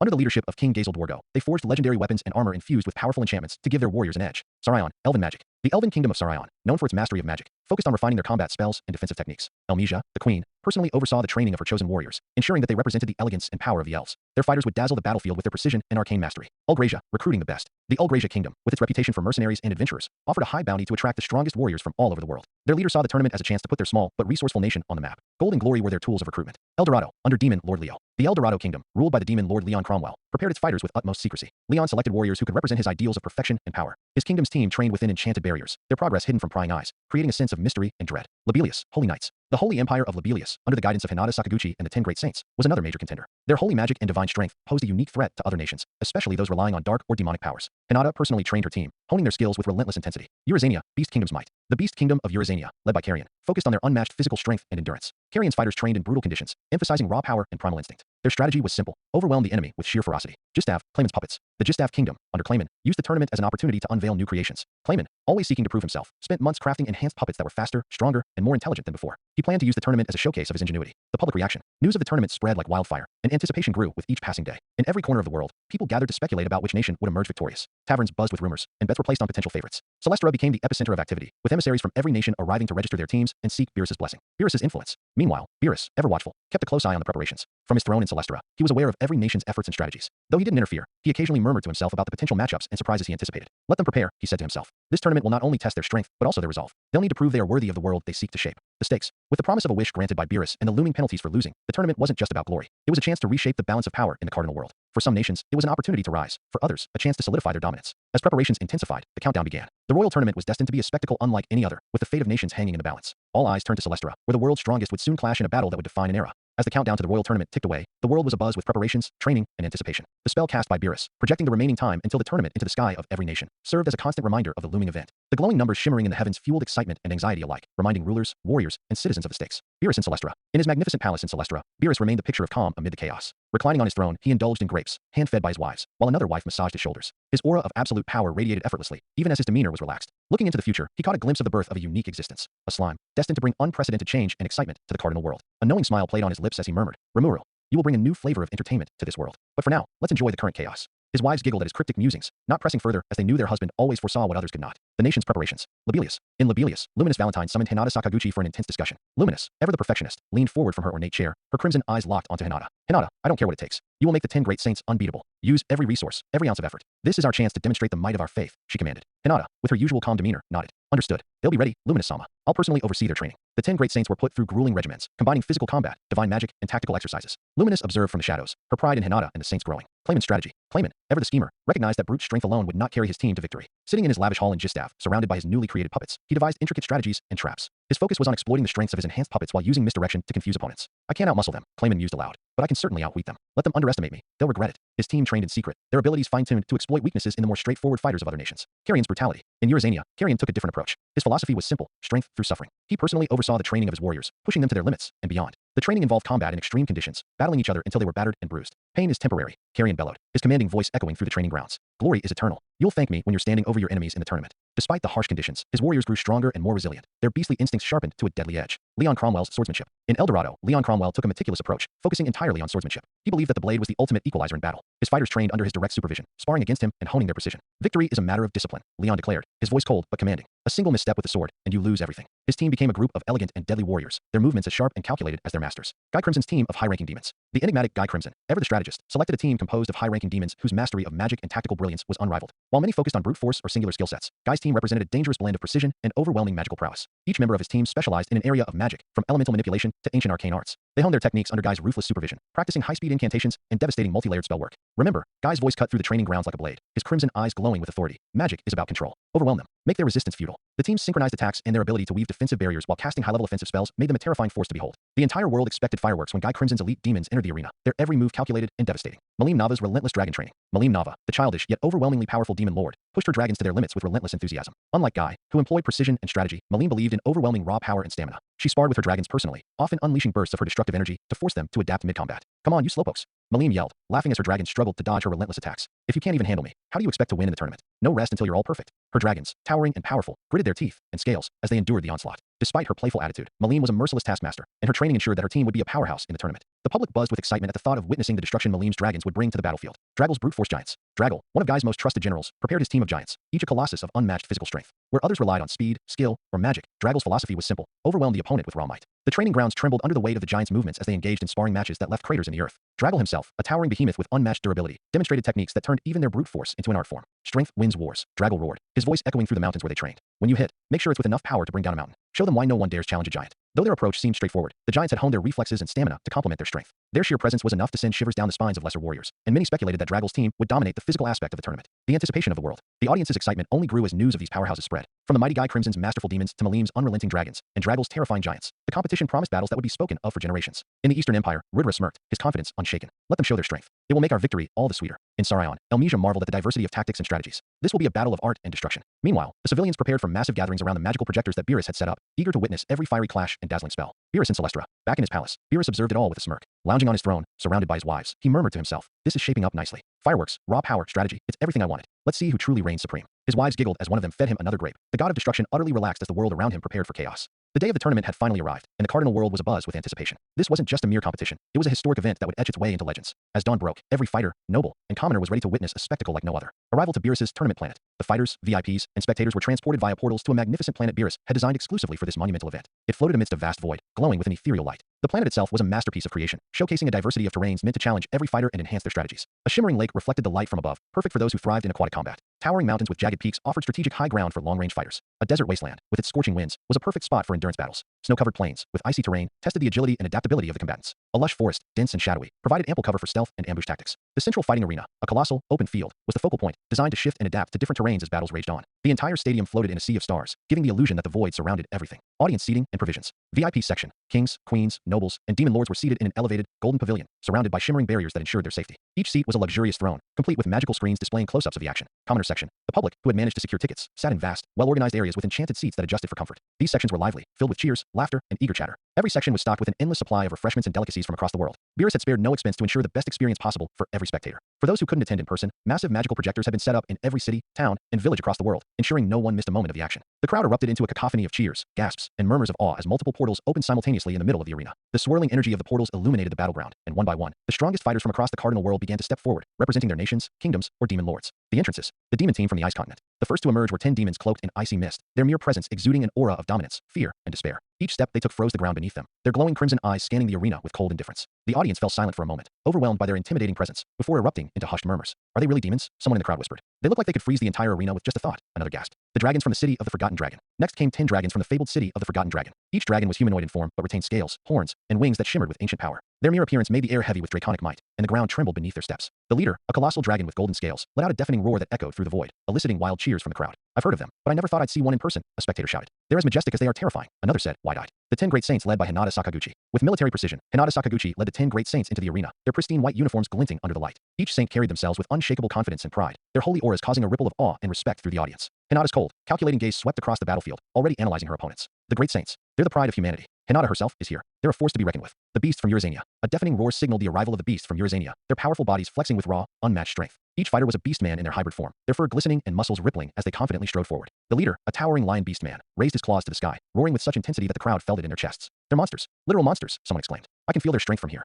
Another murmured, gripping the edge of their seat. The puppets from Jistaff. A wave of eerie silence fell over the arena as the next team emerged. They were puppets, their strange, distorted faces and stiff movements unnerving the crowd. Yet, their mechanical precision and the faint glow of magical cores in their chests betrayed their immense power. What are those? A spectator asked, shivering. Clayman's creations, no doubt. Creepy, but dangerous. The giants. The ground shook as the giants entered, their massive frames casting long shadows across the battlefield. Each one stood over 15 feet tall, their muscles bulging like boulders. Their grins exuded confidence, and they carried massive weapons that looked capable of leveling entire mountains. They're huge. How can anyone even fight against that? The team from El Dorado. Next came 10 fighters from El Dorado, a team that looked deceptively human, clad in golden armor and radiating an aura of regality. They walked with measured steps, their calm expressions betraying no fear, but their glowing eyes and subtle magical energy revealed their non-human nature. They look so normal, but there's no way they're weak. El Dorado's king doesn't pick anyone ordinary. As the portals continued to open, the arena welcomed even more awe-inspiring teams, each one bringing a unique flair and aura of strength. The crowd grew louder with each new appearance, their excitement palpable. The Eastern Empire's single digits. Emerging from the portal in perfect formation, the Eastern Empire's team strode forward, their polished armor gleaming under the light. At the front were the single digits, warriors so powerful that each one rivaled an awakened demon lord in strength. Their leader, a towering figure with golden hair and a massive spear, radiated sheer dominance, his aura making the weaker spectators shiver. It's the single digits, someone in the audience shouted. I heard they're almost unstoppable, another gasped. Even the VIP section paid close attention, with Guy Crimson smirking. Interesting. I've been waiting to see these so-called single digits in action. Raja's team. The Raja team appeared next, stepping out with confidence and flair. Their fighters were dressed in elaborate armor adorned with magical runes, and they carried weapons that pulsed with raw energy. Each fighter exuded arrogance, flexing their muscles and showcasing their strength as they walked into the arena. Look at them. They think they've already won. With weapons like those, they just might. Ingracia representatives. The Ingracia team followed, a mix of the strongest adventurers and noble warriors. Each member carried themselves with confidence, their years of experience evident in their battle-ready stances. At the center was their leader, a woman with silver hair and a blazing greatsword, her eyes scanning the competition with fierce determination. That's one of Ingracia's top-ranked adventurers. They might surprise everyone. Dworgen's armored warriors. The next team to step through the portal was the team from Dworgen, their presence immediately captivating the crowd. Each warrior was clad in beautiful, intricately crafted armor, a testament to the dwarves' legendary craftsmanship. Their weapons gleamed with enchantments, compensating for their slightly smaller stature with overwhelming precision and technology. Their armor is amazing. They look like walking fortresses. I heard Dworgen has been working on secret techniques just for this tournament. Even Vesta, sitting among the VIPs, smirked with pride at the display of his kingdom's work. Falmouth's contenders. The team from Falmouth appeared next, their presence surprisingly bold. While not traditionally known for strength, they had clearly poured every resource into preparing their team. Their fighters wore lightweight but durable armor and wielded a mix of swords, halberds, and crossbows. Falmouth might be the dark horse in this tournament. They've got some strong adventurers in their ranks now. The crowd's reactions. As the final team settled into the arena, the atmosphere was electric. This is unbelievable. So many powerful fighters in one place. I don't know who to root for. I'm just here to see some amazing battles. In the VIP section, the kings and queens watched intently, their expressions a mix of excitement and apprehension. The stakes were high, and they knew this tournament could shift the balance of power in the world. Luminous leaned back with a smirk. I see some potential here. Let's see if it's enough. Malene was practically bouncing in her seat, her excitement contagious. This is going to be so much fun. Beerus, sitting at the highest throne, observed the fighters with a calm, knowing smile. Let the show begin, he murmured to himself. With all the teams in place, the arena buzzed with energy, and everyone, contestants, VIPs, and common folk alike, held their breath for the moment the tournament would officially begin. Beerus stood, his imposing figure commanding absolute silence. Welcome, warriors, to the royal tournament. Today, you fight for glory, for pride, and for the future of your nations. Give it your all. Entertain me, and let the strongest prevail. The crowd roared as the fighters prepared for the first clash, the anticipation reaching its peak. The tournament was about to begin, and the world was ready to witness history in the making. The moment Beerus gave the signal, chaos erupted across the vast, diverse battlefield. Explosions of magic, shockwaves from physical clashes, and dazzling displays of swordsmanship filled the air as the strongest fighters in the world began their battle royale. Above every fighter, a green life bar glimmered, representing their remaining energy. These bars flickered and shrank as attacks landed, giving the audience a clear visual of who was dominating and who was struggling. Eastern Empire, the single digits. The Eastern Empire team, comprised of the elite single digits, moved with flawless coordination. Each member was a powerhouse, and their combined attacks decimated their enemies. Single digit number 2, a towering knight, unleashed waves of destructive energy with his massive halberd, sending several fighters from Raja flying. Single digit number 4, a spellcaster specializing in lightning magic, cast a massive thunderstorm over the battlefield, bolts of lightning targeting Blumend and Ingracia's fighters. Their leader, single digit number 1, 92% life bar, faced off against Guy's high-ranking demons, blocking their dark magic with a glowing shield of divine energy. Single digit number 1. Let's see how you demons fare against true discipline. High-ranking demon, 84% life bar, you talk too much. Fight me already. The exchange of magic and physical blows was enough to shake the arena. Ingracia, adventurers. The Ingracia team, composed of seasoned adventurers, relied on their versatility and teamwork. Their leader, a dual-wielding swordsman, engaged the dragons from the Forgotten Dragon City, dodging fiery breath and retaliating with swift strikes. Ingracia leader, 83% life bar, keep them distracted. I'll deal with their leader. A mage from Ingracia cast water-based spells to counter the dragon's fire, while an archer rained down arrows enchanted with wind magic, forcing the dragons to scatter. Blumend, guild adventurers. The Blumend fighters, scrappy but determined, focused on disrupting other teams. A rogue darted through the battlefield, striking at the puppets from Jistav, while a berserker clashed with one of the giants from the Barren Lands. Blumend rogue, 78% life bar, these puppets just don't stop moving. Go for the joints. Blumend berserker, 71% life bar, I'll crush this giant before he crushes me. Despite their best efforts, Blumend found themselves overwhelmed by the sheer power of their opponents. Falmouth. The Falmouth team utilized trickery and tactics to stay in the fight. A sorcerer from their ranks cast illusions that confused the elves from Sarion, causing them to misfire their spells. Falmouth sorcerer, 75% life bar, keep them guessing. They can't hit what they can't see. Their leader, a spear-wielding knight, engaged a member of the Eastern Empire, their weapons clashing in a display of skill and determination. Dworgen, dwarven warriors. The dwarves from Dworgen, clad in enchanted armor, stood like an unbreakable fortress. Their leader, a hammer-wielding warrior, struck the ground with enough force to send shockwaves through the battlefield, knocking down fighters from Raja and Falmouth. Dworgen leader, 89% life bar, you'll have to do better than that to break us. One of the dwarves used a massive shield to block a fireball from a dragon, while another launched projectiles with an enchanted crossbow. Sarion, elven mages. The elves of Sarion, led by an archmage, unleashed a barrage of elemental magic. Lightning bolts, fireballs, and ice spikes rained down on their enemies, forcing teams like Blumend and Jistav to take cover. Sarion mage, 88% life bar, we control the battlefield. Keep pushing forward. Their precision and power made them one of the most feared teams on the field. Raja, enchanted warriors. The Raja team, known for their enchanted weapons, focused on offense. Their leader, wielding a flaming spear, engaged a giant, their clash shaking the ground. Raja leader, 81% life bar, you're strong, but you're slow. Another Raja fighter used a whip infused with lightning to attack the dragons, wrapping it around a dragon's neck and pulling it to the ground. Eldorado, sword masters. The team from Eldorado, showcasing their masterful swordsmanship, carved through their enemies with precision. Their leader, a woman with golden hair, clashed with Hinata from Lobelia, their swords glowing with divine energy. Eldorado fighter, 85% life bar, your holy magic won't save you here. Hinata, 90% life bar, we'll see about that. The clash of their blades created sparks that lit up the battlefield. Ice Continent demons. The demons from the Ice Continent froze large sections of the battlefield, trapping fighters in icy prisons. Their leader, a blue-skinned demon with horns, unleashed an avalanche that buried several fighters from Falmouth and Blumend. Ice demon leader, 92% life bar, the cold will claim you all. They clashed with the elves from Sarion, their ice magic meeting fire in a dazzling display. Lobelia, 10 great saints. The 10 great saints, led by Hinata, relied on their holy magic and divine energy to dominate. One saint blocked an attack from a giant, while another cut through a puppet from Jistav with a glowing sword. Hinata, 90% life bar, stay together. We'll show them the power of righteousness. Their coordinated attacks made them a formidable force. Barren Lands, giants. The giants, massive and powerful, used their sheer strength to overpower their enemies. One giant swung a massive club, sending several Ingracia fighters flying. Giant fighter, 84% life bar, you're all insects beneath my feet. Their brute force was unmatched, but their lack of speed made them vulnerable to faster opponents. Jistav, Clayman's puppets. The puppets from Jistav, controlled by Clayman, moved in eerie synchronization. They overwhelmed weaker fighters with their numbers, though their individual strength was lacking. Clayman, observing, patience. Let them exhaust themselves. Forgotten Dragon City, dragons. The dragons, roaring and unleashing elemental magic, were a force of nature. Their leader, a massive red dragon, unleashed a torrent of flames that scorched several fighters from Raja and Dworgen. Dragon leader, 91% life bar, none can stand against us. Audience reactions. The crowd was ecstatic, their cheers and gasps echoing across the arena. Look at those demons freezing everything. Did you see that giant smash the ground? Incredible. The Eastern Empire is terrifyingly strong. VIPs like Guy Crimson and Malene watched intently. Malene, my dragons are the best. Look at them go. Guy, the demons are holding back. They need to step it up. The kings and queens whispered amongst themselves, strategizing for future matches. The battle was pure chaos, with every team showcasing their strength, strategy, and determination. The battlefield became a spectacle of destruction, and the audience couldn't look away. The chaos of the battle royale continued as teams clashed, terrain exploded, and magic filled the air. Throughout it all, the voices of the audience, both in the arena and across the various nations watching from afar, filled the atmosphere with excitement, tension, and awe. Audience commentary. Inside the arena, the spectators who managed to obtain tickets were on the edge of their seats, cheering, gasping, and shouting as their favorite teams fought valiantly. Did you see that? The dragon's fire just melted through that puppet like butter. Look at the Eastern Empire's coordination. It's like they're reading each other's minds. Sarian's mages are insane. Did you see that lightning strike? Nobles and royalty in the VIP section offered more measured commentary. King Gazel of Dworgen. My dwarves are holding strong, as expected. They just need to endure and wait for an opening. Hinata, watching her saints, perfect formation. They're handling this better than I expected. Malim, excitedly go my dragons. Burn them all. Guy Crimson, calmly, impressive, but some of them are wasting too much energy early on. Let's see who lasts the longest. Across the world, in the various countries, massive magical projections allowed civilians to watch the spectacle. Taverns, public squares, and halls were packed with people glued to the action. Bloomin' Tavern. The guild's doing their best, but they're outmatched. Look at that berserker barely hanging on. No way they'll win, but at least they're putting up a fight. Eastern Empire capital. The single digits are unstoppable. Look at how they're cutting through those demons. Victory is ours. No one can match their power. Eurasania. That's our beasts. Look at Carrion's warriors. They're tearing through everything. They'll win for sure. No one matches their brute strength. Conversations between fighters. Amid the chaos, short exchanges between fighters added depth to the action. Single digit number 4, Eastern Empire, faced off against Sarian's Archmage. Single digit number 4, smirking, you rely too much on magic. Let's see you keep up when I take that away. Sarion Mage, focus, talk less. Fight more. A clash of thunder and ice followed, freezing half the battlefield while bolts of lightning illuminated the darkened sky. Clayman's puppets swarmed a giant from the barren lands. Giant fighter, you're nothing but toys. The giant smashed his club, scattering the puppets, but one of them used a hidden mechanism to latch onto his arm, draining his energy. Clayman, laughing from the sidelines, even the strongest fall when their strength is sapped. Bloomin' Berserker taunted a Raja fighter. Berserker, grinning, you're fast, but speed means nothing if I break your legs. Raja fighter, try it, big guy. The Raja fighter dodged the Berserker's heavy swings, then countered with a flaming spear that left the Berserker's green bar plummeting to 35%. Notable skills and strategies. Sarian's elves. The elves created a magical dome of fire and lightning, isolating their team from outside attacks, while simultaneously launching devastating spells at anyone who approached. Audience reaction. That's genius. They're protecting themselves while attacking others. How long can they keep that up though? Magic like that must drain a ton of energy. Eastern Empire, single digits. The single digits used perfect coordination, covering each other's weaknesses. When one was about to be overwhelmed by a group of Eurasinia's beasts, another swooped in with a barrier spell that repelled the attackers. Single digit number 1. Stay in formation. Don't let them break through. Dworgen's dwarves. The dwarves formed a defensive phalanx, their enchanted shields creating a wall that deflected magic and projectiles. Behind them, crossbowmen fired bolts tipped with explosive runes, targeting the mages of Sarion and the warriors of Falmouth. King Gazel, watching, they're unbreakable. Let the others waste their strength trying to breach their defenses. Forgotten Dragon City, dragons. The dragons unleashed their elemental fury, combining fire, earth, and wind magic to wreak havoc. One dragon used earth magic to create spiked walls, trapping several fighters from Bloomin' before incinerating them with flames. Dragon leader, we will dominate this battlefield. None can withstand the power of dragons. Jistav, Clayman's puppets. The puppets swarmed enemies in large numbers, using hidden mechanisms like chains, traps, and explosive cores to catch opponents off guard. Clayman, it's not about brute strength. Strategy will always prevail. Eurasania, beasts. The beast relied on sheer physical prowess. One beast used shockwave punches, creating sonic booms that knocked down fighters from Raja and Eldorado. Another beast caught a demon from the ice continent midair, slamming them into the ground and reducing their green bar to 25%. Eldorado, swordmasters. The swordmasters displayed unparalleled finesse, using sword auras to extend the range of their attacks. One fighter slashed through a Sarion mage's barrier, shattering it and landing a direct blow. Raja's fighters. Raja's enchanted warriors worked in pairs, combining their weapons' abilities to devastating effect. One fighter used a flaming whip to bind a giant, while another struck with a lightning-infused blade.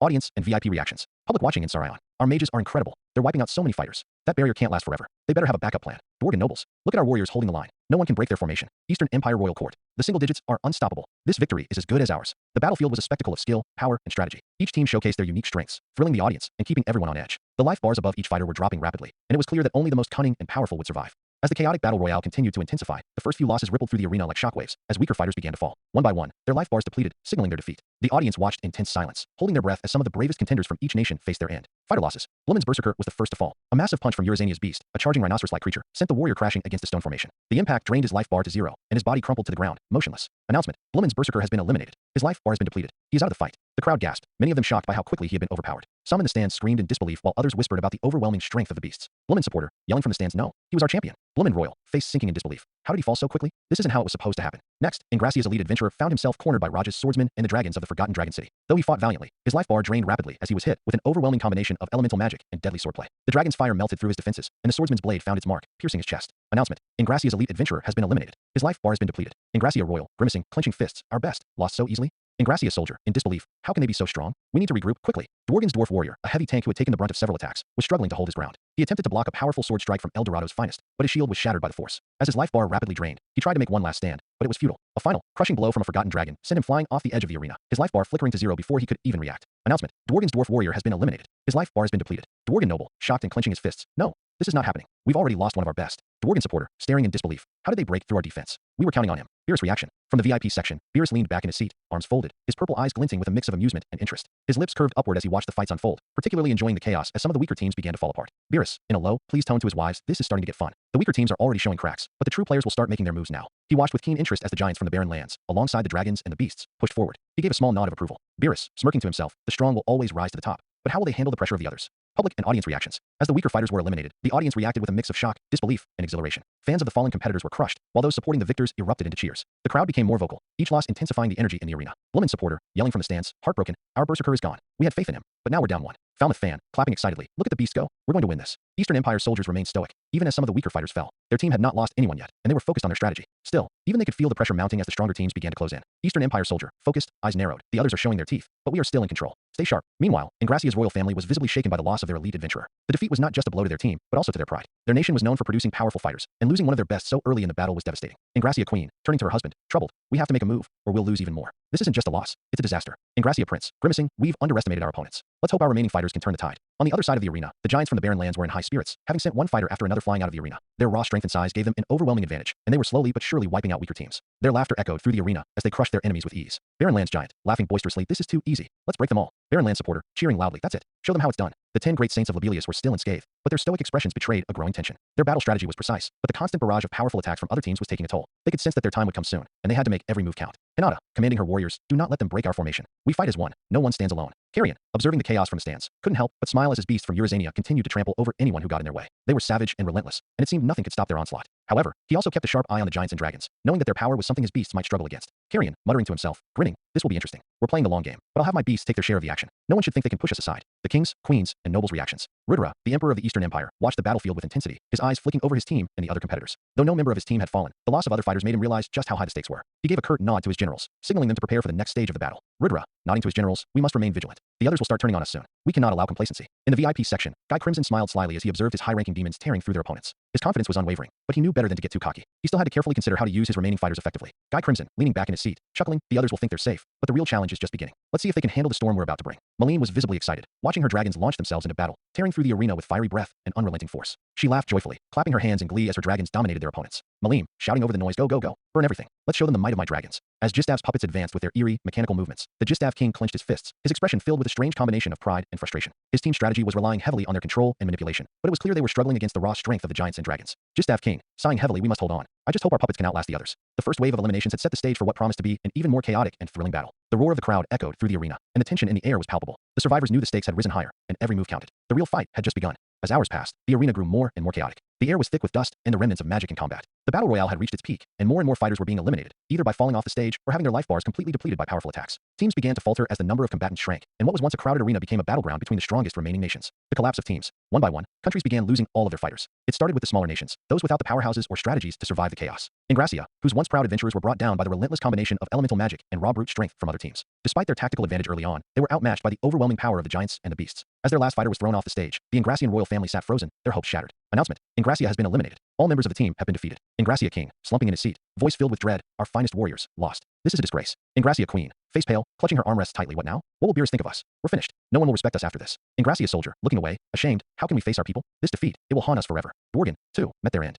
Their sturdy dwarven warriors, known for their unbreakable defenses, fell one by one under the combined onslaught of earth-shattering magic and flame-breathing dragons. They tried their best to fight back, but the relentless attacks from El Dorado's finest swordsmen and Raj's unpredictable fighters overwhelmed them. Announcement: Dworgen has been eliminated. All members of the team have been defeated. Dworgen king, staring down at his hands in disbelief. How? How did we lose? We were supposed to be unbeatable. Dworgen noble, face full of regret, muttering to himself, I don't even know what to say. We failed. The people will never forgive us. Dworgen soldier, looking at the arena, shaking his head. How could we be outclassed by these beasts? Our pride, shattered. The Sarion team, known for their magic expertise, suffered the same fate. They were slowly picked apart by the giants and dragons, who were immune to their elemental spells. The 10 great saints tried to help, but even their combined efforts were insufficient against the sheer power of the Barrenlands giants. After their last mage fell, Sarion's fighters were done. Announcement: Sarion has been eliminated. All members of the team have been defeated. Sarion royal, pounding his fist on the armrest, eyes filled with rage, our strongest mages, gone. This can't be happening. What will we tell our people? Sarion advisor, clenching his teeth, pacing, will be punished for this. Beerus will show no mercy. We've been utterly humiliated. Sarion soldier, sitting, holding his head in his hands, this is worse than death. We'll never be able to make amends for this failure. Beerus reaction. Beerus, still seated comfortably in the VIP section, watched the events unfold with a detached interest. His eyes were sharp, observing each team's tactics, weaknesses, and strengths as the weaker nations fell. A faint smirk tugged at the corners of his mouth as he witnessed the unfolding disaster for some teams.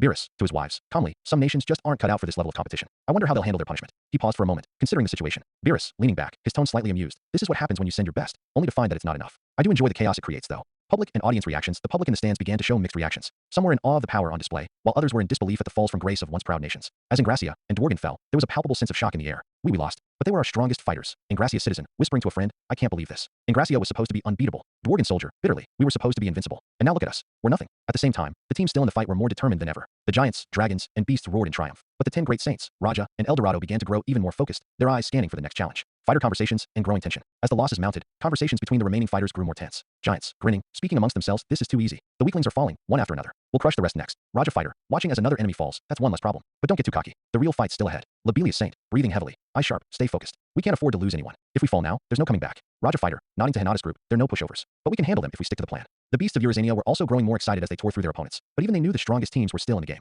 They had to keep pushing forward. Eurasania beast, laughing as he swings his fist, the weaklings are out of the way. Time to show the others how it's done. The turning point. As the hours passed, more and more teams fell. Half of the teams were now completely wiped out. The battle had evolved from a free-for-all brawl to a fierce competition between the remaining powers. The fight became more brutal, more intense. Fighters now moved with an urgency that hadn't been there before, knowing that one wrong move could lead to their elimination. The tension in the air grew thicker. As more teams began to be eliminated, the fighters who remained knew that there was no room for error. The stakes were higher than ever before. With Beerus watching closely and the audience's anticipation rising, it was clear that the remaining teams had to bring their A-game if they hoped to win. The fight to the finish had begun. As the hours passed, the arena grew even more intense. The remaining teams were now fully aware that the battle royal was reaching its climax, and they had less than 2 hours to decide their fate. The announcement echoed across the arena, signaling that there were only 2 hours left for the battle. The air grew thick with anticipation as some teams started thinking strategically, while others became even more reckless, choosing to fight to the death rather than conserve their strength. The announcement, booming over the arena. 2 hours remain until the end of the battle royale. The team with the most fighters left at the conclusion will emerge victorious. Strategizing teams. As the remaining teams were battered and exhausted, many began to rethink their strategies. The goal was no longer just to fight, but to survive as long as possible and have more members standing at the end. Leaders and captains began coordinating their teams, trying to keep their best fighters alive while eliminating others. Eastern Empire leader, shouting from the VIP section, remember, protect the digits at all costs.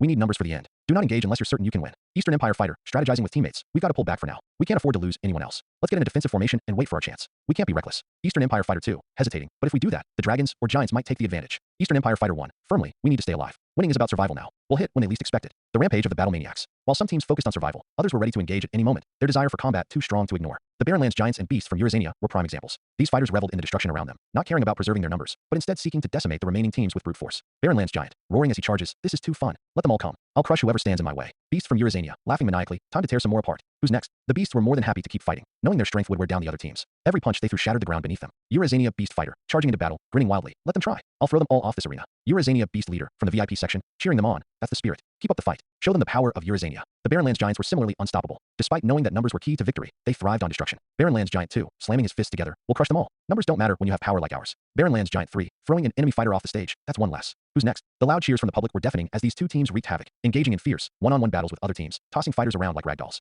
However, their disregard for preserving their numbers might cost them in the final moments. Strategizing teams continued. On the other hand, the Raja team was focused on tactics, carefully evaluating which team was the weakest to strike it next. They were all about calculated strikes and conserving energy for the final hours. Raja fighter, speaking in a low voice, we need to wait. Let the others weaken themselves. The giants and dragons are already worn down. If we wait, we can take them out before the final moments. Raja captain, to the others, you all know the plan. Conserve your energy. We'll make our move when the time is right. Don't get drawn into unnecessary fights. Raja fighter, nodding, understood. We're not here for glory. We're here for the win. Raja fighter 2, glancing at the remaining fighters, keep an eye on the dragons. They'll be a problem if we don't deal with them quickly. Raja fighter 3, muttering, the dragons are a tough match, but we can't afford to waste resources. Eldorado's tactical moves. Eldorado also began to adapt. Their fighters, known for their incredible swordsmanship, were focused on picking off weaker opponents to maintain their strength. They moved as one, coordinating their attacks and protecting each other from incoming strikes. Their strategy was clear: work together to eliminate the smallest threats first and save their strength for the larger, more powerful teams. Eldorado leader, watching from the VIP section, intensely focused. Keep your formation tight. Don't waste any energy. Eliminate them quickly and preserve your strength. Only engage if victory is guaranteed. Eldorado swordsman, speaking to his teammate, we've got to focus on the smaller teams first. The giants and dragons will tire themselves out. We can take them out when they're weaker. Eldorado fighter, looking to the dragons, those dragons are relentless. We need to pick off the weak links and then focus our efforts on them. Eldorado swordsman, nodding, you're right. We'll save our big moves for the final moments. More conversations from the arena. Lobelia's 10 great saints, circling together, speaking softly. Great Saint 1, we're getting close. We need to play this smart. If we don't, we could be eliminated. Great Saint 2, looking around, whispering, keep your heads cool. We can win this if we stay together. Great Saint 3, eye scanning the arena, focus on those that are tiring. The dragons, beasts, and giants will soon begin to falter. Let's wait for the right moment. Great Saint 4, looking at the dragons, those dragons are dangerous. If we don't take them out soon, they'll be our downfall. Beerus was amused as he observed the different teams trying to adapt. He knew that this was the moment of truth, and that only the smartest and most powerful would emerge victorious. Beerus, grinning to his wives, some are still trying to make it all about brute strength, but others are learning, smart. I wonder who'll win this. Beerus, leaning back, a mischievous smile on his face, this is getting interesting. Let's see who can outlast the chaos. His attention flickered to the teams still remaining, admiring their strategies. However, he was sure that the final hour would reveal who had truly mastered the art of combat and survival. Reactions from leaders and VIPs. In the VIP area, the pressure was building. Some leaders screamed at their teams to hold on. Others were pacing nervously, unable to sit still. Eastern Empire leader, shouting at his fighters, stay focused. You have to survive. The game has changed. Numbers matter now. Raja leader, grimacing, eyes narrowed. Keep it together. Don't engage unless you're sure you can win. Let the others tire themselves out. Lobelius leader, voice filled with frustration. No more mistakes. Keep your cool. We've trained for this moment. Don't waste it. Meanwhile, some of the leaders in the VIP section were more quiet, their anxiety palpable. Eastern Empire royal, voice trembling, please don't let us lose. We've come so far. We can't fail now. Raja leader, to his team, through a communicator, stay calm. Stay focused. This is ours for the taking. Eldorado queen, murmuring, every move counts. If we win this, it will be our greatest achievement. As the clock ticked down and the minutes raced by, the fighters knew their time was limited. They had to make a choice: fight until the bitter end, or retreat and focus on survival. The next 2 hours would determine the outcome of the battle royale and the fate of the nations involved. As the battle raged on, the remaining two teams had been fighting fiercely for hours, each trying to outlast the other. Only Eastern Empire and Bloomin' Kingdom were left, and with less than an hour on the clock, it was clear that this was going to be the final showdown. The Eastern Empire still had 4 fighters remaining, while Bloomin' only had 2. The odds seemed stacked in favor of the Eastern Empire, but their opponents were not going to give up easily. Reactions from the fighters. The fighters from both teams were feeling the weight of the battle. Exhausted, but with adrenaline pumping through their veins, they focused on the task at hand. If Bloomin' didn't eliminate Eastern Empire's remaining fighters quickly, they would lose when the clock ran out. They had to move fast, even as their bodies screamed in pain. Bloomin' Fighter 1, breathing heavily. We need to focus on their weakest. If we don't, it's over. Bloomin' Fighter 2, gritting his teeth. We'll take them down, no matter what. Don't let their numbers fool you. Eastern Empire Fighter 1, looking at his remaining teammates. We hold them off until the end. We can't let them take us out first. Eastern Empire Fighter 2, nodding grimly. Stick to the plan. We outnumber them. Use your strength. The fierce one-on-one fights. Bloomin' knew that their only chance was to divide and conquer. The 2 remaining fighters from Bloomin' split up and took on Eastern Empire's fighters, knowing that if they failed to take out at least one, they would fall short when the time ran out.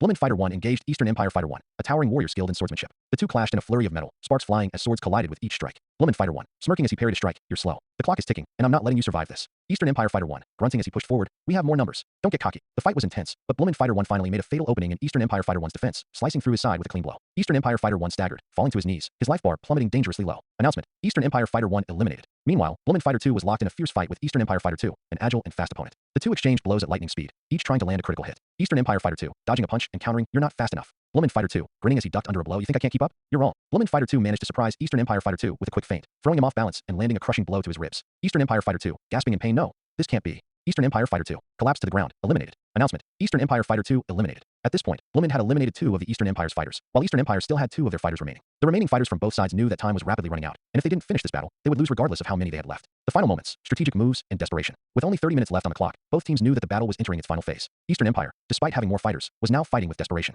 Bloomin', now down to just 2 fighters, knew they had to be strategic if they were to win. Eastern Empire Fighter 3, sweating, seeing his teammates fall. We have to finish them now. Bloomin' Fighter 1, smiling grimly. Keep them occupied. We'll eliminate them one by one. The Eastern Empire fighters tried to keep their distance, attempting to use their superior numbers to wear down Bloomin's remaining 2 fighters. But Bloomin, with their tactical precision, was keeping their ground. The 2 Bloomin fighters continued to outmaneuver their opponents, waiting for the perfect opportunity. Bloomin Fighter 2, nodding to his partner, on my signal. Let's finish this. In a moment of synchronization, Bloomin Fighter 2 created a diversion, drawing one of the Eastern Empire fighters to the edge of the arena. As the fighter lunged forward to strike, Bloomin Fighter 1 attacked from behind, catching him off guard and dealing a brutal blow that sent him flying out of the arena. Announcement: Eastern Empire Fighter 3 eliminated. With only 1 fighter left on Eastern Empire's side, they knew their chances were slim. Their remaining fighter was strong, but outnumbered, and the time was rapidly ticking down. Eastern Empire Fighter 4, glaring at his opponents, breathing heavily. I will not lose. I'll fight until the end. Bloomin Fighter 1, nodding. We'll see about that. The final blow. The clock was ticking down. Eastern Empire Fighter 4 and Bloomin Fighter 1 exchanged a flurry of blows, but as Bloomin Fighter 1 delivered a powerful uppercut, Eastern Empire Fighter 4 staggered back, his life bar blinking dangerously low. Eastern Empire Fighter 4, gritting his teeth. I won't lose. Not like this. But Bloomin Fighter 1 was faster and more precise, landing a final, crushing blow that knocked Eastern Empire Fighter 4 off the edge of the arena. The final sound of his life bar depleting echoing in the arena. Announcement: Eastern Empire Fighter 4 eliminated. With that, Bloomin emerged victorious, the last team standing. The public reaction. The arena erupted with shock and disbelief. The Eastern Empire had been favorites to win, and now they were out. Bloomin had come from behind and claimed the unexpected victory. The public watching on screens across the nations couldn't believe what they had just witnessed. Bloomin citizens, ecstatic, cheering wildly. We won. We did it. Eastern Empire citizens, in stunned silence, murmuring in disbelief. How could this happen? We lost. We thought we had it in the bag. VIP and Demon Lord reactions. The VIPs and Demon Lords were equally stunned. Some were visibly shocked, while others were impressed by Bloomin's cunning and strategy. Beerus, raising an eyebrow, amused. Well, that was a surprise. I didn't think they had it in them. They fought like gods, but it was their strategy that made the difference. Guy Crimson, grinning, intrigued. That was a great show. The Eastern Empire had the numbers, but Bloomin outsmarted them. That was brilliant. Malim, laughing joyously. Haha. I thought for sure Eastern Empire would win, but Bloomin really showed them who's boss. Carrion, smirking, nodding in approval. Well done. I didn't expect them to win, but their tactics were flawless. Conclusion: Bloomin's triumph. Against all odds, Bloomin stood tall as the unexpected champions of the Battle Royal. Their victory was a testament to the power of strategy, teamwork, and coordination. The Eastern Empire, despite their superior numbers and strength, had been outplayed in the final moments. The public and VIPs alike were stunned by the outcome, but it was clear that Bloomin had earned their victory. The fighters, though battered and bruised, celebrated with joy, knowing that their cunning had led them to the top. Bloomin captain, looking to his teammates, smiling. We did it. We made history. Bloomin Fighter 2, raising his fist. This victory is ours. No one can take it from us. The world would remember Bloomin's victory for years to come, a team that had proven that with the right combination of strength, intelligence, and strategy, anything was possible. As the cheers from the crowd erupted, the Bloomin fighters stood victorious in the center of the arena, their faces a mixture of exhaustion and sheer joy. Their unexpected win over the Eastern Empire had stunned everyone, and now, they basked in the glory of their victory. Reactions from the public and country. In Bloomin, the streets were flooded with citizens cheering and celebrating, waving flags with their emblem. The news spread quickly, and the whole kingdom was engulfed in euphoria. Bloomin Citizen 1, shouting with joy. We did it. Bloomin is the greatest. No one can defeat us now. Bloomin Citizen 2, dancing in the streets. The underdog won. We beat the Eastern Empire. This is history in the making. Fuse, the guildmaster, could hardly believe it. His heart swelled with pride, but his exhaustion caught up with him. He collapsed into a nearby chair, his breath shallow, and before anyone could notice, he fainted from sheer relief and joy. Fuse's teammate, concerned Fuse. Hey, don't overdo it. You deserve to rest, but you need to wake up and enjoy the victory too. The Bloomin King, unable to contain his emotions, raised his hands triumphantly in the air, smiling widely as his people cheered for him. Bloomin King, beaming, voice filled with pride. We have shown the world our strength, not just through our might, but through our wisdom and strategy. Today, Bloomin is the pride of all the nations. The crowd erupted in an even louder cheer, chanting, Bloomin, Bloomin. The air was electric, and the kingdom was in full-blown celebration. Beerus' speech. After several minutes of celebration, Beerus stood up from his throne, his calm demeanor not betraying the pleasure he felt from the tournament's outcome. The arena quieted in anticipation as his voice echoed across the entire battlefield. Beerus, smiling, his tone calm but powerful. This tournament has been quite entertaining. But it has also proven something far greater than just who can fight the hardest or strongest. You see, strength alone cannot win everything. Strategy, intelligence, and careful planning are just as crucial as brute force. You must study your enemy's every move, think 2 steps ahead, and be willing to act on that knowledge, out of the box. He let his words sink in for a moment as the fighters and spectators listened intently. Beerus, gesturing to the victorious Bloomin team, and Bloomin, you have proven that today. Against all odds, you displayed not only strength but the perfect combination of tactical brilliance and teamwork. Today, you have earned the victory, and more than that, you have earned the right to make one wish. A wish, anything you desire. Bloomin's wish. The Bloomin king stepped forward, taking a moment to gather his thoughts. He had never anticipated this moment, the chance to make a wish that could change his country forever. He looked at his victorious fighters, who were still panting and grinning in disbelief, before turning his eyes back to Beerus. Bloomin king, with a deep bow, voice filled with gratitude, Lord Beerus, thank you for this opportunity. We never imagined it would come to this, but we are humbled by the honor. We, the people of Bloomin, request a wish that would forever protect our kingdom. We wish for a barrier, an impenetrable shield around our borders, one that would keep our land safe from any foreign threats, ensuring peace and prosperity for generations to come. The Bloomin fighters exchanged looks of relief and excitement, knowing that their kingdom would never again have to fear invasion or outside interference. Bloomin fighter 1, smiling, relieved, no one will ever threaten our home again. We did it. Beerus nodded approvingly, acknowledging their request. Beerus, with a slight grin, your wish shall be granted. A shield of impenetrable power will surround your lands, ensuring your safety from all threats. Let it be a testament to your cleverness and strategy. Punishments for the losing countries. The mood shifted slightly as Beerus's gaze turned toward the losing teams, whose faces showed a mixture of disappointment and fear. They knew this was coming. Punishment was inevitable for those who failed in the tournament. Beerus, his tone stern, as for the other kingdoms and their fighters, you have failed to prove your worth. You were outsmarted, outpaced, and outmanned. Though the rules of the tournament allowed for failure, I will not let this pass without consequences. It is a lesson, one you will all remember. Eastern Empire. Eastern Empire's king, nervously shifting in his seat, Lord Beerus. Please, we did our best. We. Beerus, cutting him off, his eyes narrowing. You had the numbers, yet your pride blinded you. Your punishment will be that your military strength shall be reduced. All of your kingdom's greatest warriors and generals will lose a portion of their abilities. You will need to rebuild from scratch. The Eastern Empire leaders exchanged fearful glances as their military strength was diminished by Beerus's decree. Ingracia's leader, looking down in defeat, we fought well, but not well enough. Beerus, coldly, your punishment will be the dissolution of your elite adventurers. All who participated will lose their ability to rank up and ascend to higher tiers of power. They will remain stuck at their current level of skill. Ingracia's representatives looked horrified as their most skilled fighters were forever trapped in their current forms, unable to improve further. Other countries' punishments. As Beerus continued to pass down punishments, each kingdom took their share of the consequences. Raja's punishment. Your forces will now be scattered.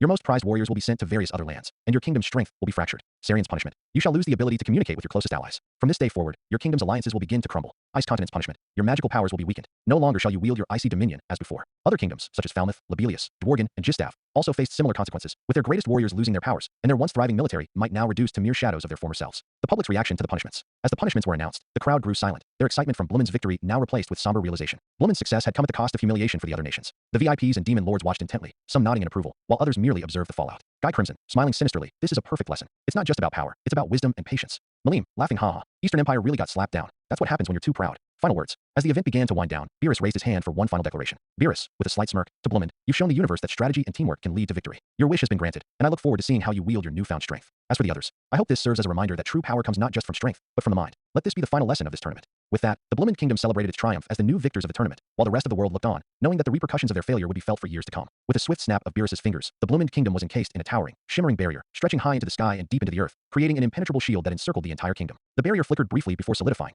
a glowing fortress that could withstand even the greatest forces in the world. The Bloomin king, eyes wide with amazement, stepped forward cautiously, the weight of the moment sinking in. He had asked for a shield to protect his kingdom, but this was more than he could have imagined. The sheer power of it left him speechless. Beerus then extended his hand, and in it appeared a small key, glittering with an ethereal energy. Beerus, smiling with a casual tone, this key will allow you to control and modify the barrier however you see fit. You can adjust its size, its power, and even activate different levels of protection as you wish. But let it be known, the strongest in the world cannot destroy this barrier. Not even the mightiest of attacks will breach it. The Bloomin king took the key with both hands, bowing deeply to Beerus, his gratitude evident in his voice. Bloomin king, gratefully, thank you, Lord Beerus. This is more than we could have ever hoped for. With this, we can truly ensure the safety of our people for generations to come. You have my deepest gratitude. As the Bloomin king straightened up, his heart swelled with pride, knowing that no force could now threaten his kingdom. Punishments began. Beerus snapped his fingers once more, his eyes gleaming with a cold, detached amusement. The energy rippled through the arena, and all the defeated teams could feel the impact of their loss. Eastern Empire's fighters staggered, as if a heavy weight had been placed upon their shoulders. Their aura weakened, and the once vibrant magic that flowed within them dulled. Eastern Empire's general, groaning as his strength faded. What is this? Our power. It's slipping away. Eastern Empire's king, gritting his teeth, horrified. No, not this. We failed. Ingracia's elite adventurers, once mighty and proud, suddenly found their powers diminished, as if the very essence of their strength had been drained. Ingracia's leader, stumbling, what's happening to us? This, we can't. Beerus, voice booming from above. You are now weaker. Your most powerful warriors have lost a portion of their power. The consequences of failure. As Beerus continued, the remaining kingdoms also felt their powers diminish. The once proud Raja, who had relied on their ferocity, now found their abilities fraying at the edges. The Ice Continent's magic grew colder, its potency waning as their most potent spells weakened. Bloomin's fighters, however, remained unaffected, their strength still brimming with the energy of victory. Beerus's final words. After ensuring the punishments had taken full effect, Beerus stood up from his throne and addressed everyone once more, his voice carrying over the silence. Beerus, his voice loud and commanding. You have all learned your lessons. Power alone cannot ensure victory, and without strategy and foresight, even the mightiest can fall. For those who failed, your consequences will echo in your lands, and you will need time to rebuild. He then gave a slightly amused smile, pausing for a moment before continuing. Beerus, with a grin, as for the next tournament, it will be held in 5 years' time. You will have time to prepare, learn, and improve your strategies. But one thing is clear, Bloomin will not participate next time, for they have earned their victory and will take their place as a kingdom of unparalleled strength and wisdom. They will stand as an example for all. The Bloomin king puffed his chest proudly, knowing that his kingdom would now have the time and opportunity to further secure their position as the strongest nation. Reactions from the crowd. The arena was filled with a tense silence as Beerus made his final pronouncements. Some of the VIPs were visibly pleased, while others appeared disappointed. Guy Crimson, smiling darkly, speaking to Malim, interesting. It seems the prize is not only a show of strength, but a reward for cleverness. I never would have guessed Bloomin would win.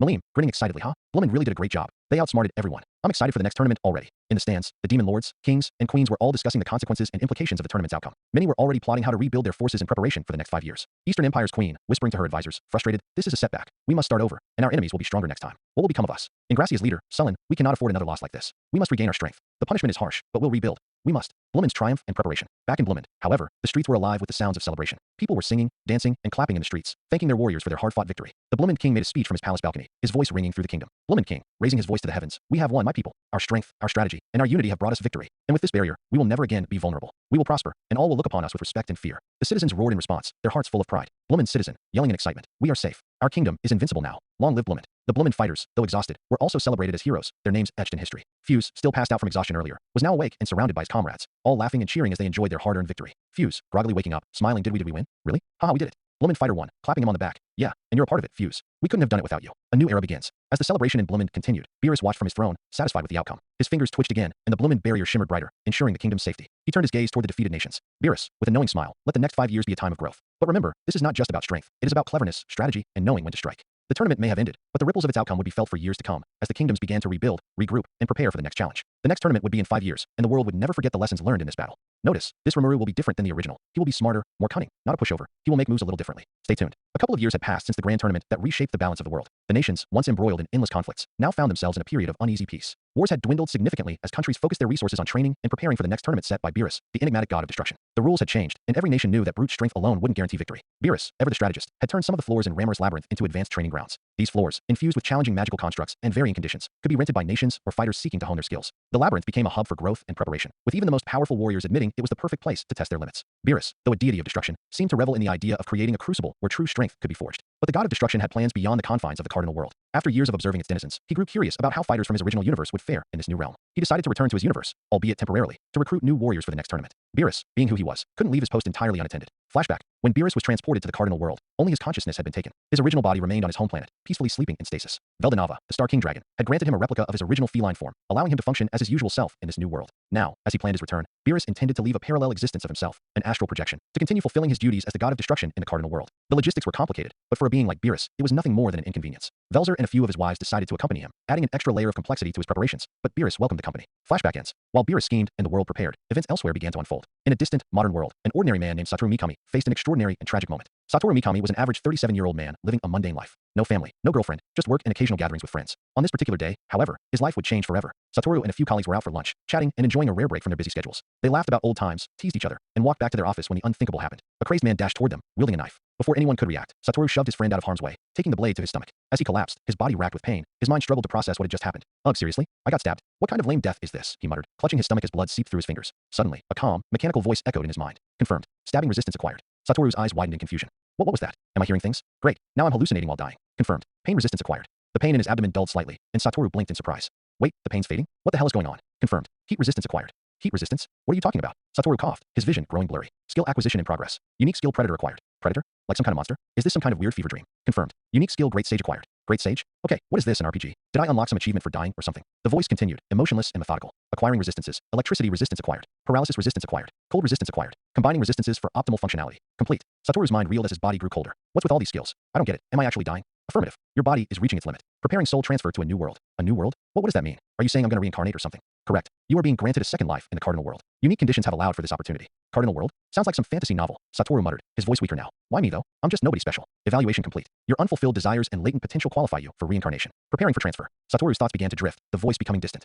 Reincarnation, huh? Guess I don't have much of a choice. Just make it a good one, okay? Reincarnation process commencing. Creating new body. Complete. Unique abilities and resistances integrated. Welcome to the cardinal world. When Satoru woke, he found himself surrounded by darkness. His senses felt strange, detached, yet oddly enhanced. He tried to move, but his body didn't feel the same. What is this? Where am I? Did I really die? He muttered, his voice echoing. Confirmed. You have successfully reincarnated. You now possess a new form suited for this world. New form? What does that mean? And who are you? I am Great Sage, a unique skill granted to assist you in this world. I am part of you, here to provide analysis and guidance. Great Sage, so you're the voice from before. And I've reincarnated. What's my form? Analysis. You currently exist as a slime, a creature with high adaptability and potential for growth. This form is optimal for your integration into the cardinal world. A slime? Seriously? I went from being a boring office worker to a blob. Satoru groaned, his frustration evident. Affirmative. Despite its appearance, this form offers numerous advantages. Shall I provide a detailed report of your current abilities? Satoru sighed, resigning himself to his fate. Fine, hit me with it. And so, his journey began. An ordinary man reborn in an extraordinary world, armed with skills, resistances, and a burning curiosity to see what this new life had in store for him. Notice, the conversation with the VODW is due to Beerus interference. As Satoru sat in the darkness of the cave, the reality of his situation began to sink in. He wasn't dreaming, and he wasn't hallucinating. He had actually been reincarnated as a slime. The voice calling itself Great Sage had become an integral part of his consciousness, and it seemed to know everything about his new existence. All right, Great Sage, Satoru said, trying to calm the whirlwind of thoughts in his mind. You said I've been reincarnated as a slime, and that I've got a bunch of skills. Mind explaining all of them? What exactly do I have? Acknowledged. Initiating detailed explanation of all skills and abilities. Satoru focused, trying to take this all in. The voice of Great Sage continued, steady and methodical. Unique skill, Great Sage. Function, analyzes situations and provides optimal solutions. Additionally, it enhances cognitive functions, allowing for parallel processing and instant information recall. Satoru blinked, or at least he thought he blinked. As a slime, he wasn't sure how that worked. Wait, so you're basically me, but way smarter and better at processing information? Correct. Great Sage also enables you to access detailed analyses of abilities, items, and other entities. Well, that's convenient, Satoru muttered. All right, what's next? Unique skill, Predator. Function, allows the user to consume and analyze objects, organisms, or magical entities. Once consumed, the target can be analyzed, replicated, stored, or assimilated. Skills or abilities possessed by the target may also be acquired. Wait, Satoru interrupted. You're telling me I can eat things, analyze them, and take their abilities? That's ridiculously overpowered. Correct. Predator also grants the ability to store consumed items or entities within a separate storage space and summon them later. This storage space is infinite. Satoru let out a low whistle, or the slime equivalent. Man, I'm starting to like this reincarnation thing. What else do I have? Resistances. You possess the following resistances. Pain nullification. Prevents you from feeling physical pain. Heat resistance. Reduces damage from heat-based attacks. Cold resistance. Reduces damage from cold-based attacks. Paralysis resistance. Prevents status ailments that paralyze the body. Electricity resistance. Negates or reduces damage from electric-based attacks. Asterisk. So basically, I'm immune to a lot of the stuff that could kill me. That's kind of insane, Satoru said, laughing nervously. Anything else? Intrinsic skills. Absorb. Enables the user to engulf and dissolve objects or entities. Dissolve. Allows the user to decompose absorbed material. Self-regeneration. Facilitates rapid healing and restoration of the user's body. Asterisk.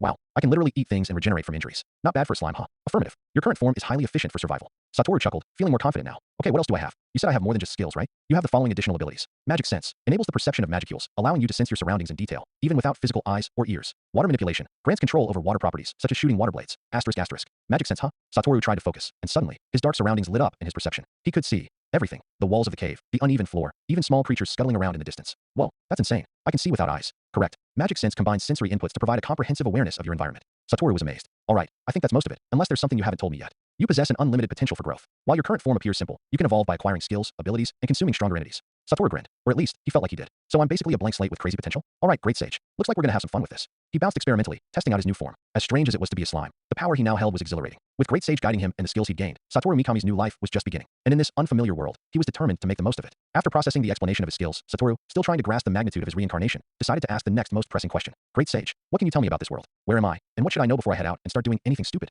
Acknowledged. Providing a summary of the current world. Satoru focused, feeling the familiar calmness of Great Sage's voice guide him. This world is referred to as the cardinal world. It operates on the principle of survival of the fittest, where strength determines one's status and survival. There is no concept of mercy for the weak. They are either subjugated, consumed, or eliminated. Yikes, Satoru muttered. That sounds harsh. Correct. Beings in this world are ranked by power and divided into several tiers. The strongest entities are known as demon lords. They rule vast territories, commanding legions of powerful subordinates and wielding unimaginable strength. There are currently 10 recognized demon lords, though the balance of power among them is unstable and ever-changing. Satoru felt a chill run through his metaphorical spine. Demon lords, huh? Sounds like I should steer clear of them for now. What else should I know? Power levels in this world are measured by the density of magicules an individual possesses. Magicules are the primary source of energy for all beings, including monsters, spirits, and even some humans. Those with higher concentrations of magicules are more powerful, possess greater abilities, and hold higher status. Magicules, so they're like energy or fuel for everything here? Correct. Your current body contains a significant amount of magicules due to the unique circumstances of your reincarnation. While this places you above most low-level monsters, it is insufficient to challenge beings such as demon lords or high-ranking entities. Growth and evolution will be necessary to survive and thrive. Great, so I'm starting near the bottom of the food chain, Satoru sighed. Anything else I need to know? What about humans? Are they like the ones in my old world? Humans exist in this world, but vary greatly in terms of strength and influence. While most humans are weak, some possess unique or ultimate skills that rival even the strongest monsters. Heroes, in particular,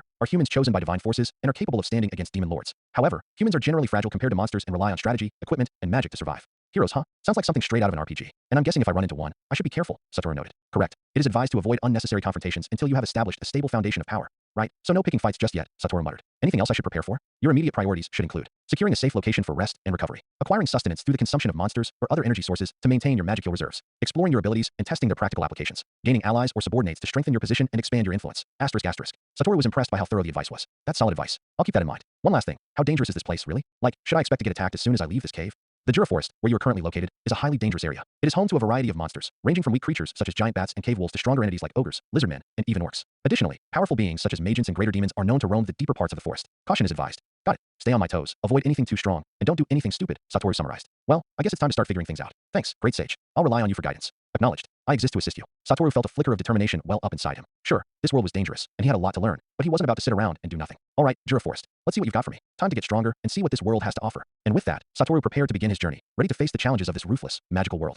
Satoru, after taking in all the information from Great Sage, nodded to himself. All right, since I'm not really tired, the first thing I should do is figure out how to use my skills better. Killing a few monsters to gain their abilities and training myself sounds like a good way to start. After that, I'll find a way out of this cave. As he prepared to move, his attention was caught by the abundance of herbs and shiny-looking rocks scattered around the cave floor. Curious, he asked, Great Sage, what are those? They look valuable. Analyzing objects. A brief pause, and then Great Sage responded. The herbs are medicinal plants commonly used in healing potions. Their effects range from minor wound healing to advanced regeneration. The rocks you see are magic ore, a rare and valuable mineral used in crafting weapons, armor, and magical tools. Both materials possess significant utility and are recommended for collection. Satoru's eyes, or rather, his awareness, lit up with interest. Medicinal herbs and magic ore. That's great. Sounds like they could come in handy later. And since I have all this storage space thanks to my predator skill, I might as well take everything. Without hesitation, he activated Predator, and his body began to absorb all the herbs and ores within his reach. One by one, the items disappeared into his internal storage, neatly organized and ready for future use. Man, this Predator skill is ridiculously useful, he muttered, watching the shiny ores vanish as he absorbed them. I don't even have to carry anything. It's all just stored inside me. What else can I do with this skill, Great Sage? The Predator skill allows you to absorb objects and creatures, analyze and break down absorbed materials or life forms, replicate properties or skills of absorbed entities, store an unlimited quantity of materials in an organized internal space, utilize absorbed items or skills as needed. Asterisk asterisk. Satoru was impressed. Unlimited storage and the ability to analyze and replicate skills? This is beyond overpowered. All right, I'll keep an eye out for anything valuable to absorb from now on. After clearing the area of all the herbs and ores, Satoru felt a sense of accomplishment. That should do it for now. I'm stocked up on resources, so next step, find some monsters, test out my skills, and get a better feel for this body. With that, Satoru started moving deeper into the cave, ready to face whatever challenges awaited him. Satoru ventured deeper into the dimly lit cave, his body moving fluidly across the uneven terrain. The faint glow of magicules in the air illuminated his path as he prepared himself for his first encounters with the cave's inhabitants. He didn't have any experience in combat in this new form, but he was determined to make the most of his skills. First encounter, giant bat. As he rounded a corner, Satoru noticed movement above him. A swarm of giant bats descended from the cavern ceiling, their sharp fangs gleaming and their wings flapping noisily.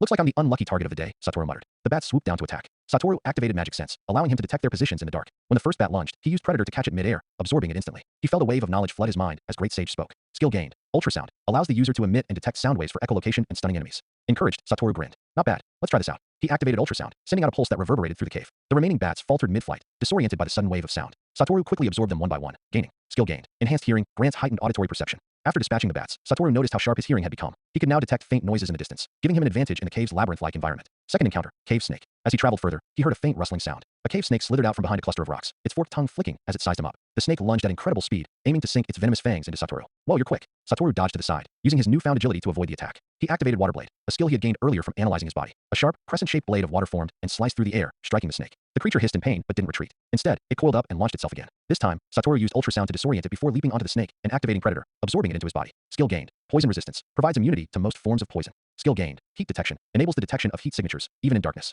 Poison resistance, huh? That'll definitely come in handy. And heat detection? Guess this makes me a high-tech radar system now, Satoru joked, his confidence growing. Third encounter, giant centipede. Moving deeper, Satoru encountered a massive giant centipede, its armored body clattering as it crawled toward him. This creature was more intimidating, with sharp mandibles that oozed a foul-smelling venom. The centipede attacked with surprising speed, aiming to crush Satoru with its mandibles. He dodged, but felt the ground tremble as the creature's body slammed into the floor. All right, big guy, let's see how tough you are, Satoru muttered. He activated Water Blade again, aiming for the centipede's joints, but the attack barely scratched its tough exoskeleton. Analysis complete. Weakness detected. Joint areas are vulnerable to concentrated force. Taking Great Sage's advice, Satoru used ultrasound to temporarily disorient the centipede before unleashing a powerful strike with Predator, focusing on its exposed joints. The centipede screeched as its body crumbled, and Satoru absorbed it. Skill gained. Steel thread. Allows the creation of thin, durable threads capable of cutting or binding. Skill gained. Paralysis resistance. Grants immunity to paralysis effects. Steel thread? That sounds versatile. I can probably use this for traps or binding enemies, Satoru mused, testing the ability by forming thin threads that shimmered like silver. Fourth encounter, fire spirit. Further into the cave, Satoru encountered a glowing, humanoid figure composed entirely of flames. It was a lesser fire spirit, and its presence radiated intense heat. The spirit launched a fireball at Satoru, who barely dodged it. All right, this might be tricky, he muttered. He activated heat detection to better track the spirit's movements and used Water Blade to counter its attacks. The water attacks were effective, causing the spirit to shrink as the flames flickered and weakened.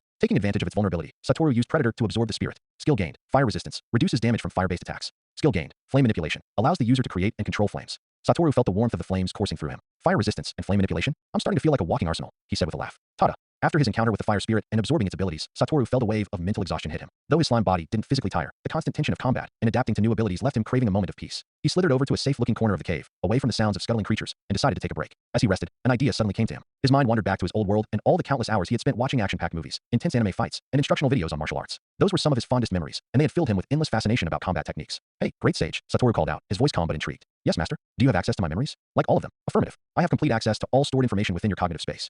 Satoru smirked, his mental exhaustion beginning to fade as excitement bubbled up. Perfect. So, can you scan through all the movies, anime, and fight videos I've ever watched? You know, stuff like martial arts, swordsmanship, battle strategies, all of it. See if you can integrate them into my fighting style. There was a brief pause before Great Sage responded. Understood. Initiating analysis of all relevant data from your memory. This process will take approximately 0.7 seconds. Only 0.7 seconds? Show off, Satoru chuckled. Analysis complete. Data includes various forms of martial arts, karate, judo, kung fu, aikido, etc., swordsmanship techniques from fictional and non-fictional sources, energy manipulation methods, and strategic combat approaches. Integration into your skill set is possible. Do you wish to proceed? Satoru's smile widened. Oh, absolutely. Let's do this. Commencing integration. Utilizing predation and Great Sage functions to simulate and optimize techniques for your slime physiology. Estimated completion, 3 seconds.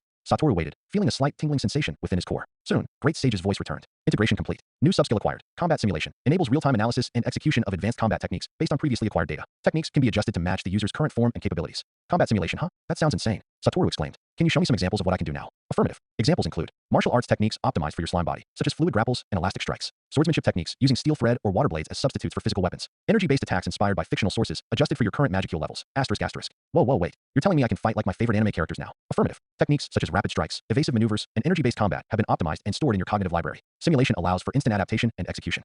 Satoru laughed, the excitement surging through him like never before. This is unreal. I'm basically a fighting god in training. All right, Great Sage, you've outdone yourself. You are welcome. Shall I continue to monitor and suggest techniques as you encounter new combat situations? Definitely. Let's make sure I use every bit of knowledge I've got. After all, I've got to be ready for whatever this world throws at me. Feeling exhilarated with his newfound powers, Satoru couldn't help but let his mind wander to the potential for even greater abilities. The thought sparked curiosity, and he decided to consult his ever-reliable companion. So, Great Sage, Satoru asked, his tone thoughtful. How does someone acquire new skills? I mean, I'm talking about things like unique skills or even ultimate skills. Are they something I can just learn or create? Great Sage responded in its calm, analytical tone. Acquiring new skills depends on several factors, including the individual's inherent abilities, circumstances, and specific triggers. Allow me to explain the process in detail. Satoru nodded, or at least, the slime equivalent of a nod. I'm listening. Lay it on me. There are 3 primary ways to acquire new skills, including unique and ultimate skills. 1.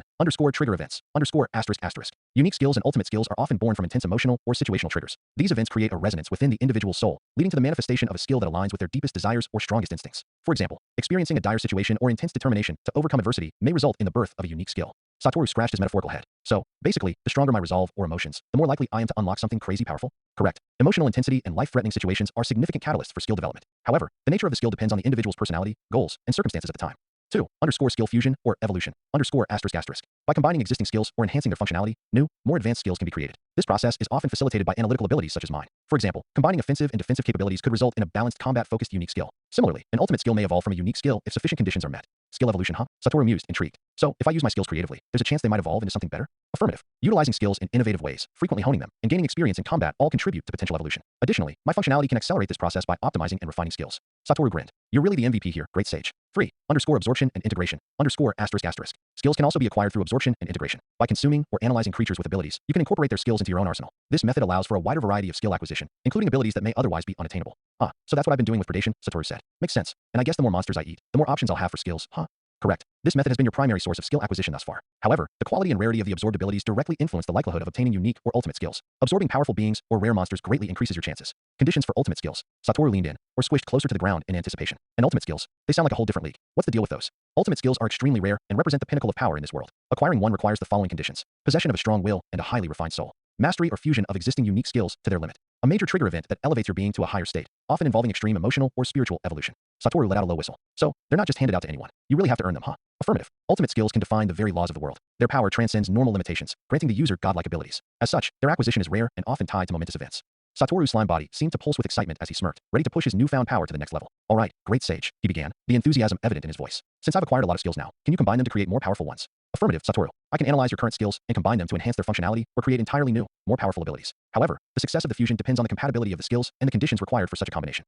Satoru's eyes gleamed with anticipation. So, it's possible to fuse them? How does it work? What kinds of new abilities could I unlock if you did this? Combining skills requires an understanding of their individual properties. For example, offensive skills can be combined with defensive or support skills to form hybrid abilities that offer both power and resilience. Skills that are similar in nature can be fused to increase their potency or unlock new techniques. However, there may be instances where incompatible skills cannot be fused. Satoru thought for a moment, mentally reviewing the skills he had acquired so far. All right, let's try it. Start with the basics and see what we can come up with. Maybe something like a fusion between my combat and mobility skills, like sharp fang and fast movement. What do you think? Analyzing. Fusion initiated. Satoru could feel a strange sensation as the skills began to meld within him. There was a sense of shifting, as if the very nature of the abilities were being restructured. Fusion complete. New skill acquired. Raging Torrent. This skill increases both your offensive and movement capabilities, allowing for a rapid series of devastating attacks, while maintaining high agility and speed. The combined effects of sharp fang and fast movement have resulted in a more fluid and relentless combat style, making you unpredictable in battle.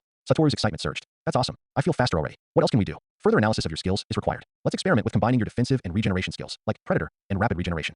Once again, Satoru felt the sensation of his abilities merging. This time, it was a deep, soothing warmth that spread through him as his regenerative capabilities were enhanced by the power of the absorption skill. Fusion complete. New skill acquired. Endless Devourer. This skill allows you to rapidly heal by absorbing energy from nearby creatures and the environment. It also enhances your predator skill, enabling you to absorb the traits of beings even more efficiently, resulting in faster evolution of the acquired abilities. Satoru laughed out loud, feeling a rush of power. This is incredible. I feel like I can keep fighting forever now. Alright, let's take it up a notch. How about combining my elemental abilities with something like my sensing skills? Analyzing. Initiating fusion. Satoru felt a jolt of energy course through him as the elemental and sensory abilities fused, the potential to manipulate the environment heightening his awareness of it at the same time. Fusion complete. New skill acquired. Elemental perception. This skill enhances your senses and allows you to perceive and control the elements around you with greater precision. It gives you heightened awareness of the energy signatures of creatures and objects in your surroundings, making it easier to detect and manipulate elemental forces. Satoru couldn't help but grin wider. Elemental perception. That's going to be a game changer. I can already feel the changes. As your skills evolve, you will be able to unlock more advanced fusions, leading to even more potent abilities. However, keep in mind that your growth and the success of these fusions depend on your experience, mastery, and the energy you invest into each skill combination. Satoru took a moment to soak in the information. So, it's not just about brute force and growth. There's strategy to this. Combining the right skills at the right time will give me an edge, huh? Correct. The more you experiment with different combinations and refine your approach, the more powerful your abilities will become. I will continue to monitor your progress and suggest optimal combinations as necessary. Satoru flexed his new abilities, feeling the surge of power within him. Alright, great sage, let's keep this going. I'm not stopping until I unlock everything this world has to offer. With that, Satoru was ready to continue his journey, armed with his newly enhanced skills and a greater understanding of how to shape his power through fusion. The adventure was just beginning, and he was determined to see how far he could push his abilities in this unforgiving world. Satoru kept moving forward through the cave, cautiously exploring its depths. At one point, he slipped and fell into an underground lake. The cool water surrounded him as he floated there for a moment, staring at the shimmering surface. Great sage, he called out. This lake feels weird. Can I gain anything useful here? Analyzing. This lake contains high concentrations of magical energy and unique microorganisms. It is possible to acquire water-based abilities by absorbing its properties. Initiating absorption. Satoru felt a familiar tingling sensation as he absorbed the lake's essence. Moments later, Great Sage spoke again. Skills acquired. Water manipulation and hydrojet. These allow you to control water and propel yourself at high speed through powerful jets. Not bad. Satoru grinned. These should come in handy. He was about to leave the lake when a deep, booming voice echoed through the cavern. Oi oi, hey, little one, can you hear me? Startled, Satoru immediately spun around. Who's there? He scanned the cavern, but there was no one in sight. Feeling uneasy, he asked, Great Sage, what was that? Was I imagining things? Negative. A voice was detected. The source appears to be being located within 100 meters of your position. Before Satoru could process the information, the voice rang out again, louder this time. Oi, don't ignore me. I know you can hear me. What the? Satoru muttered, turning toward the direction of the sound. His gaze landed on a massive glowing barrier at the far end of the cavern. Inside, he saw a colossal dragon with gleaming black scales, golden eyes, and an intimidating aura. What the heck is that? Satoru exclaimed. Great Sage explained. That is Veldora, the storm dragon. A powerful dragon sealed within this cave using a unique barrier known as unlimited imprisonment. Despite being sealed, his presence remains overwhelming. The dragon let out a booming laugh, its echo reverberating through the cavern. Ha! That's right. I am Veldora, the mighty storm dragon. Are you impressed, little one? Satoru blinked in disbelief. Oh yeah, sure. Very impressive, he said sarcastically, still trying to make sense of the situation. But why are you talking to me? Veldora huffed. Why wouldn't I? You're the first creature to survive this far into my domain in centuries. Most who come here are weaklings and run away before they even reach me. But you've got guts. Satoru tilted his head. I mean, I've been getting stronger, I guess. But you're, like, a super powerful dragon, right? Why are you stuck here? The dragon's golden eyes narrowed in frustration. TCH. It's infuriating. A mere human. Yes, a human. Used unlimited imprisonment to seal me here centuries ago. Me. A dragon. Can you believe it? I've been stuck here, bored out of my mind, with no one to talk to. Satoru scratched his non-existent head. Centuries, huh? That does sound rough. He paused. So, what do you want from me? I'm just a slime. Veldora's eyes gleamed with excitement. You're far more interesting than the others who've wandered in here. I want companionship. Someone to talk to. And maybe, you could help me with this pesky seal. Satoru held up his slimy hands. Whoa, slow down there. I'm not sure I can just bust you out of something like that. Besides, I don't even know how this seal works. Veldora smirked. Humph. I didn't expect you to solve it immediately. But you're clever. I can tell. Let's talk first. Maybe we can work something out. Satoru sighed, but he was intrigued. Alright, fine. I guess I could use some information about this world anyway. You seem like you know a lot. Veldora chuckled, his voice rumbling through the cave. Ha! Of course I do. I am Veldora, after all. Ask me anything, little slime, and I shall enlighten you.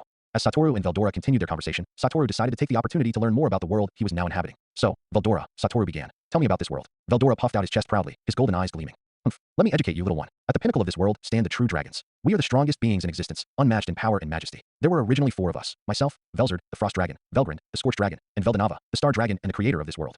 Satoru blinked in surprise. Wait for dragons. But if you're sealed here, does that mean the others are ruling the world or something? Veldora's expression darkened slightly. Not quite. Veldanava, our eldest and most powerful sibling, perished, or perhaps disappeared, long ago. His death left a void in the balance of power. Now, it's just me and my 2 sisters, Velzard and Velgrind. They've each carved their own territories, but I've been stuck here for centuries because of that blasted seal. Satoru's curiosity was piqued. So you're saying you're all that's left of the true dragons? That's intense. But why didn't Great Sage mention anything about you guys before? There was a brief silence before Great Sage responded. Satoru's sweat dropped. Great Sage? You there? Affirmative. Why didn't you tell me about these true dragons? They sound kind of important. Insufficient data. The subject was not directly relevant to your initial survival or immediate circumstances. Satoru sighed. Well, I guess you've got a point, but still. He turned back to Veldora. So, you're one of the strongest beings in this world, huh? That explains why you're so full of yourself. Veldora laughed heartily. Ha! Of course. But don't forget, while we true dragons are at the top, there's also another being worth mentioning, Beerus. As Veldora spoke about the cardinal world, Satoru's ears perked up at the mention of Beerus. He flinched slightly, his mind racing. Wait, Beerus? Where have I heard that name before? Satoru thought, his mind rifling through his memories. Then it hit him like a freight train. No way. Beerus? The god of destruction from Dragon Ball Super? Are you kidding me? Wait, this has to be a coincidence, right? It's probably someone else with the same name, but still. He decided not to voice his thoughts, instead letting Veldora continue. Veldora, oblivious to Satoru's inner turmoil, continued speaking with pride. Beerus is the god of this world, and his strength is unparalleled. Even in his prime, my elder brother Veldanava could not have matched Beerus's current power. He truly embodies destruction and order. It's said that his very presence can reshape the balance of the world. Humph. Not that I've ever been afraid of him, of course. Satoru's mind was reeling. Stronger than Veldanava? And this world's god of destruction? If it really is the Beerus I'm thinking of, I need to tread carefully. But there's no way, right? No way. After Veldora finished explaining the power dynamics of the cardinal world, Satoru nodded, trying to appear calm while his thoughts were still racing. He was about to leave and continue exploring when he noticed Veldora's expression shift. The dragon, once confident and boastful, now looked sad. Hey, what's wrong? Satoru asked. Veldora turned his gaze away, huffing. Humph, it's nothing. Just go, little slime. You've learned what you wanted. Satoru frowned, picking up on the melancholy in Veldora's tone. Come on, you don't have to play tough. Let me guess, you're lonely, aren't you? Veldora puffed out his chest in defiance. Lonely? Me? The mighty Veldora? Don't make me laugh. I'm merely. If you don't want to admit it, that's fine. Satoru interrupted with a smirk. But how about this? Do you want to be friends? Veldora froze, his golden eyes widening. Friends? With you? Huh, don't be absurd. Why would the great storm dragon need friends? Veldora froze, his golden eyes widening. Friends? With you? Huh, don't be absurd. Why would the great storm dragon need friends? Satoru rolled his eyes. Fine, if you don't want to, then never mind. Forget I said anything. A moment of silence passed. Then, Veldora cleared his throat awkwardly. Wait, I didn't say no. It's just you caught me off guard. You're quite bold, aren't you? Satoru grinned. So is that a yes? Veldora huffed, looking away. Fine. I'll accept your friendship, little one. But only because I find you amusing. And because I've been stuck in this cave for so long, it might be nice to have someone to talk to. Satoru chuckled. Great. Then it's a deal. As they solidified their newfound friendship, Veldora turned curious. So, where exactly are you from, little slime? You're not like the other monsters I've encountered. You're far too intelligent, and, how should I put it, capable of withstanding my magical pressure. Satoru shrugged. Well, I'm not from this world. I came from another one entirely. I was just an average guy living a boring life, and then one day, I got stabbed by some random dude. Next thing I know, I'm here, reincarnated as a slime. Veldora's eyes widened. Reincarnated, you say? Fascinating. That explains why your aura feels different. It also explains why you've managed to survive in this cave despite all the powerful monsters and my overwhelming magical leakage. You're no ordinary slime, that's for sure. Satoru chuckled. Yeah, I've been figuring that out as I go. Speaking of which, I've got one more question for you, Veldora. This seal you're trapped in, what's the deal with it? Is there any way to break it? Veldora's expression darkened. Ah, this accursed seal. It was placed on me by that meddlesome hero who dared to challenge me centuries ago. It binds me here, suppressing my power. I cannot escape on my own, and the magicules in this area have fused with the seal, making it even harder to break. Satoru frowned, turning to Great Sage. Hey, Great Sage, is there anything I can do to help him? Great Sage responded after a moment. Analysis complete. It is not possible to break the seal with your current abilities. However, if you absorb the seal into your body, I will be able to analyze and decode it over time. The process will be lengthy, but possible. Satoru's eyes widened. Absorb the seal? Is that safe? Affirmative. The skill Predator will allow you to safely absorb the seal without harm. The decoding process will require a significant amount of time, but Veldora's release can be achieved. Satoru turned to Veldora with a grin. Well, looks like I might be able to help you after all. It's going to take some time though. Veldora's golden eyes lit up with hope. Truly? You would do that for me? Satoru shrugged. Why not? You're my first friend in this world. Besides, I've got nothing to lose. Let's do it. Veldora laughed heartily. Ha! You are an intriguing one, little slime. Very well. Let us join forces. Together, we shall conquer this world.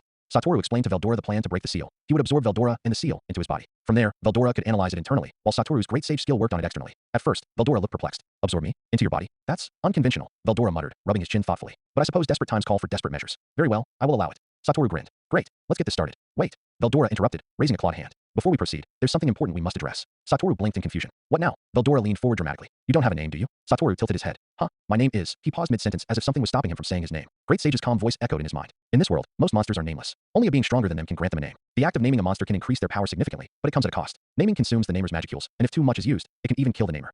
Satoru was shocked. Wait, what? That's a thing here? Well, you learn something new every day. He looked at Veldora. So what are you trying to say? Are you offering to name me? Veldora puffed out his chest proudly. Exactly. As your senior and the great storm dragon, I shall bestow upon you a name fitting for a being as bold as yourself. But fear not, you'll name me as well, so we'll make it equal.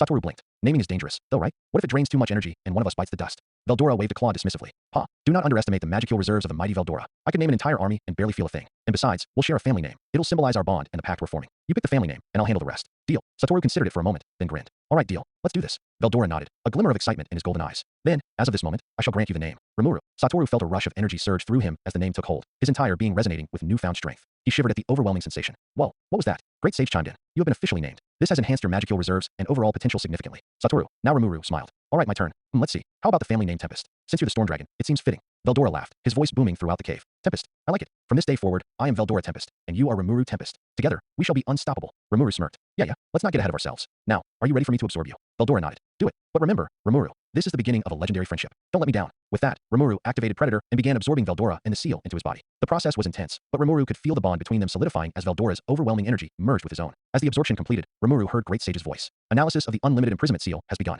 This process will take an extended amount of time. Rimuru exhaled deeply, feeling the immense power of the storm dragon within him. All right, Veldora, let's get to work on breaking that seal. In the meantime, I guess I'll keep exploring and getting stronger. Rimuru stats. Unique skills. Predator. Allows Satoru to absorb targets into his body to analyze, store, and use their properties or skills. Subskills. Absorption. Absorbs targets into a subspace within Satoru. Analysis. Analyzes absorbed targets to extract useful information or skills. Stomach. A vast subdimensional storage space for holding absorbed materials. Replication. Reproduces abilities, skills, or objects after analysis. Isolation. Separates and neutralizes harmful components of absorbed targets. Great Sage. An advanced intelligence skill that provides analytical and computational support. Subskills. Thought acceleration. Speeds up thought processes. Analysis and assessment. Analyzes objects, beings, and skills instantly. Parallel operation. Allows multiple tasks to be performed simultaneously. Chant annulment. Removes the need for incantations during magic use. All of creation. Grants understanding of all phenomena within the world. Fusion skills, created by combining abilities. Black Flame, a devastating fire-based attack with high temperature and destructive power. Black Lightning, generates and controls powerful lightning bolts capable of immense destruction. Steel Thread, combines the durability of body-strengthening skills with the flexibility of sticky thread to create unbreakable threads ideal for combat or trapping. Poisonous Breath, combines paralysis breath and acid spray, producing a toxic cloud that can paralyze and corrode enemies. Enhanced Regeneration, a fusion of healing and resistance abilities that allows Satoru to rapidly recover from injuries by consuming magicules. Elemental Manipulation, integrates fire, water, and wind manipulation into a unified skill for versatile elemental attacks. Raging Torrent, description, this skill increases both your offensive and movement capabilities, allowing for a rapid series of devastating attacks while maintaining high agility and speed. Fusion, the combined effects of sharp fang and fast movement result in a fluid and relentless combat style, making you unpredictable in battle. Endless Devourer, enhances Predator, improving its absorption rate and expanding the analysis capability, making it faster and more efficient. Elemental Perception, description, this skill enhances your senses and allows you to perceive and control the elements around you with greater precision. Details, it gives you heightened awareness of the energy signatures of creatures and objects in your surroundings, making it easier to detect and manipulate elemental forces. You can feel the presence and movements of elemental energy, allowing you to react and manipulate it with greater efficiency. Extra skills, Water Manipulation, full control over water for attacks, barriers, and support functions. Sticky Thread, a sticky web-like thread used for binding and entangling foes. Paralysis Breath, emits a breath that paralyzes enemies upon contact. Acid Spray, a corrosive attack capable of dissolving armor and damaging enemies. Heat Resistance, reduces damage from fire and extreme heat. Poison Resistance, grants immunity to all forms of poison. Magic Perception, detects magical energy and living beings in the surroundings. Sense Heat Source, identifies hidden beings based on their heat signatures. Resistances, Pain Nullification, negates all sensations of pain. Physical Attack Resistance, significantly reduces damage from physical attacks. Magic Attack Resistance, mitigates damage from magical attacks. Status Effect Resistance, grants immunity to poison, paralysis, and other status-altering effects. Elemental Resistance, resistance to elemental attacks such as fire, water, and wind. Notice, Rimuru will combine his skills again down the line.